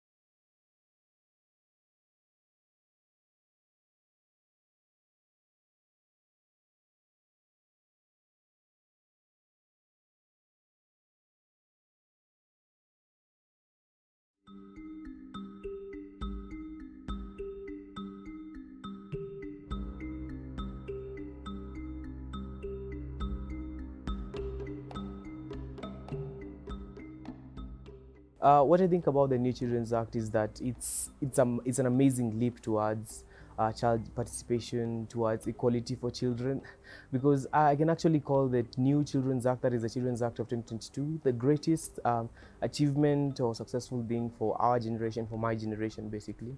I'm very excited about it, seeing that it is very inclusive.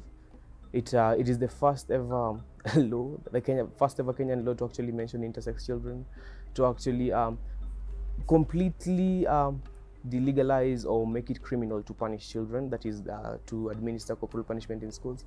So I'm very excited for it.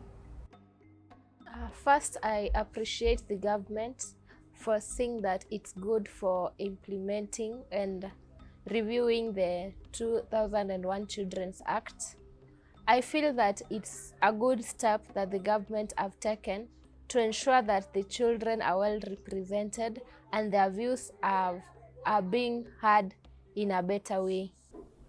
What was involved was consultation, a lot of consultation with all types of stakeholders and most of children themselves who are the owners of the act. We really wanted this act to replace the true representation of how stakeholders wanted it to be, how communities wanted it to be, how parents wanted it to be, and most of all, how children wanted it to be. So there were a lot of consultations here and there, and sincerely, some of the things also which have made it take so long related to some different interests. Children issues generally are very interesting and involve a lot of factors. They involve also a lot of sensitivities. So by virtue of the many actors who are viewing it from different perspectives, there was a lot of forth back, and it has taken that long. But thanks to the government of Kenya, thanks to all the stakeholders who have taken part in it, thanks to our development partners, thanks a lot to UNICEF who have stood up to make sure that they supported us both in technical and financial support where necessary, and thanks to the National Steering Committee that was responsible for finally making sure that the act was in place.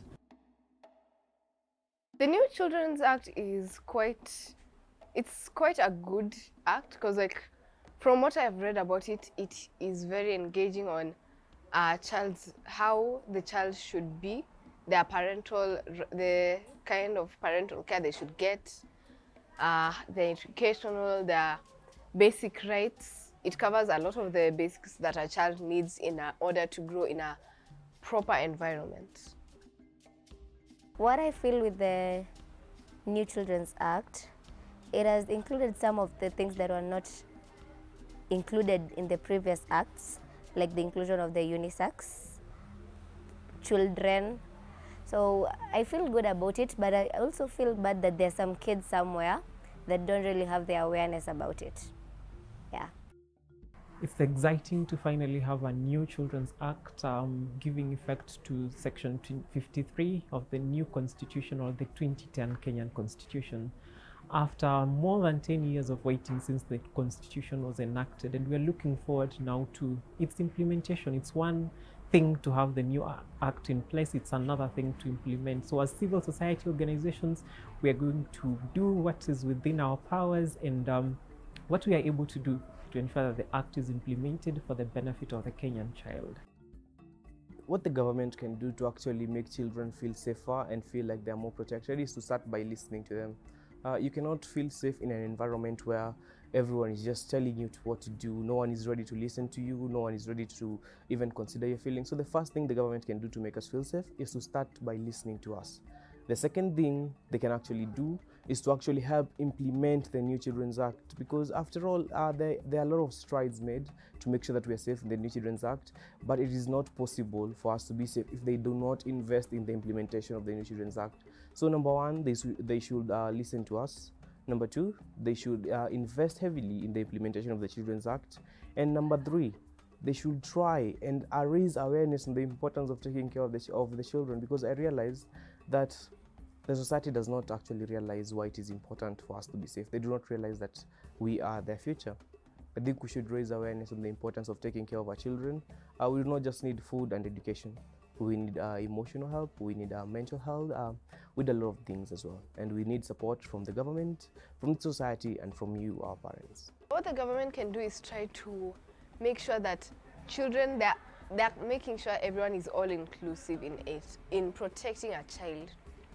Like the way there's these child-led organizations such as the KCA, they could have, as they have already started having around all over the country, they could keep the KCA, they could make sure that the KCA children are fully active, and that in everything that is going on, there is everything that is going on, everything that has happened, and anything that is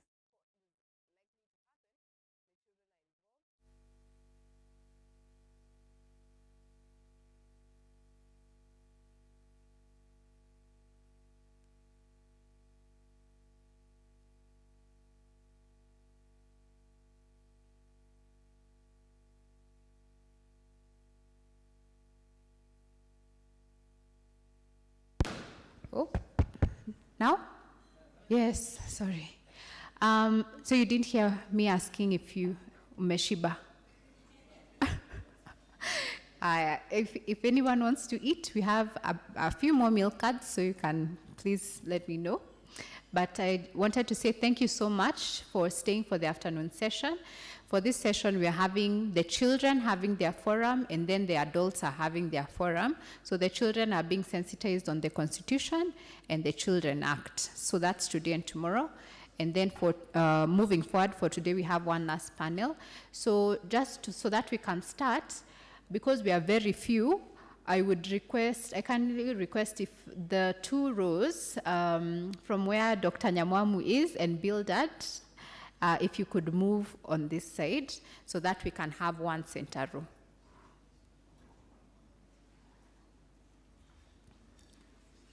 Thank you.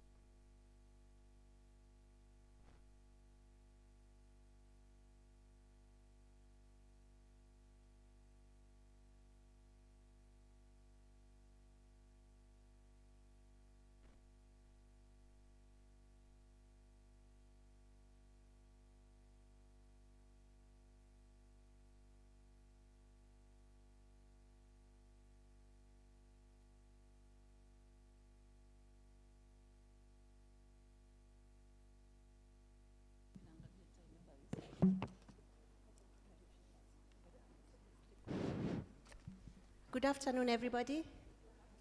Good afternoon. Good afternoon. Are you full? Good. My name is Nancy Chepkwony. I am a state counsel at the Office of the Attorney General and Department of Justice, and I am your moderator today together with Mr. Dr. Osewe. I would like our panelists to introduce themselves, the agency they represent, and the role they play in the child justice sector. Thank you very much, Nancy. Fellow panelists, colleagues in the room, good afternoon. It is a good afternoon. We are here for a good cause. And I know all of us are excited to be here because for once we have taken time to address matters affecting our children and ourselves as parents. My name is Florence Omundi Momanyi, the Deputy Commissioner General of Prisons and a member of the Standing Committee. Thank you. Good afternoon. I'm Veronica Mwangi, Deputy Director, Kenya National Commission for Human Rights. I also serve in the Children's Standing Committee, but also I'm the focal point on children. Good afternoon.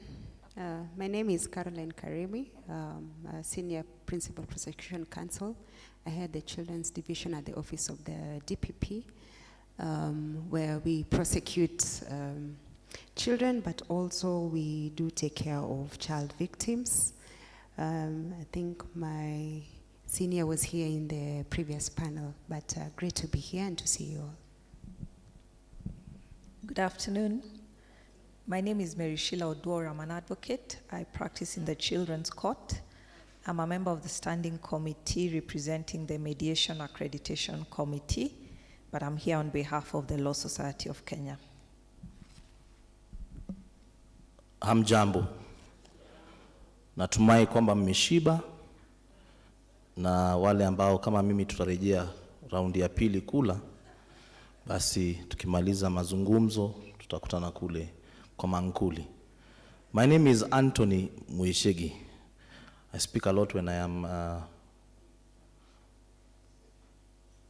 not hungry, when I'm a bit stressed. I work as a deputy registrar in the criminal division of the High Court at Milimani. I have been in the committee on children before it stood, and I think when they stood, I still continued sitting in that committee. I have worked extensively with children, and I think we were pioneers of working under the new constitution, the 2010 constitution, at the Nairobi Children's Court. Jambo. My name is Hannah Mainge. I'm a Deputy Director at Probation and Aftercare Service, where I spearhead the section on court services. And one of the units under that section is a children unit. And the officer who is in charge of that unit sits in the Standing Committee for Children Matters. But I'm the overall coordinator of the section. I can say I started working with the children from the time I joined the service. That's when we had the juvenile court based at somewhere near the county hall. And that is exactly, it was the only juvenile court in the country then. And since then, I'm still working with the children. Thank you. Good afternoon. I'm Abdul Mohammed, the acting CEO of the National Council for Children's Services. Also a member of the Standing Committee and the co-chair. The National Council for Children's Services is responsible for regulation, coordination, oversight, and advisory functions in as far as children matters are concerned. Thank you. Good afternoon, everyone. You look dull after eating. I came in a few minutes to lunchtime and you are so happy and eager and looking up to something. You should continue looking up to everything that this panel will give to you. My name is Moses Wanjala. I'm a senior resident magistrate. I've been a magistrate since 2012. I sit in Thika, though not full-time. So as a magistrate, we deal with the children who are processed within our institution. So that is my first role in this. My second role, I am secretary to the Rules Committee of the Judiciary. That is a committee that is established as a statutory committee that crafts rules of procedure and also advises the Chief Justice on rulemaking and practice directions. So we do deal with rules, and that includes rules that cover the processing of children within the system. Right now, of course, the task at hand is to work with the Standing Committee to finalize the rules under the Children Act 2022. I am a registrar with the Mediation Accreditation Committee. That is a committee established, also a statutory committee within the judiciary. It was established in 2015. We accredit mediators, not just limited to court-annexed mediation, but to do mediation across the country, and they assist in resolving, assisting parties reach amicable settlement to their disputes, and that includes disputes that involve children. So our mediators are supposed to assist, fast track, and ensure that the processing of children matters is fast, because if you go through mediation, then you have to finish the case within 60 days. We have quarter-next mediation, and then we also have mediation that we are envisaging outside of the judiciary. That is covered under the rules that we crafted in August, where we intend now to register, recognize, and enforce settlement agreements that parties reach outside of court. So we intend to see most of these disputes that involve children as well being resolved outside of the court system and only being filed in court for purposes of adoption and recognition. Thank you. Thank you. Good afternoon. Welcome panelists and participants. As you've heard, my name is Dr. Joseph Osewe. I also work for the judiciary, and I'm a member of the standing committee. We'll be posing questions with my colleague Nancy, and it is said that this is a new dawn for the child in Kenya, and there are opportunities in the Children Act 2022. So what we are going to discuss this afternoon is the institutionalization. Quite a mouthful, but we have experts here. They will explain the institutionalization of children and embracing ADR mechanisms and alternative family care. The institutionalization is basically the process of moving children from these large institutional care settings into family and community-based alternatives. If I'm wrong, the experts here will explain to us. They say every child belongs to a family or a community-based alternative, yet we put them in this large institutional care. So I'm going to give 3 minutes to each panelist to tell us how they will support the way we care for children and strengthen alternative community and family-based care as an institution. I don't know whether I'm clear. How will you support the way we care for children and strengthen alternative community and family-based care as an institution? Because of time, I'm requesting that we spend 3 minutes and we be very concise. So I think I want to start with NCCS. Thank you, Dr. I think you got it right the way you define. Institutionalization is a set of strategies, mechanisms, which involves a process of preparing children for the family and community care instead of children being in institutions, and particularly in residential institutionalization. And indeed, as you said, children belong to families. They don't belong to institutions. All of us have been brought up in families. In our good African traditions, even where a child lost the parents, the child will stay with relatives, other extended family members, or even other community members and other good Samaritans. However, at some level somewhere, we found ourselves taking our children to institutions. And over some time now, research has given us evidence that children institutionalization has far-reaching negative effects for the long life period they live. And that's why for the last decade or more even now, many of the countries have been going towards institutionalization. The alternative family care approaches have been promoted also with us back for so many years now. And in our latest initiative to ensure that we help take back children to the families. Together with our development partners and particularly with the support of UNICEF, we developed our national care reform strategy for children in Kenya. That actually is a 10-year plan and a 10-year strategy phased into 3 phases of 3 years or so each, through which we intend actually to help children to go back to the families. It is based on principles such as strengthening of the family, deinstitutionalization now as one of the components, and alternative family care. The strategy is a 10-year strategy, as I said.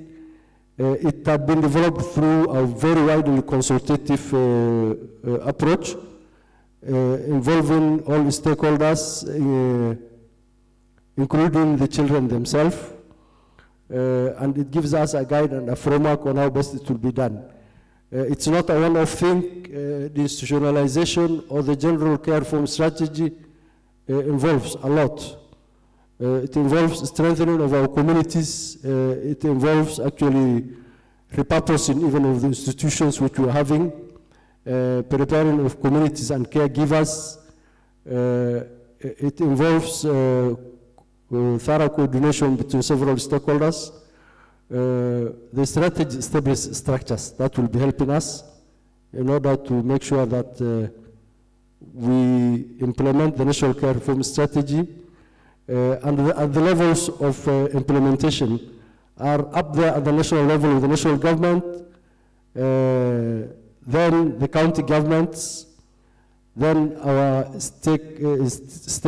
stakeholders, especially the partners and the communities also will be involved. And just as I have said at the first time, the strategy actually guides us that after the end of these 10 years, and it's also enshrined in our Children Act 2022, that by the year 2032, after those 10 years, charitable children institutions, which now are the major residential occupants of children, will be phased out and will not be there. And it is the goal of this strategy that as many as possible as children will now be transiting from residential institution care to family and community-based care. Indeed, I find this to be a good opportunity to ask all of us to join hands to make sure that we effectively implement this strategy, and for sure it's a good thing for our children. And once again, I wish again to remind us the significance of the family in the care and protection of the child. It is the family that is everything for the child in my conclusion. Thank you very much. Thank you, moderator. I work for a department called Probation and Aftercare Service. Majority of you may not be aware of this department, apart from those ones may be working very closely with us. This is a department that deals or handles, we call it management of non-custodial measures. Meaning everything we do is towards removing the offenders that are referred to us by the courts and penal institutions from institutions to the community. And the child also falls under that. We only deal with child offenders. And these are the children which the Children's Act refers to as the children in conflict with the law. Those are the only ones we deal with. We don't deal with the others. So cases are referred to us by the courts and penal institutions. And what we do is assessment of the factors that have forced or led this child to get into criminality. Once we understand these factors, sometimes you'll hear our language changing to criminogenic factors. Sometimes we call them risk factors. Sometimes we call them needs. It is only after that assessment that will tell this child where the best interventions will be. And like the department's law is mandated by different laws in this country, is to remove the child from institutions to the community. And towards the community is large. That is where the family is domiciled. And sometimes it is the same family that has pushed, one of the factors that has pushed this child into criminality. So as much as we wanted to take this child back to the family, sometimes not every biological family is a suitable family for rehabilitation and supervision of a child. But again, we do assessment of that family, and we come up with interventions to that family that will help us to stabilize this child in that environment. So towards probation and aftercare service, our family is larger than the nuclear family. We lobby the nuclear family, the extended family, and even the community. And only when all those types of families are not suitable for supervision of a child, that's the only time we recommend to the court to temporarily put or commit this child into an institution. We have hostels, we have Boston institutions, we have a youth training corrective center at committee, and all those, and even the rehabilitation schools which are under the children's department. But we are guided by the policy of the briefest institutionalization for a child. We only request for committal for 12 months. And why do we commit them there? The officer is left behind working with the family and the community to adjust the environment. Because if we don't do that, what happens is that the child will go to the institution and come back to the same environment that was not conducive. So even when we make that recommendation, kindly understand it's for that purpose, because we are guided by that policy. So our children come back and we do supervision, rehabilitation, empowerment, and empowerment here means including continuity with education. There are children who talked in the first summit, whereby we moved them from class 6 to university level. They are now managers. It is because we believe the child has to continue as a normal child, whether you are in an institution and even when you come back. So one of the reforms that we have in the department for our purposes of children and for their development and growth is that we have come up with a child and youth justice strategy. It is under print. Majority of you have participated in it. We also have a vote head from the Treasury for their empowerment, education, vocational training, NITA exams, and also support with vocational tools. And in that strategy, the principle we have as a department is that the child must be brought back to the family, and he must grow in the family, adjust in the family, and integrate in the family. That is what is guiding that principle. And therefore, we support the whole process. And when maybe we get time, we'll be able to talk more. But that is what we are doing, the children. And then we're also controlling in the, institutionalization. We have come up with another reform. Let me speak because I may not have another opportunity. We are calling it a care model. Coordination of all government agencies, including the GAO, the National Government Administrative Officers, to help us adjust the children and settle them in the community. And therefore, we are controlling institutionalization for children. I've heard that there are complaints out there that reports now have to come to the headquarters. Yes, because we have officers who may think institutionalization is the only intervention we have for children.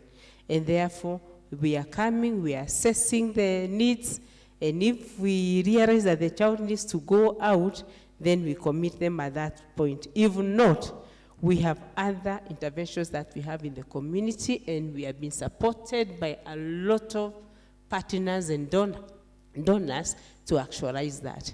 Thank you very much.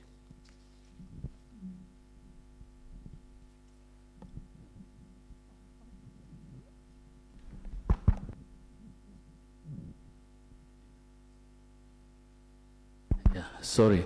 One of our panelists has a flight to catch, and there's a specific question which she has to respond to. That is Veronica.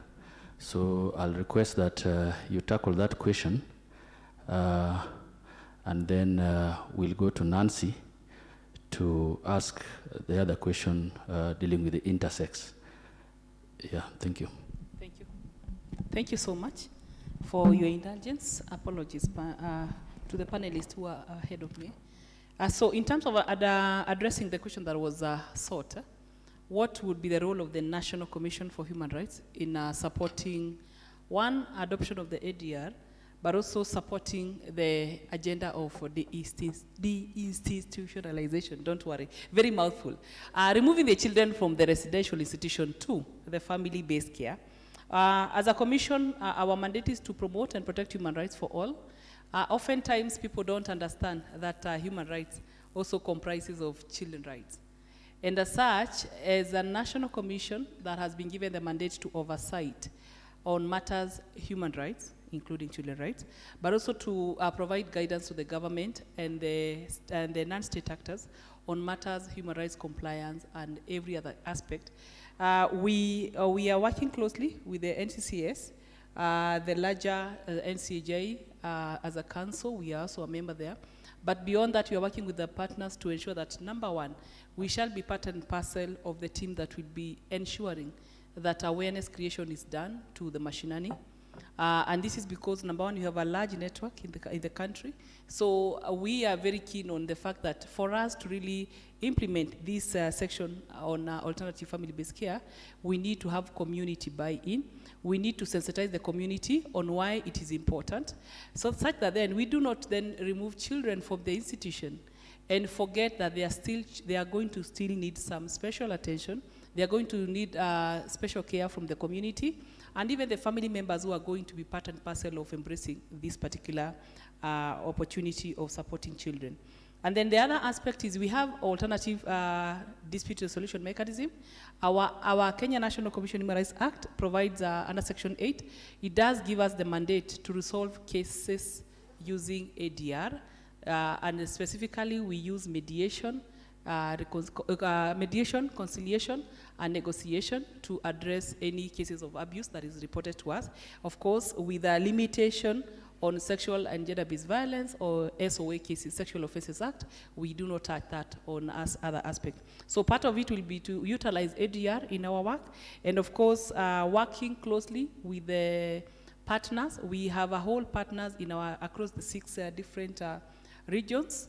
We call it complaints handling mechanism, complaints handling referral mechanism, where we have not just members of the court users committee, we bring on board the civil society organization representative, the pro bono lawyers, and the human rights defenders in a conversation where we speak about matters, human rights, matters, access to justice, and matters that affect our community. So we'll endeavor again to strengthen these mechanisms to ensure that we are conversing on how best we can support the implementation of the Children's Act. And then lastly, I would also want to speak to the fact that we have the oversight mandate as a human rights institution, and part of it will also be to support the government of Kenya and the different actors in taking stock of the progress we are making in complying and implementing the new Children's Act 2022. But beyond that, again, also using the opportunity to speak to the regional mechanism and the international mechanism, ensuring that at least outside the donors and the different partners are able to appreciate where we are and our needs, which again also adds value to our fundraising. And as such, as the funds come in, we are then better off as different stakeholders here represented here and in other panels will be in a better position to support the implementation of the Act. Of course, then moving forward, we are also very keen, we play a very key function in supporting the needs and the rights of persons who we categorize as either vulnerable or persons with special needs. And in particular, the second question that has been addressed on intersex children, we are very glad that using different platforms, we were able to really speak and we were able to justify why we needed to have provision of intersex children in the new Act, the Children's Act. It is a welcome step. But beyond that, we are saying it is good to have a provision, but if we as stakeholders don't really embrace the spirit behind that section, then we will still continue marginalizing these children who, over the many years, have been left behind. And of course, as we live here, I would really want us to say one thing. We have children who are born with both genitalia. And sometimes it's not just the genitalia that you see. Sometimes the ambiguity goes into their chromosomes makeup or their internal reproductive system. So let's be very keen that even as we speak of boys and girls, we have children who are born in between. It's a biological reality. These children don't choose to. And as one doctor said, genetics cannot be told how to go about it. It is a congenital disorder similar to albinism. No parent wants to wake up one day and realizes that I have a child who has albinism or who has this condition called albinism. Some of these conditions come up by virtue of when at the conception level there is something that goes on with the genetic and boom, then you have a child. And this child cannot be said to be either male or female. So we really as a commission are keen and we are really lobbying and encouraging all the different partners in their access to justice. Let's work together to ensure that these children are taken care of. We are not just recognizing them. We have started conversation with the registrar of births and deaths who are very key in ensuring that these children are recognized as such. So we are saying if a mother comes to the hospital and they give birth to this child who is neither a boy or a girl, I think it would be fair enough for you as a doctor or as a medic to register that child as intersex. So the Register of Births and Deaths is working towards that. We are also working closely with the schools. We have worked closely with the Kenya Institute of Curriculum Development and Teacher Service Commission to really create awareness, because we have children who, on one side, they were born intersex, but because of their parents wanted a boy, they were given a birth certificate that says they are boys or they are male, only for them to then graduate or they go through the life. And at the point when they now are experiencing puberty, you realize the female characteristics are showing up. So we have boys who are in secondary school who are having menses, that is periods. How bad can it be? We have cases of suicide. We have cases of children who, because of desperation of the parents, and the need to fix them into one box, the parents then go to doctors who do all these unnecessary medical surgeries that end up harming them. So all we are saying is there is room for every actor to really deliberate more on this issue, and there is room for us to do so much. So I think the law is very good. All now we need is to really strengthen our efforts as we continue to do the implementation. I think with that, allow me to just say thank you so much. Thank you so much. You've answered the questions very well. My next question, or should we go to the next question or should we let the others? Okay, fine. Have a safe flight, Veronica.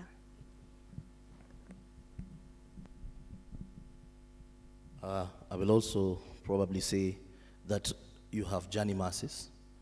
It will be sad that we'll miss you through this panel. May God go before you. That is what we say from where I come from. Every time we speak to the aspect of safeguarding, protecting and promoting the rights of children, we forget one critical aspect, which is the family. The framers of our new constitution put in the family as the most basic unit of society. And therefore, this Children Act, which is a new dawn to everything, is also a wonderful piece of legislation because it again puts the family at the center.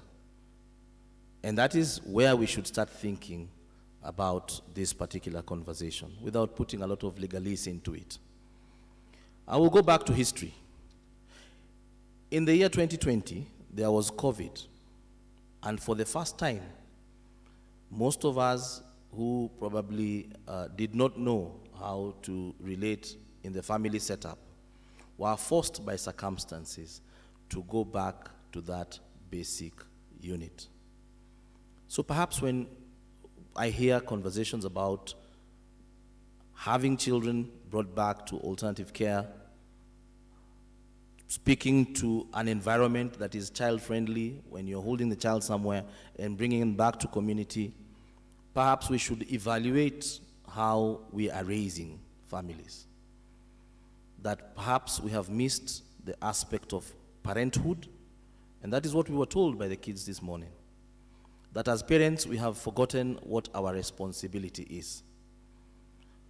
Moving forward, as a magistrate in the judiciary, I think it is now clear that we have structures in place to have and move away from institutionalization.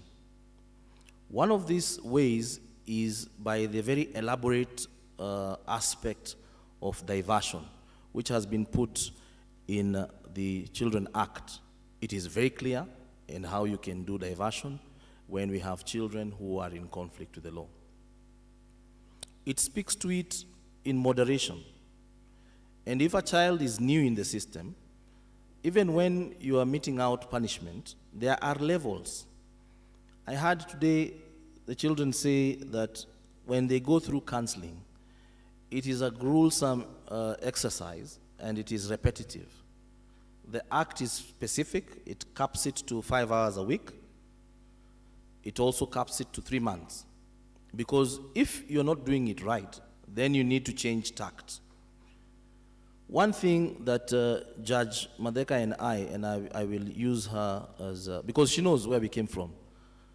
One aspect again of getting them out, it didn't have a proper structure in the law, but now does have a very good structure, is when matters come before you as a judicial officer, the first thing you do is to make sure that you have a protection and a care file, which deals with the welfare of this child, in the aspect of how will you continue providing for this child, how will you provide care, and how will you protect this child, irrespective of their status in court.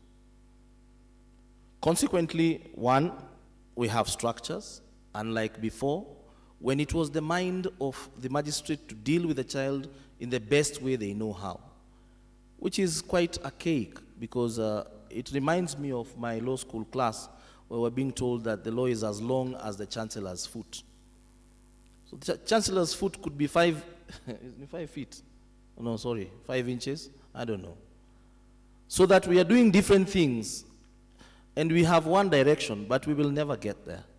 So now we have structures, and it is something that is very, very beautiful.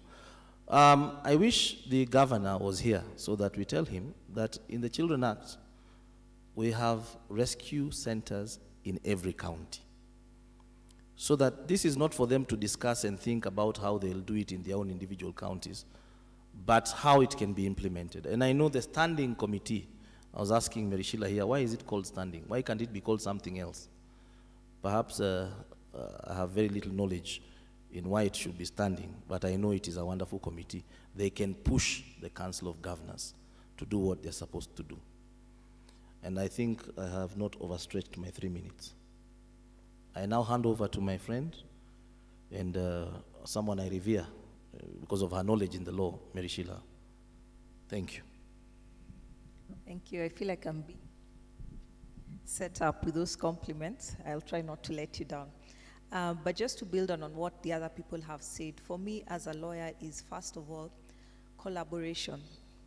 Us lawyers are known to think that we are learned, so you know as much more than others, but in this field that I have been in the last 4 to 5 years is you learn that there's someone else who can do it in a different way, look at it from the non-technical legal way, but do justice to the child. So as you seek to institutionalize children, is first of all create awareness on the new act amongst us lawyers.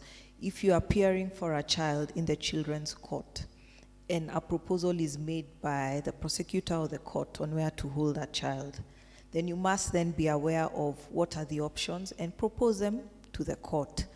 As we go on with this discussion on implementation of the act, you then share your experiences and you say, these modalities need to be put in place so that we can realize the act in terms of whatever options there are on alternative family care.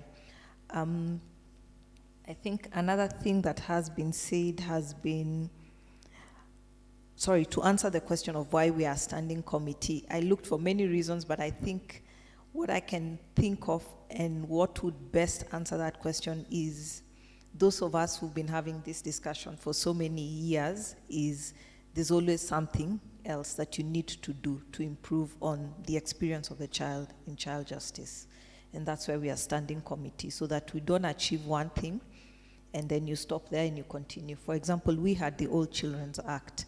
When the 2010 Constitution came into place, immediately it became archaic. So there's always something that we need to do, and for me in my institution is to keep up with those challenges and keep proposing laws or policies to ensure that we realize the act. Thank you.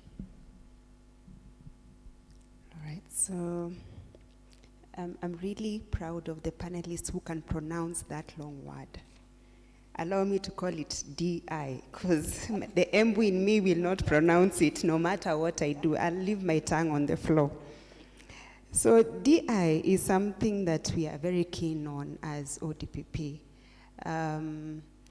When the DPP Nuruddin Haji took over the office, one thing he taught us and told us to always remember is we can never blame any other person within the justice system for something that goes wrong, because we are the gatekeepers to the justice system.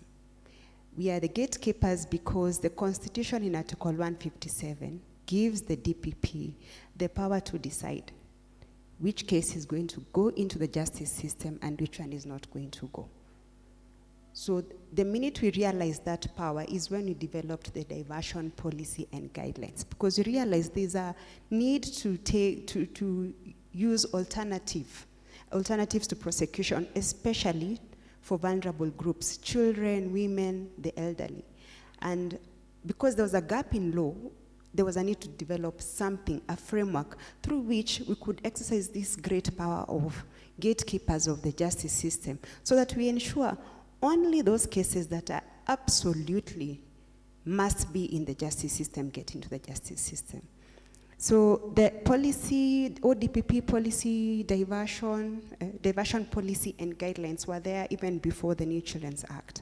And when the Children's Act came into being, we were even more happy because now we had the law. We were not just depending on a policy, we had statutory legislation in place where even a child can now claim a right out of that law.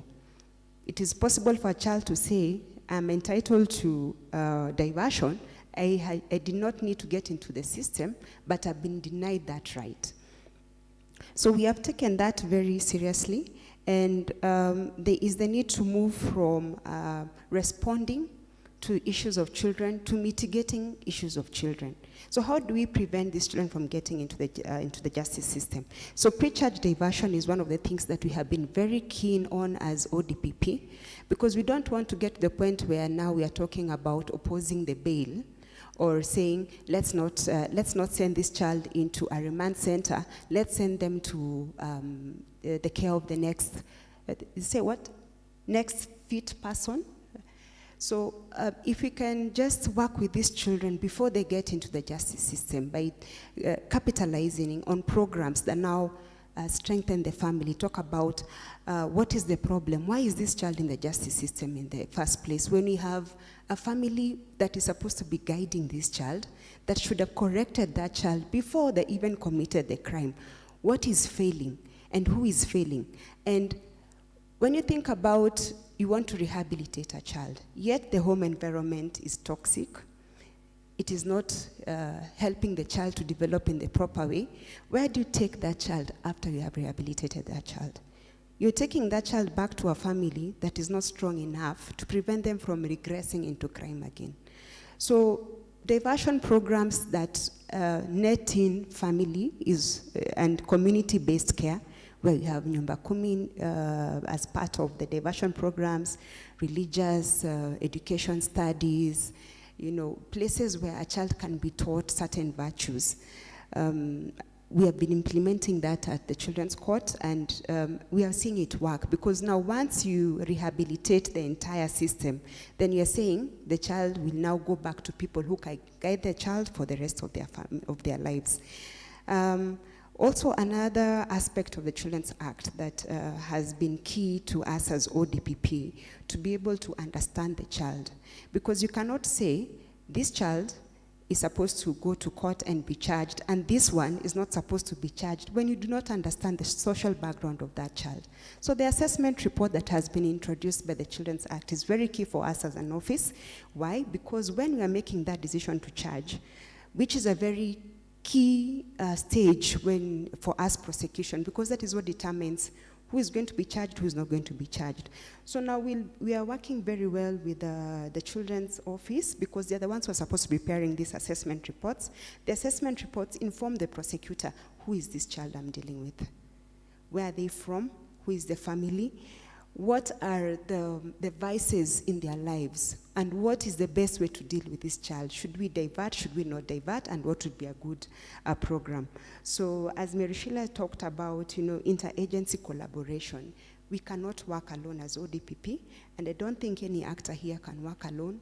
We all have to come together, because we have often said in the committee, huyu mtoto ni mmoja. We cannot split this child to mtoto wa polisi, mtoto wa prosecutor, mtoto wa DCS. We have to have a holistic approach of dealing with this child, to be able to say that we have done the best for this child. Another aspect that we are intending to leverage on in the Children's Act is the family conferencing. The Children's Act has introduced family conferencing as one key way of dealing with children. And in the family conferencing, the stakeholders here are going to be members, and they're all going to convene together and sit and think, how are we all going to help this child? And members of that family conferencing include the parents. So it is not just the judicial officer and the prosecutor and the children officer thinking, what is the best way to deal with this child? We are going to the parent has now been netted into the system. And I'm happy, because even before this new Children's Act, we had attempted to do something as ODPP. We had developed some child prosecution guidelines where we had instructed the prosecutor, every time you get a child in conflict with the law, find out where is the parent. Because we realize sometimes when in court, the child raises the hand and says, I'm here. I don't think my mother knows I'm here.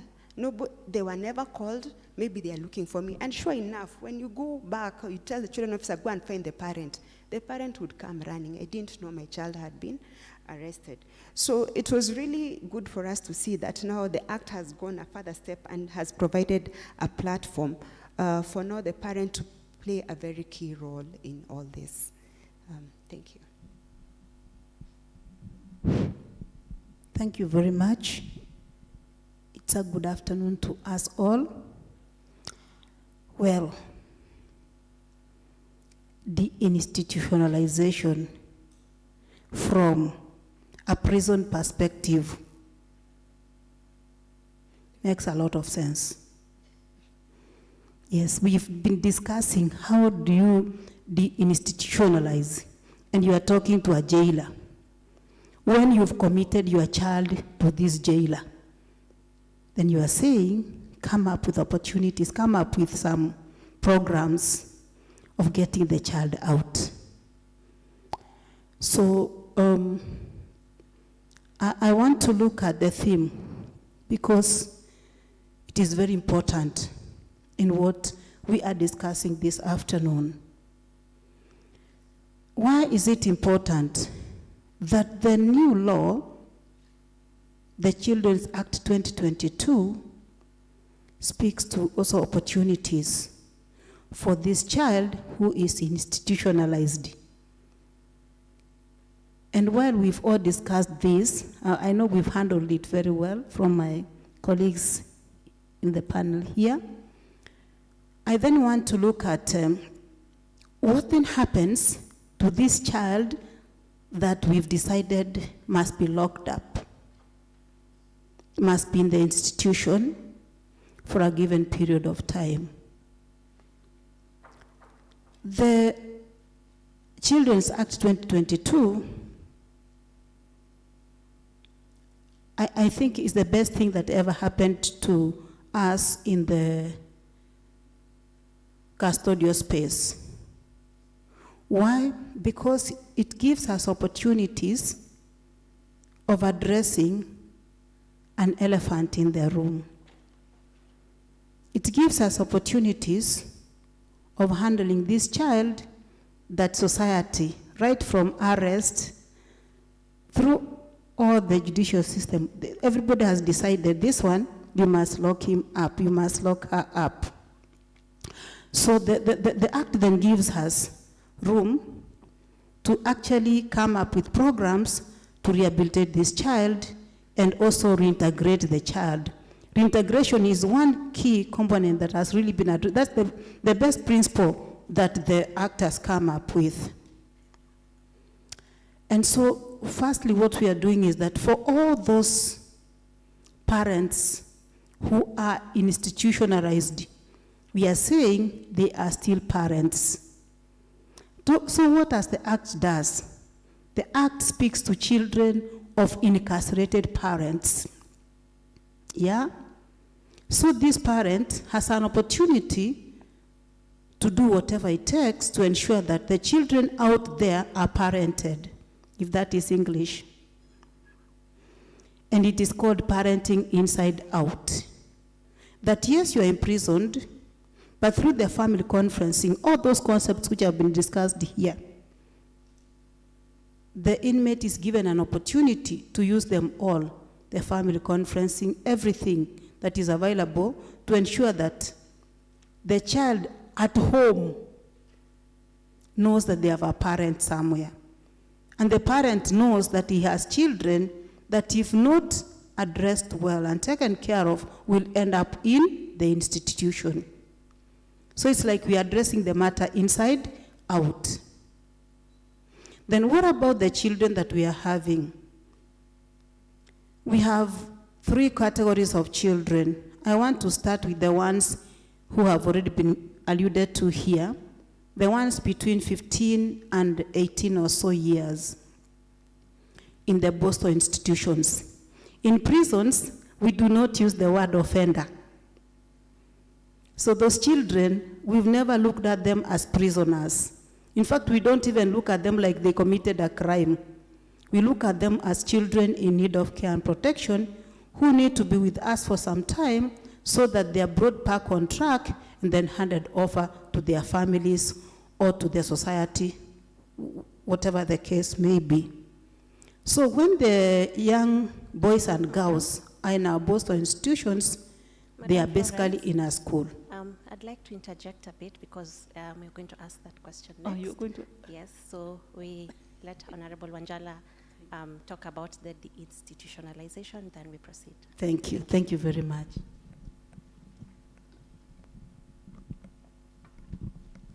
Thank you. I don't know whether the question was limited to what you've been doing or what you can do to improve.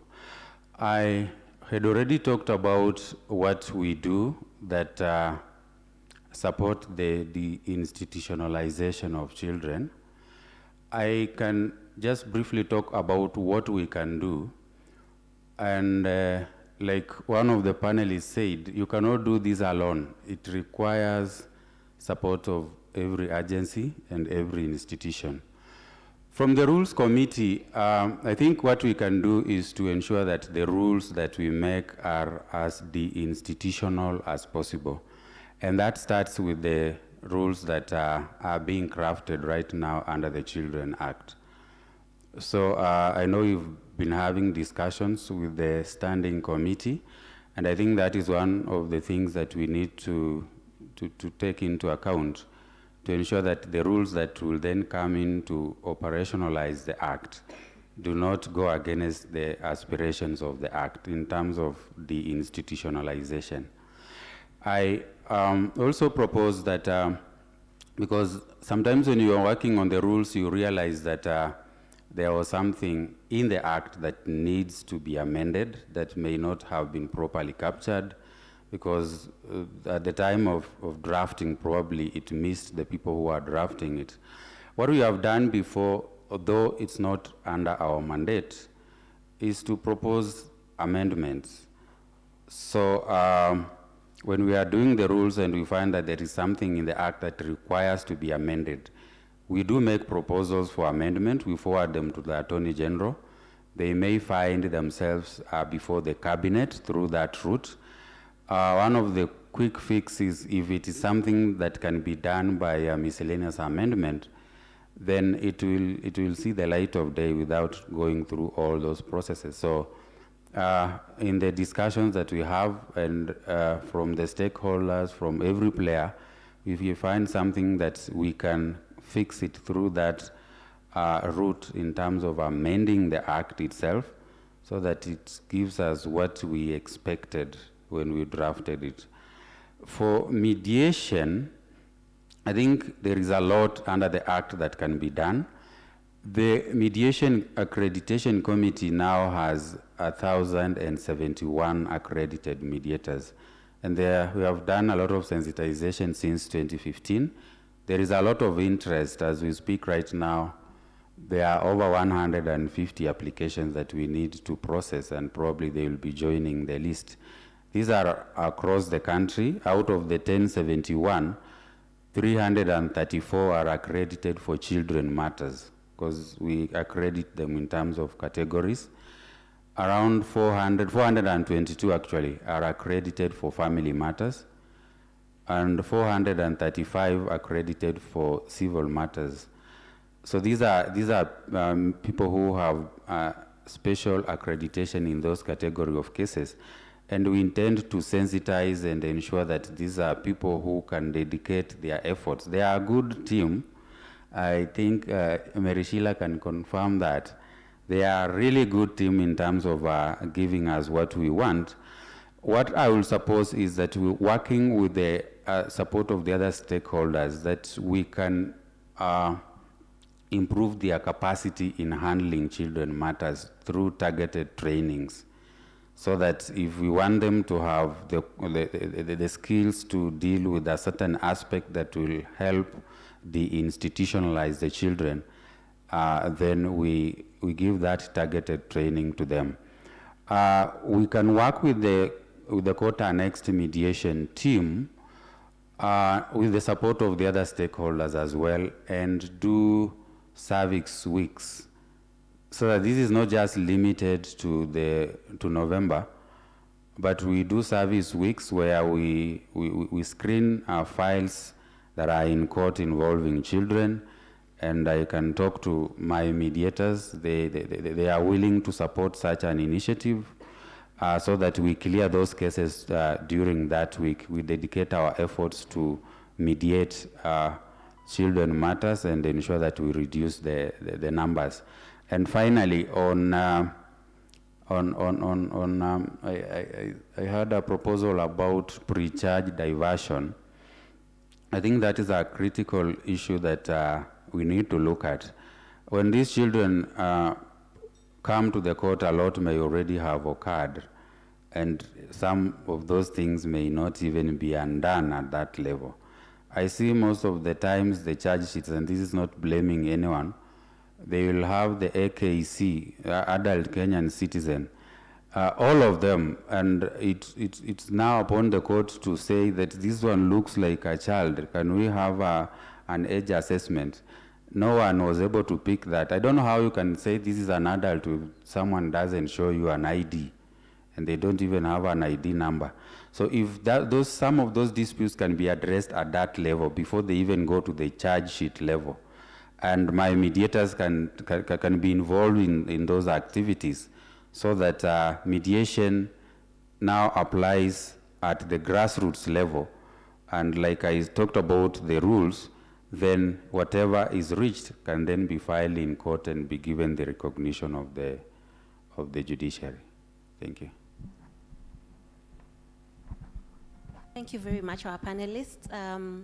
Madam Florence, this question is for you. You were talking about children in prison, the ones who come with their mothers. I don't know if they come with their fathers as well. What age are they? We know that the Act says that they are children in need of special care and protection. So what is the Kenya Prison Service doing? What measures have they put in place to protect the rights of these children while in custody?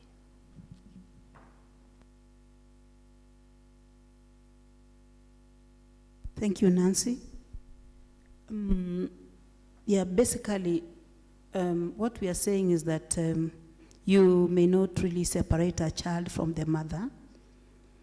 And therefore, I keep saying that it's by default that a child who is 0 years finds themselves in prison.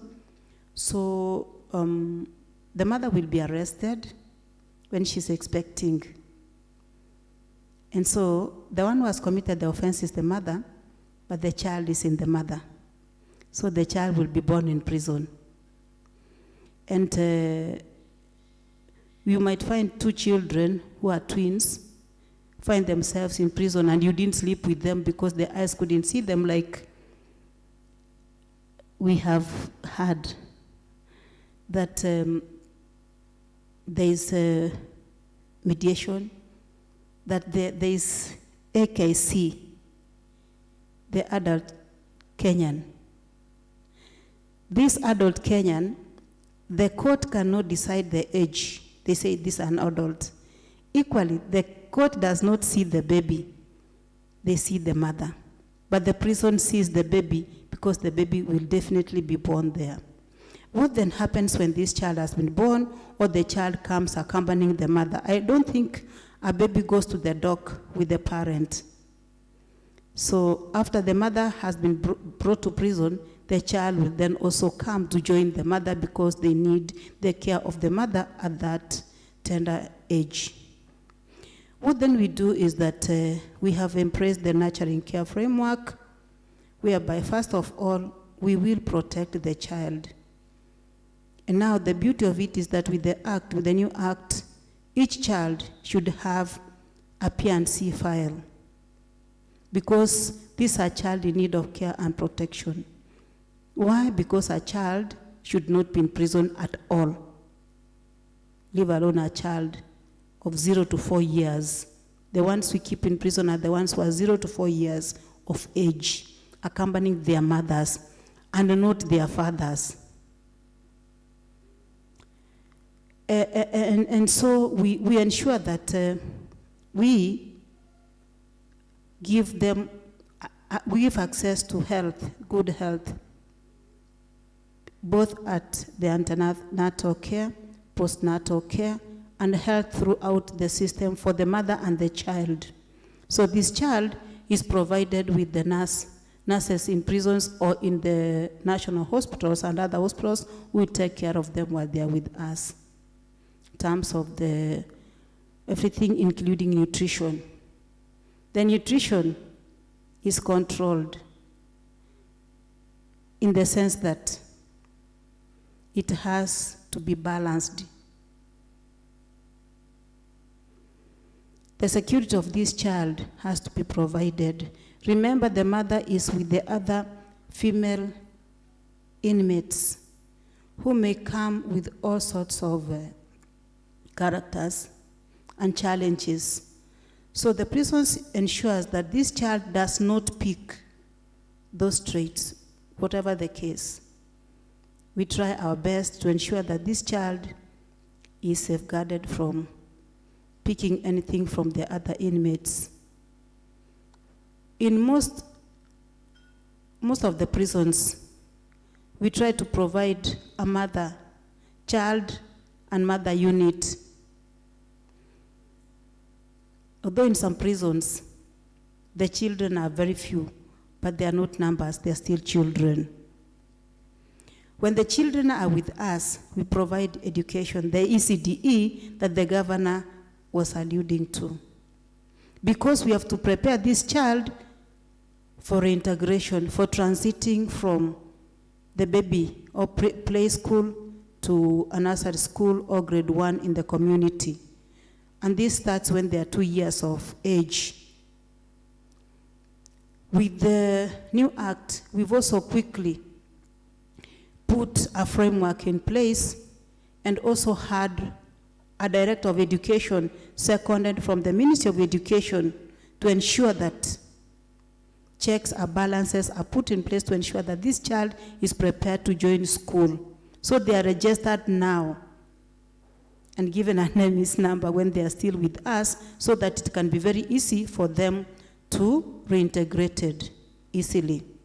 What happens when they attain 4 years of age and their mothers have not been released?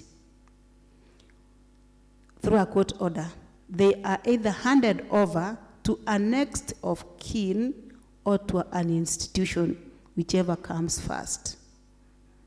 So if we are not able to get a next of kin or a relative who can take this child, because there's a lot of stigma also, this child is handed over to a child institution and the mother is linked to the institution so that when the mother is released, she will go and pick her child from the institution. And I know that this is also being addressed in the rules because we are also members of the committee.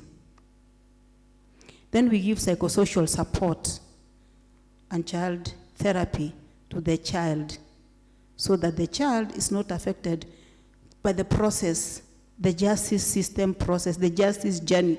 Remember in the police cells, during arrest, during interrogations, if the mother is with the child, you can be sure that the process of interrogation may not be very friendly, the police cell may not be very friendly, and that whole journey, even the process of diverting, if the child is there, the child is exposed to adult language because I don't think that the DPP has somebody who takes care of the child as they process the mother. So you can imagine that there's a very thin line between a child being handled as a criminal by default in the process of trying to assist the mother to go and spend even the rest of the sentence at home as a probationer or even as on CSO. So ours is to try and protect the child not to get infected, not to get affected by the processing of the parent, whatever the case. Thank you very much. Asante sana. But please don't bring children in prison. Prison is not for children, it is for grown-ups. Take care of the children. Thank you. Thank you so much, Madam Florence. We really learned a lot. We are going to the last 2 questions, which I think will go to probation and ODPP. And then I think Stacy will allow me to take 1 or 2 questions from the audience. Then we close up. So the objects of diversion should be to promote rehabilitation of a child and reintegration of the child into the family and community. How does probation and aftercare stroke ODPP? I know you've touched on this a bit, but please just bring it out concisely. How does probation and aftercare stroke ODPP envisage implementing the new diversion program introduced in the Act? And allow me to put the other question. How will it enhance your service to the children in conflict with the law? So this is to probation and Madam Karimi. Thank you. Thank you. Let me say we are still digesting the new act, which is still very new to us and very bulky. We are reading a chapter every day. But one thing that we have looked at is the issue of diversion. Because last week we were in the process of developing our own guidelines to guide the probation officers on how to undertake the diversion as provided for in the Children's Act 2022. And there are so many sections of the same. And one thing that we have realized, and a role that that has been assigned to probation, is to partake in the diversion meeting. Are we calling it a meeting or a session? It's a session that we are supposed to sit in. We are supposed to do assessment. And we are also supposed to provide a report. We are calling it, not temporary report, but there is a report that we are providing. I'll remember the name. And it's called what? No, that pre-trial conference, and there is also another report that we are providing. You'll allow me to maybe make some reference so that I can remember the title of that report. There is a report we are writing, and this is currently now we are finding, or we are receiving a lot of queries from our officers across the board, inquiring what should be in that report. And the Act has guided us on what to look at. And we are guiding them as per the law. Previously, we didn't have a law. We were relying only on the DPP diversion policy, which was not very clear. In fact, we were always making reference to it and calling Jacinta, Nyamosi, and somebody else, because it was not easy to implement what is in the DPP diversion policy as a department. But as a PACS, now we are very happy with the new law because it has guided us on what to do when and what we are looking at. And therefore, we think it is going to reduce the officer's workload, especially when it comes to processing of the client, because already you have interacted with the client, even at the police, before the charge. And we can say either it is going to reduce our workload, or it's also going to increase the workload depending on whether the child is going to be charged or not. I think the teething problem we had with ODPP now, it's over. We will no longer ask each other questions, because now there is a law that is guiding both of us. And what we realized last week as a department is that, and we know ODPP is going to do that, it's going to align their diversion policy now with the new act, so that everybody's law is clear when it comes to offering diversion policy and services. Then the other thing about the services that we offer, besides the report that we are writing, and sitting in that committee, we shall be providing psychotherapy and also social support. It depends on what will be assessed and what the court is going to request the probation officer to do. Once a court order is out, we don't go back. We just implement as guided by the Act. May I make a request also? I don't know whether it's a request at this point and whether it is very late. When I was looking at the new Act and the subject we are discussing here on the institutionalization and alternative to to alternative families. And I think we need to do a lot of guidelines to guide the practitioners and also to do capacity building, because there are some practitioners who will think alternative families also means institutionalization. Because if the biological family is not suitable, then the next thing practitioners always think of is institutionalization.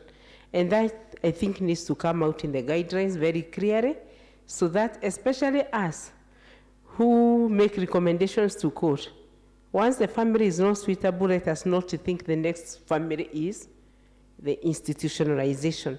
And the other one is to look at the other laws that allow for institutionalization of children. The Boost Institution Acts, a child can be institutionalized for 3 years. The same with Probation and Aftercare Act. It also has a provision for institutionalization. Yes, they have been domiciled and anchored very well as options in the new Children's Act.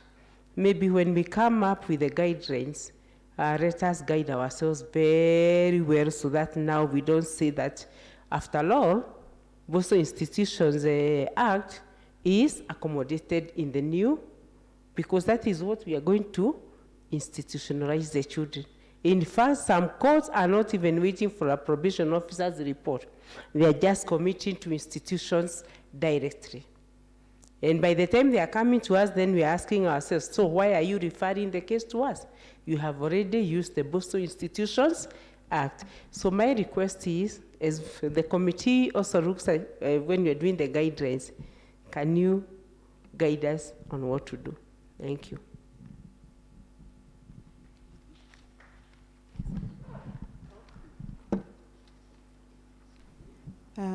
So the role of the ODPP in diversion as per the Children's Act. I think I had initially said that we were very happy when the Act introduced diversion because it brought clarity and actually filled up some of the gaps that she was alluding to. Because when as ODPP we had the ODPP diversion policy and guidelines, it spoke to the prosecutor because we were creating a framework for ODPP as the gatekeepers on how we are going to exercise the pre-charge diversion. And so it was working well for us until we realized that we could not leverage on some of these government institutions like the probation. How do you bring them in? Or the DCS, because most of the time they would tell us they need a court order for them to be able to give ODPP a report. But now with the Act, it is very clear on their role, because right from the beginning we have the assessment report by the Children Office that is going to guide us to know this child and to determine if they are eligible for diversion. So I think that is going to really assist us to breathe life into this is the post-charge diversion, because the child now is already in court. They have already passed the pre-charge, they have gone into the post-charge, and now we are sitting together as stakeholders to collectively determine, because I think the diversion in the Act is not envisaged to be carried out by one agency. It is for everyone to sit down, the children officer to provide the assessment report, the probation officer is also mandated to now provide a report and to guide the court, and the prosecution and the decision is made together. And we are expecting that that report is going to be telling us what are the best programs suitable for each child, because there is no blanket program for every child. You'll have to assess, determine who the child is, the offense that has been committed, how serious is it, how minor is it, who are the other players in the background, are the parents neglecting this child and pushing them into crime, and how do we net them? Is it good for us to have a family conferencing, or do we send this child to the imam to get religious instructions for them to be able to be rehabilitated? I think there is a lot of work that is going to be done, that is needed, because the Children's Act is a progressive act. We expect that with time we are going to get better at even running these programs, because the good thing with ODPP is we have experience when it comes to diversion, so we know where the challenges are. And in the Act, we are looking to see how are the justice actors going to, for example, vet programs that we are seeing. This is a good program that we can send this child, because remember, the programs need not necessarily be programs provided by government. We have NGOs and CSOs that have extremely good programs. So I think one of the things we need to be looking at as justice actors, as NCAJ, is to see how are we going to vet these programs so that we have a collective network. I would say like a stakeholder mapping of where are the available programs, how do we send these children there, who monitors the execution of that program, and how the reporting back is made to the court, up to the point where we are saying the child has fully undergone the program, and that now they're ready for reintegration. And how is that reintegration going to be done? So for us, we are going to play our part in providing information to the court in terms of evidence, because remember, when we say we are diverting a child, we are not going to be calling witnesses to court to come and give evidence. But we are going to ensure that we provide the court with sufficient information so that when the court is considering the report from probation and DCS on what is a suitable program, it has also the antecedents of the subject for it to effectively rehabilitate. Because then if we don't have full information, we might end up sending children to programs that cannot help them, and then we are back to the same cycle because they go back without being properly rehabilitated. And I think in terms now of access to justice for subjects, it is now clear that every child is eligible for diversion, for consideration for diversion. So this means that they all get an equal platform to be able to get to benefit from other ways of having them rehabilitated, other than the punitive method of going through the court. And with the clarity that has been given by the Act, because we say access to justice is linked to how clear the law is on what are your rights, what are your obligations. So with the Act clarifying on that, and I think there are rules that are supposed to be developed around diversion. For me, I see an opportunity for all children to benefit from this. And what I think I can say as I end, is we will need all stakeholders to be able to sit down and just do a good mapping of what are the best programs. In fact, even do a desktop, what do we call it, research. What is working in other countries that are full-fledged diversion? South Africa has been doing diversion for very many years. I'm sure there's a lot we can learn from them. So once we have that mapping, we get to have consistency. And the child in Kakuma will get to benefit the same way as the child in Nairobi, because Nairobi is full of resources, but we know they are marginalized areas. And the best way to do then, once we do that mapping, I think, Justice Matheka, we can be able to see where are the needs, which are the communities or the areas that will completely be disadvantaged. And the children there will say, we are not accessing justice because we are not able to get diversion because we do not have programs available. And then how do we link them up with the programs, maybe even in a neighboring county, because we are one country and we can share resources. Thank you. Thank you very much, Karemi. We will proceed to take 2 questions. I think my co-moderator will go this way and I'll go this way as we pass the mic. I hope we'll get a question from them there, hopefully. Then we'll proceed to hand over the program to Justice Matheka to close and maybe, yeah. Any questions? So 2 questions.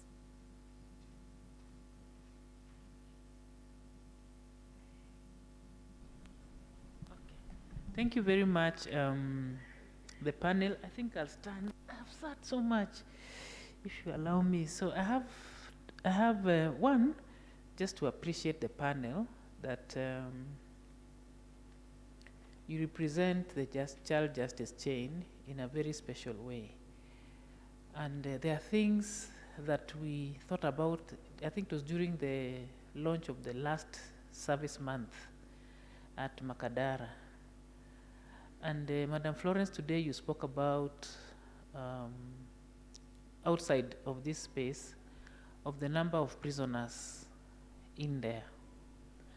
And I remember last time we had a child speak about the children who are left behind.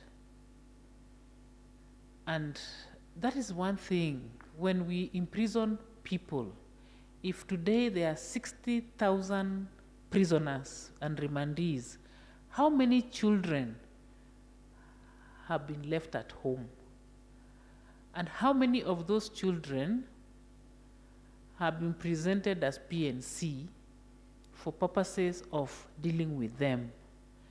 How many of those children is the justice system doing something about? I mean, I just couldn't help thinking about it as you spoke about the children who are in with their parents, but I think we also have those who are out. Unfortunately, the police are not here.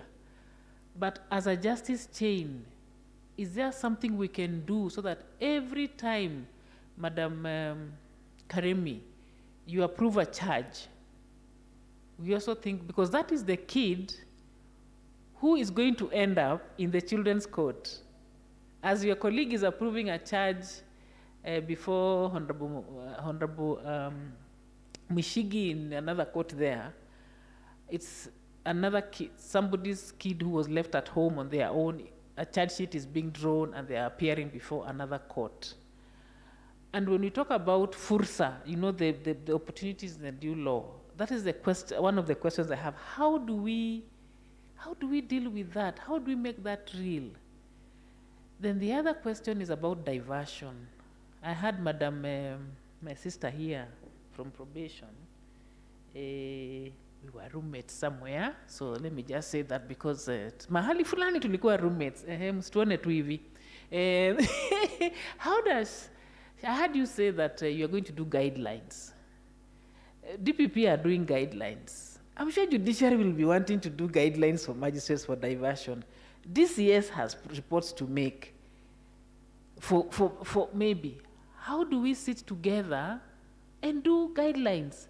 Why can't we, if plead is giving you money for because gava inado, it's true. I mean, hatuna pesa. If they're giving you money for doing, why don't you tell them to, you need your other stakeholders? If, I don't know, who is giving you money, UNODC. Because we will end up the same place, trying to find how to fill those gaps. So that's a question. Why are we not able to call one another when we are doing this? And then finally, for the mediators on this panel, my brother there and my sister, how do we bring children into mediation? That thing bothers me because when we send matters for mediation, I am not sure what role children play. Because today they have complained about being left out. How do we bring children into mediation? And for the family matters, finally, so that I can sit down, you may not have answers for all this, but you can say something. Finally, for the family matters, for the custody matters, I don't know whether it's a time, Madam Sheila, we started having pro bono advocates for children who are subject to custody dispute, Honorable Mushigi. Because parents are fighting. Who is fighting for the rights of this child? For their best interest, for their best welfare, that who is doing that? So I have had those questions when sitting here, and you may have answers or not, it's okay, but it's just something to think about. Thank you so much. I'm sorry for asking.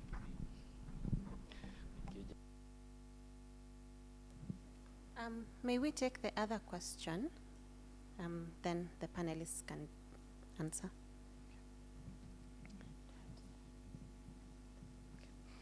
Thank you very much to the panelists. My question, I'm not very sure who will answer, but it is to all of you. In terms of implementation of what we are now calling diversion in the Children's Act, number one, we are alive to diversion also having been done informally for many years, probably by police and the rest. Maybe what is your view on that? And is it something that should also be leveraged? Police diversion, community diversion, prosecutor diversion, and the rest.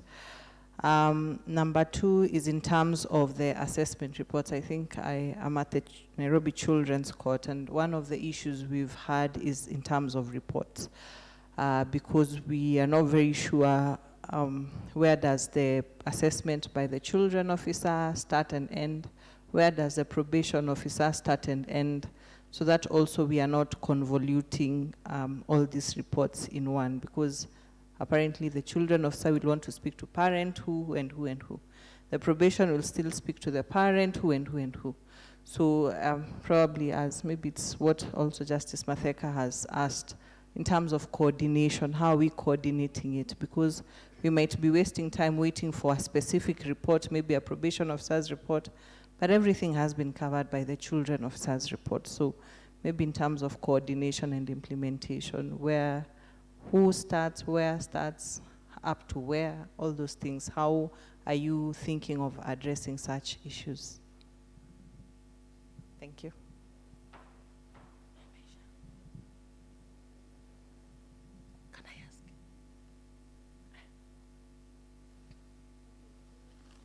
One question. Okay, thank you so much for this opportunity. Thank you so much also to the panelists. You've really enlightened us on what you do in your departments. I have a question regarding the implementation of the Children's Act. Like today, we've been issued with the copies, but not everybody or the public is not aware about this act. Which strategy do you have as the standing committee to ensure that everybody is sensitized on the act? Because the act has a role for each and everyone, including the parent, the county government, and including the child.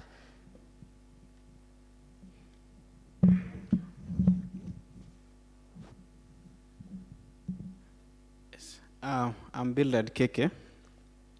My question goes to those children in conflict with the law, especially maybe they have taken to they have been committed to the remands.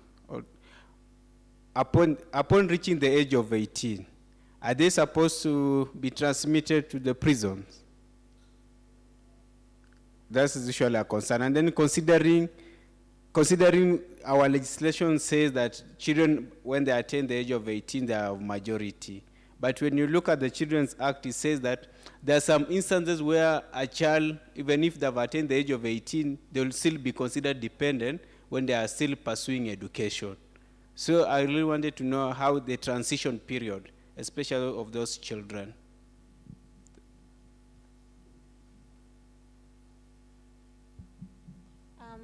I think just a brief one. Justice Matheka said something, and Irene wants to talk about something briefly, touching on the legislative aspect. Then we can go there and close. Thank you. I'm a bit shy, so please allow me to sit. My name is Irene Kabua from the Kenya Law Reform Commission. That was also a concern, the one that Justice raised, harmonization of efforts. Even in lawmaking, whether you call them guidelines, there will be secondary instruments. They will have some level of either persuasive power or binding power, depending on how the act has been couched. So the problem, and which I noted, but I didn't want to point it out, please ensure there are no conflicts or you create gaps. If you do that, there will be interpretation and implementation challenges that can lead to forum shopping or defeating the objectives of the act. Therefore, what she was trying to say, and which we agree from the position as Law Reform Commission, interagency collaboration, or rather multi-stakeholder approach in legislation process making is critical. So I hope that helps. So please, as you make your guidelines, speak to one another.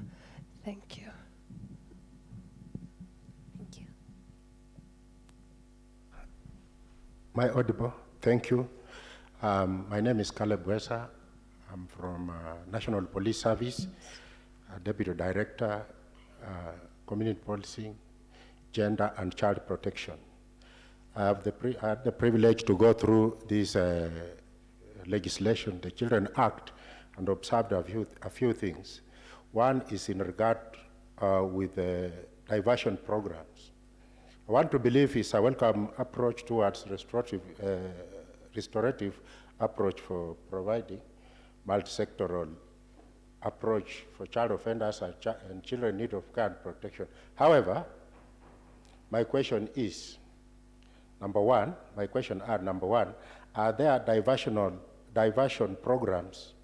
Is there diversion program awareness that has been established at the functional levels, especially the sub-county, so that all the state and non-state actors are aware of what is entailed in the program. Number two, is there any possibility of coming up with a multi-sectoral approach so that we have a coordinated, collaborative, and prompt response to the justice that these children require? Because in police, we now have a poll care program, and the judiciary and the ODPP are aware that that is a multi-sectoral program which coordinates and collaborates issues to do with justice for children. The second one is on CPU. If you look at the Act properly, you'll realize that CPU must be established, as CPU centers are supposed to be established at all police stations. And according to the Act, these CPUs are meant to accommodate children who are in conflict with the law and not any other children. I've seen it in the Act. And you go out in practice, judicial officers are committing children in need of care and protection in the same facility. So I need clarification as to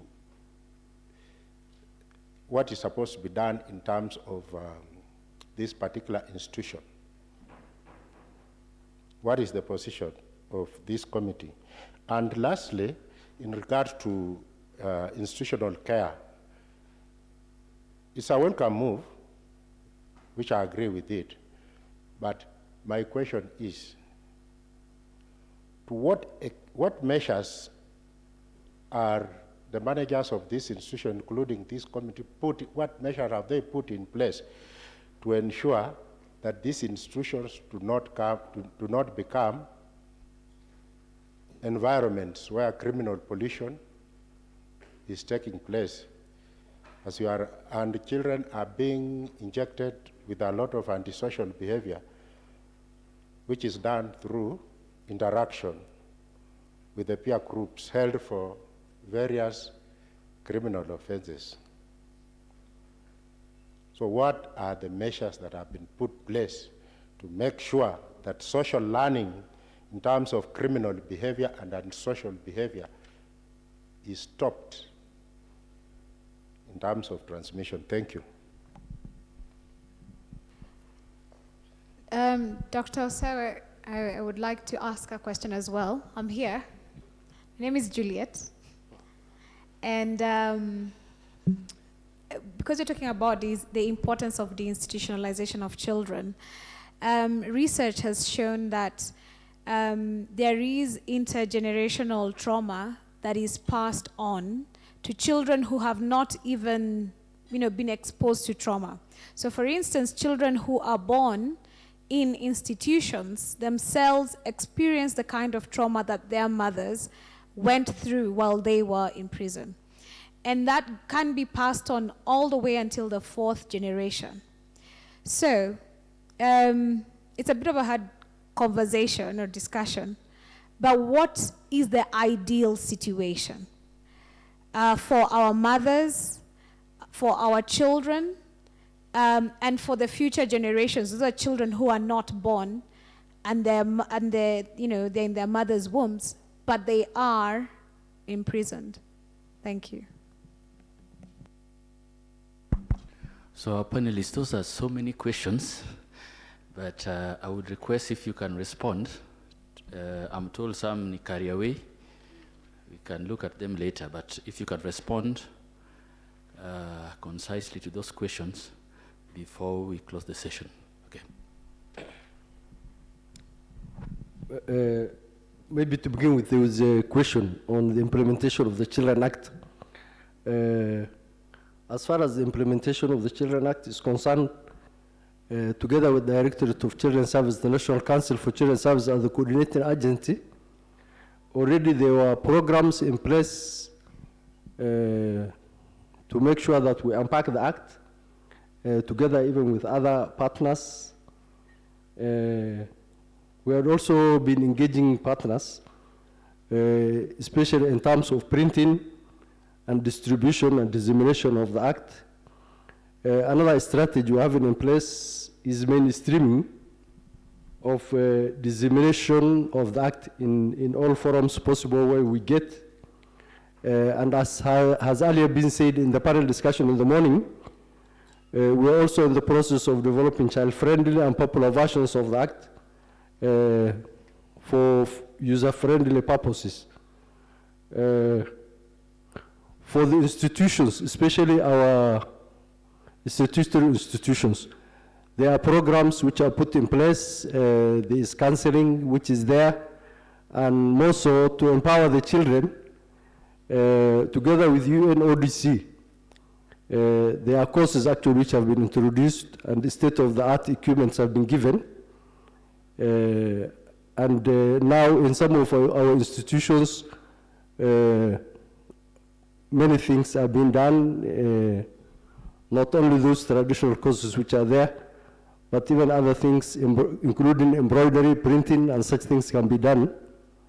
And we would wish even to receive your orders to promote them. Thank you very much.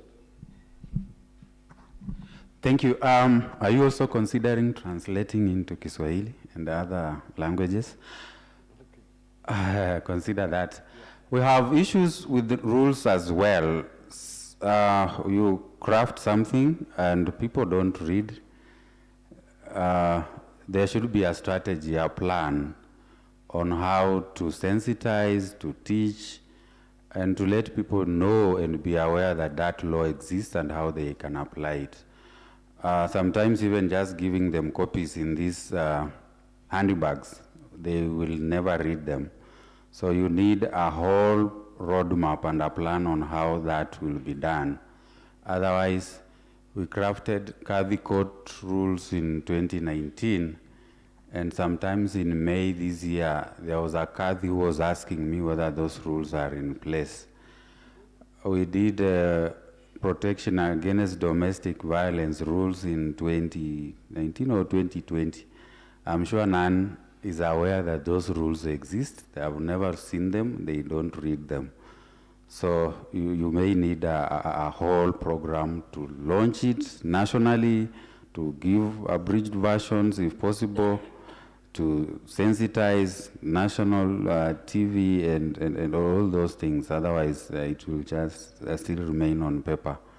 On mediation, I think that was the only question directed at me, Judge. It is a little bit easier in civil matters because it is one person, probably a company or some parties against another. Plaintiff against defendant, and the two sit together. There is a dispute between them. A mediator helps them to reach a common ground. They reach a decision that suits them, and that is okay. They record a settlement that binds them. In criminal matters, it's a bit tricky, but we do mediations in criminal matters. There is a complainant and there is the accused person. Those are the two main parties. But we may have victims involved.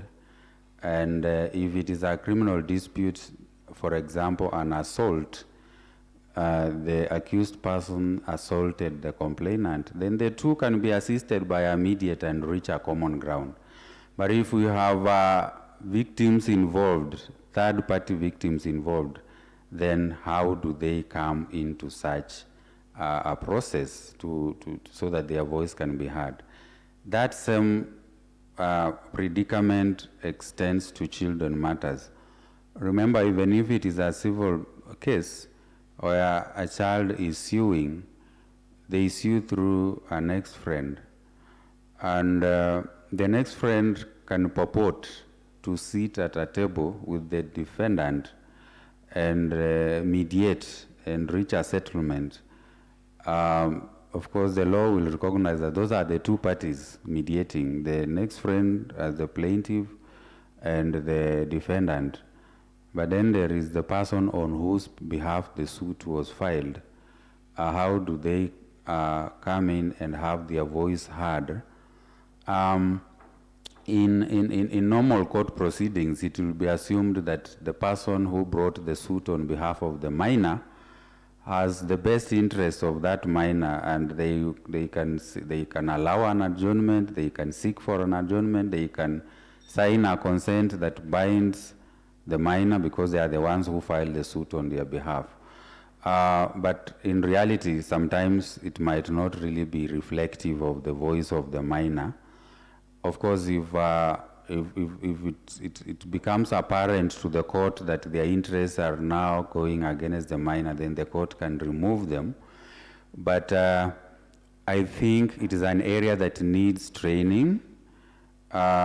It needs the mediators on board to undergo some form of training to see how they can then have the voice of the child heard even during the mediation.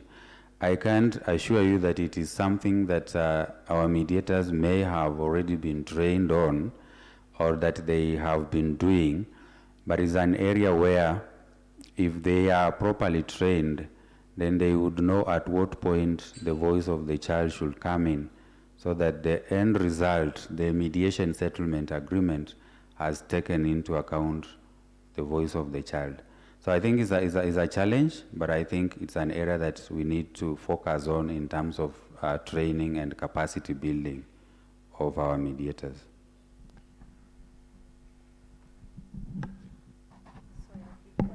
To respond on mediation, I'm glad to report that there's actually a training on first and second, specifically for children mediators. The training is with the recognition of the demands of the new Act on child participation and having the child heard. And if I can read some of the topics on the training is introduction to child inclusive mediation, and then there's the issue of various approaches to child inclusive mediation, art and play therapy, and there's a lot more. This training is specifically targeted at child mediators and not anybody else. In the Children's Act, there is under Section 103 for custody cases, Justice Madheka, Section 103C, you're supposed to consider the ascertainable wishes of the child, and you also consider what is appropriate depending on the age of the child. So then how you would get their wishes would depend on their age. If they are mature enough, you would actually have them speak to the magistrate and they would be heard. If they are a little younger, things like art, play, and therapy, and you also use people who are specifically trained on how to engage children and get their views. Under the mediation rules, there's Rule 26, and this is where I wear my lawyer's hat, which talks about who may participate in a mediation. It uses the word may, and it talks about the parties. I think you can be creative, and it doesn't just restrict the mother and the father if it is a custody case, but that is where you can then ask, can I get the view of the child in a particular manner? So then we take advantage of that, but also train the mediators, and considering the fact that mediators do not have to be lawyers on what to be sensitive to. Thank you. Okay, allow me to respond to the issue of inclusion of other agencies when PACS is developing guidelines. And I want to say that our guidelines are strictly for probation officers to guide their practice. Anything that will touch on any other agency, we don't include. We can only create a linkage. And why are we doing this? If you go to other agencies, they have standing orders. Others have CPCs to guide them. Probation, we don't have standing orders. And we provide 5 functions, some in the community and others in the court. The other thing we discovered, or we realized, is that we are now in the 4th generation in our service. We are those ones who were employed in the 80s and 90s. Then we have the early 2000 up to around 2012. After there, we have our youngest now, who are employees of 2021. How do we harmonize our professional service? We are in 137 stations in all the 47 counties. We are in institutions, and we provide all these services to you. We write 19 types of reports. Maybe you have never realized in court. How do we keep sane as we write this? So these guidelines are basically for probation officers to standardize their practice, so that if a pre-sentence report is written in Lamu,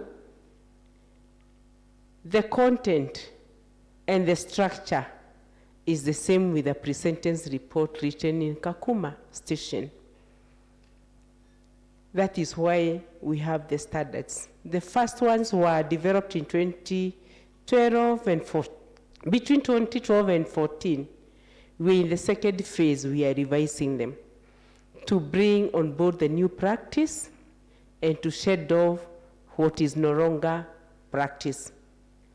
And how did the diversion now find itself in the second generation of the guidelines?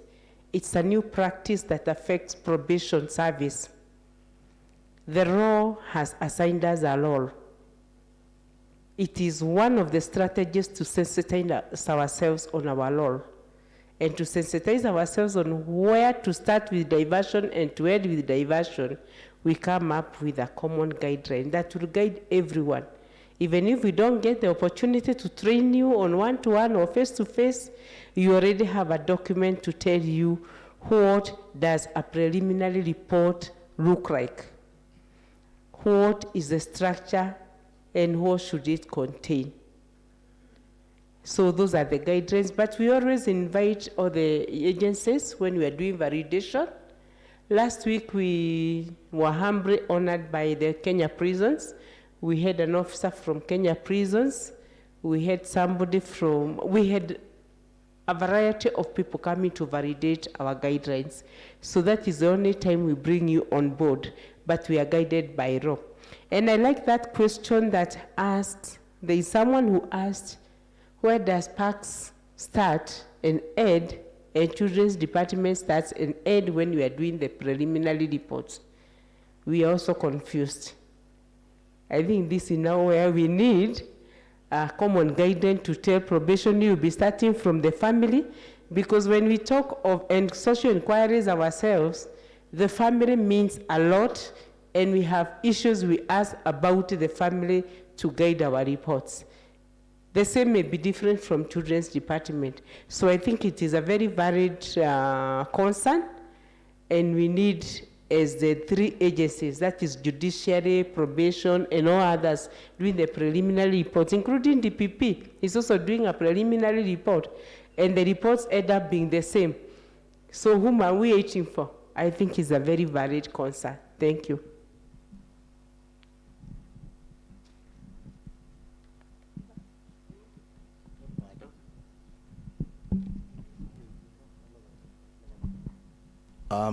I think I'll pick it up from where you have left it off. There is nothing wrong with having reports from different agencies confirming what each one of them has established. Because then it makes it easier for the judicial officer to make a determination that whatever it is that was found has been complemented by the other department. I think Judge Madeka's concern was where we have guidelines that bring about gaps and conflicts. Reports or guidelines that bring about different interpretation of the same aspect. And I think the standing committee of the NCAJ has taken the lead to ensure that you work together, so that the people in that committee can also disseminate the information that has been discussed in their respective departments. Someone asked about extension of parental responsibility and wondered why if you are no longer a child, why is it important when you are 18 for parental responsibility to be extended? Si wewe bado ni mtoto wa wazazi wako, na wazazi wako wameshindwa majukumu yao. Kama mtoto umeenda kotini, umesema kwamba mimi nimepitisha miaka 18, mwanzo nikubaliwe, nijiwakilishe sasa, sababu wazazi wangu wametoka kwenye picha. Then the court will now look into whether or not you are entitled to those orders that you are seeking. And the court anywhere will always invariably extend parental responsibility. Wale wanafunzi ambao wako university wamepitisha miaka 18. Mzazi akisema kwamba ukishafikisha miaka 18 sikusomeshi, amekuachia nani? It is a responsibility, and it boils down to what I was saying. Fidelity to family. Fidelity to duties. Kama wazazi tusitokee biashara yetu ya kuchunga watoto wetu. The same cannot be said for offenses committed when somebody was a child, na kesi inakuja kuisha wakati amekuwa mtu mzima. And I think here we must be very clear in our mind that when an offense was committed when somebody was a child, but for whatever reason, the case is finalized and determined when that person is an adult, you don't sentence them as an adult. You said should or sure? Oh, yes. You only deal with them as if it is during that period in time when the offense was committed. It is unfortunate that sometimes those cases take so long before they are determined. But strictly speaking, Judge Madheka tafadhali kaleka section ketu, any case involving a child, iishe na miezi 3. And if it is a murder case, within how many months? 6 months. That way we will protect the innocence of our children. And that is why the Act has now elevated those ages. Because wengine watauliza, 14, 15, hao watoto ndio wakina Gaza wale. Mnajua Gaza? Mnajua Gaza? Watoto wengine ambao ni watundu na ni watukutu. Mtoto wa miaka 14 hajui ni nini anafanya.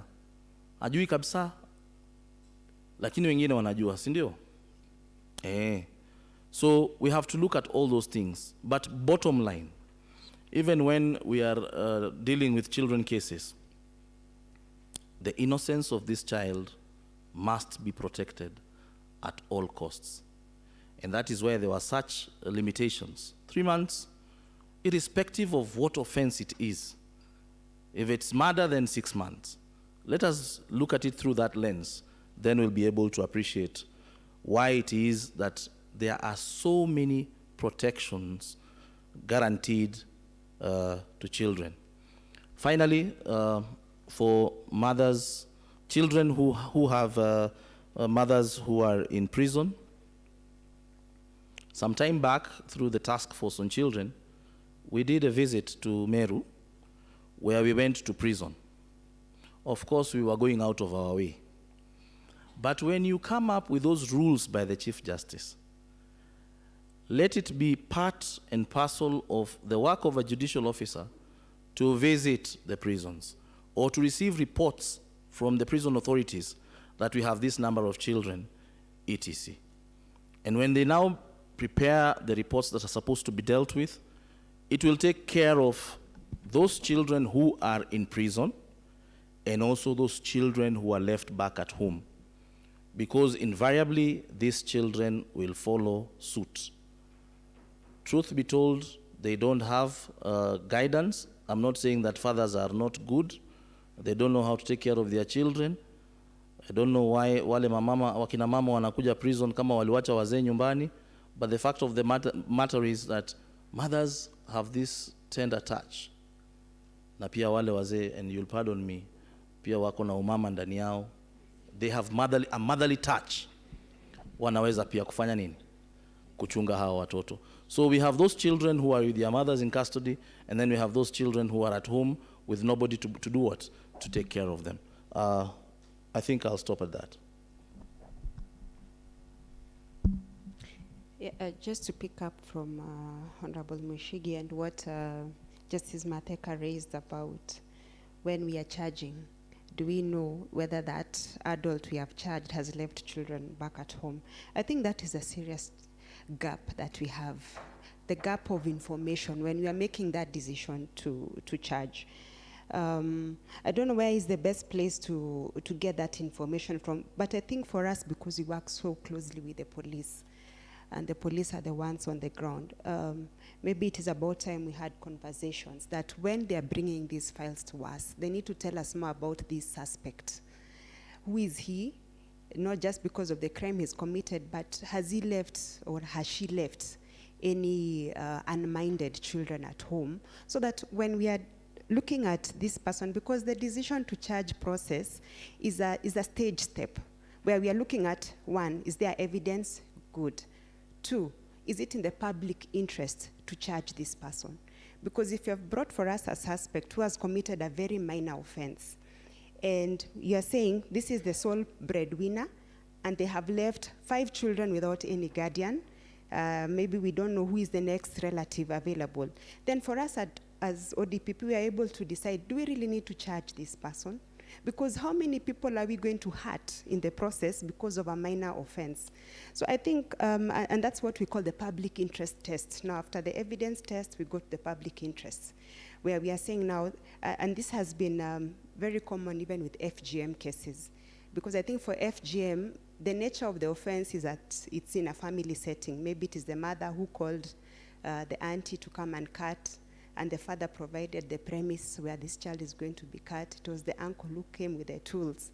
So, and usually looking at the communities, they are the communities that have many children.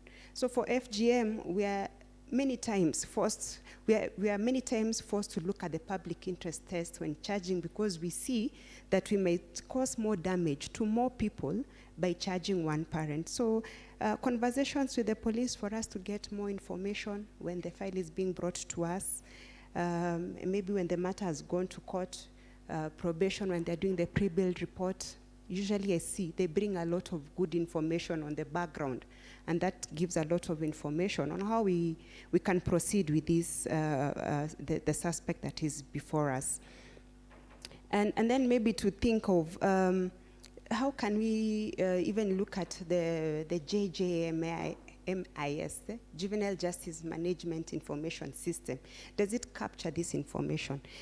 Because we say what you cannot, you can't change what you can't measure. So looking at the data we have, are we able collectively, together, jointly as justice agencies, able to tell how many of these cases do we have, and where is the right point of intervention, okay? So I think there's need to look at, I know every agency has their tool, has their e-system, but working in silos is really not helping any of us. We need to come together and just think of how we can together just do the right thing for these children. Then there was the other question about every agency is going to be developing its guidelines when it comes to diversion.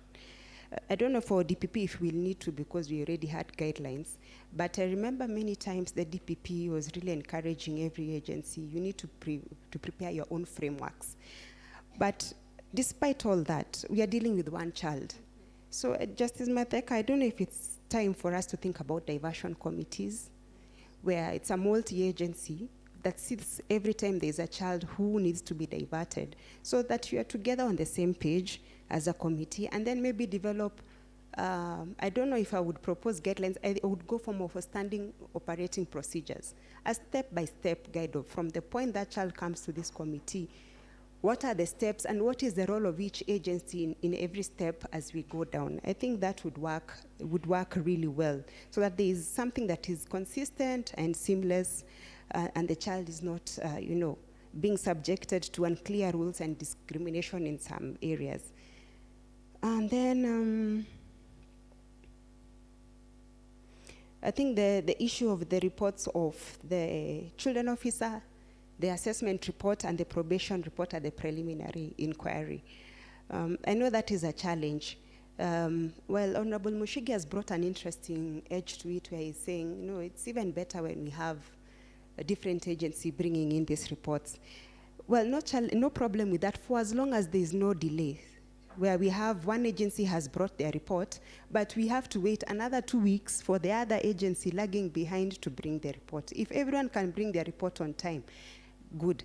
But even better, can the rules and regulations being developed think about how they're going to address this issue? Because there's need to create, some form of synergy and lack of duplication that causes a lot of waste of time in the process. And then also there was the question about, are there diversion programs? And is there awareness at the county level about these diversion programs? And I think that is what I earlier spoke about, the stakeholder mapping. We need that stakeholder mapping. I think the questions now are bringing life to the need, to that gap. So that once we have the mapping, it is documented, then you create awareness through sensitization and community dialogues and so on.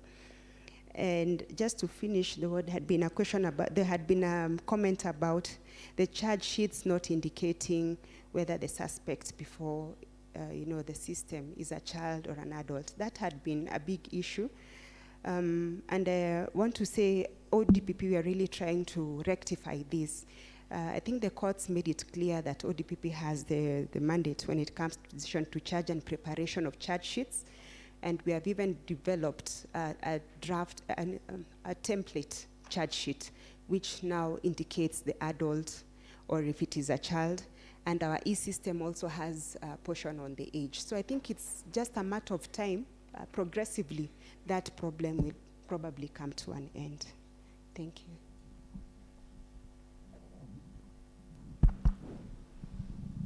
Thank you. Mine is just very brief to just say that I think it's Juliet and one other participant who raised the issue of what do you do with the damage, the trauma that's inflicted on the child. Well, like I said earlier, the child comes in by default because the child is an unborn child. The Constitution recognizes that a life starts at 0. So at 0, this child is with us. So then maybe we would recommend that at that inquiry level before conviction or before the processing even, we do a pregnancy test, then divert the mother and give the mother an option so that then you save the child from entering the system. And then we could also give, if the mother has a child, because we've talked of all those social inquiry reports, the report should help the chain make a decision that is going to help the child from facing the trauma of serving a sentence with their mothers when they are innocent. But also, if the mother must stay in prison, and if the best interest of the child is to be the mother in prison, then we need professional child therapists to work with the mother and the child, and then post-trauma stress management and all this for the child by specialists, experts in child therapy. Thank you.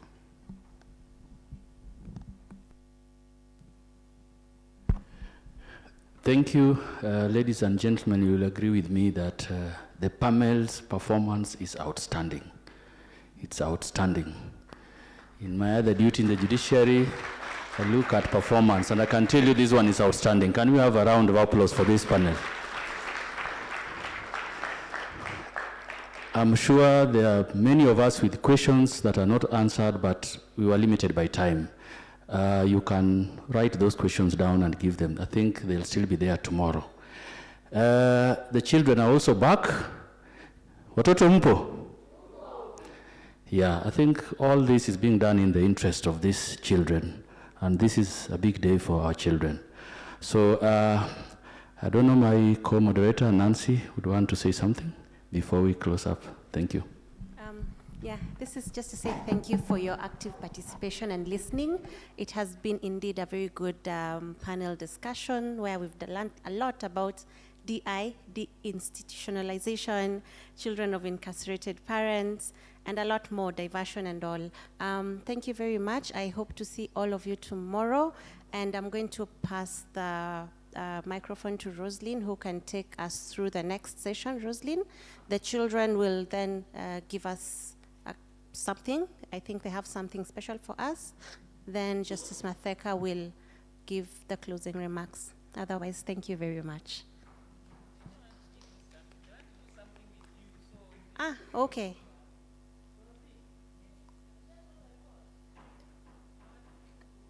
All right. Fine. The children, you're welcome.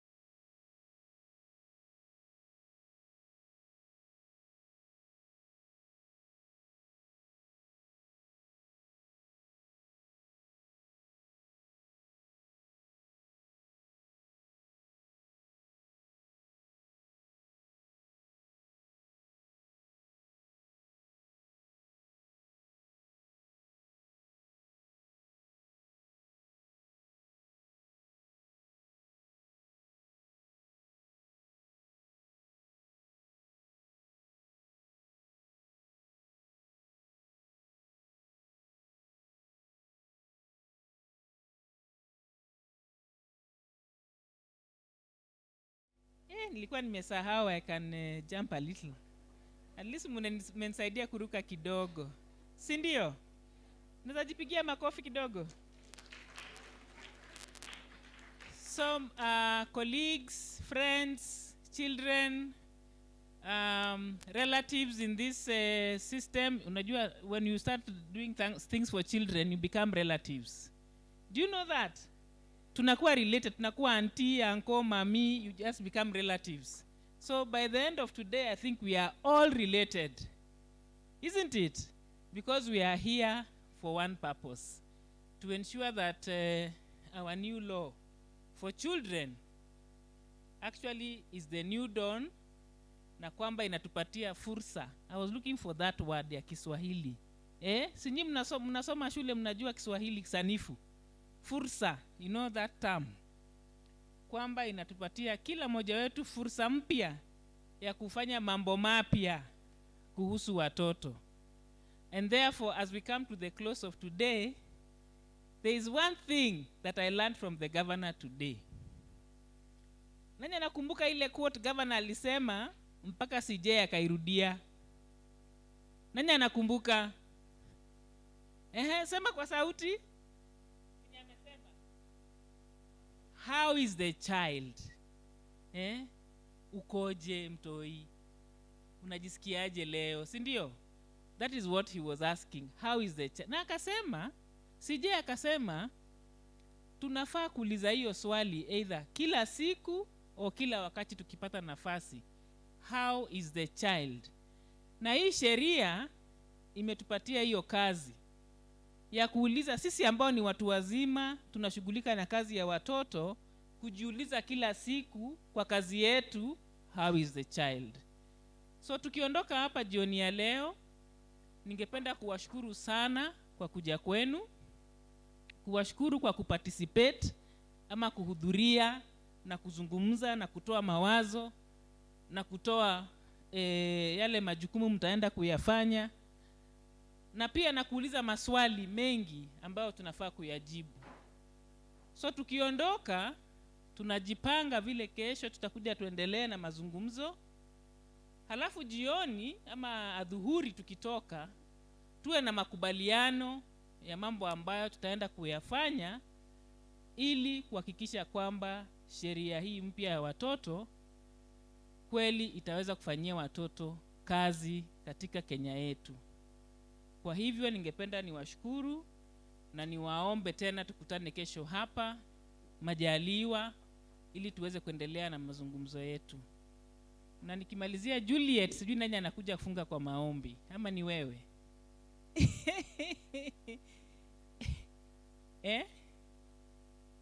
Ni nani anakuja kufunga ama ni unaweza funga?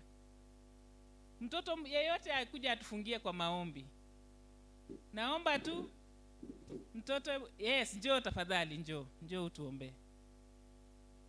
Njoo hapa mbele. Asante sana.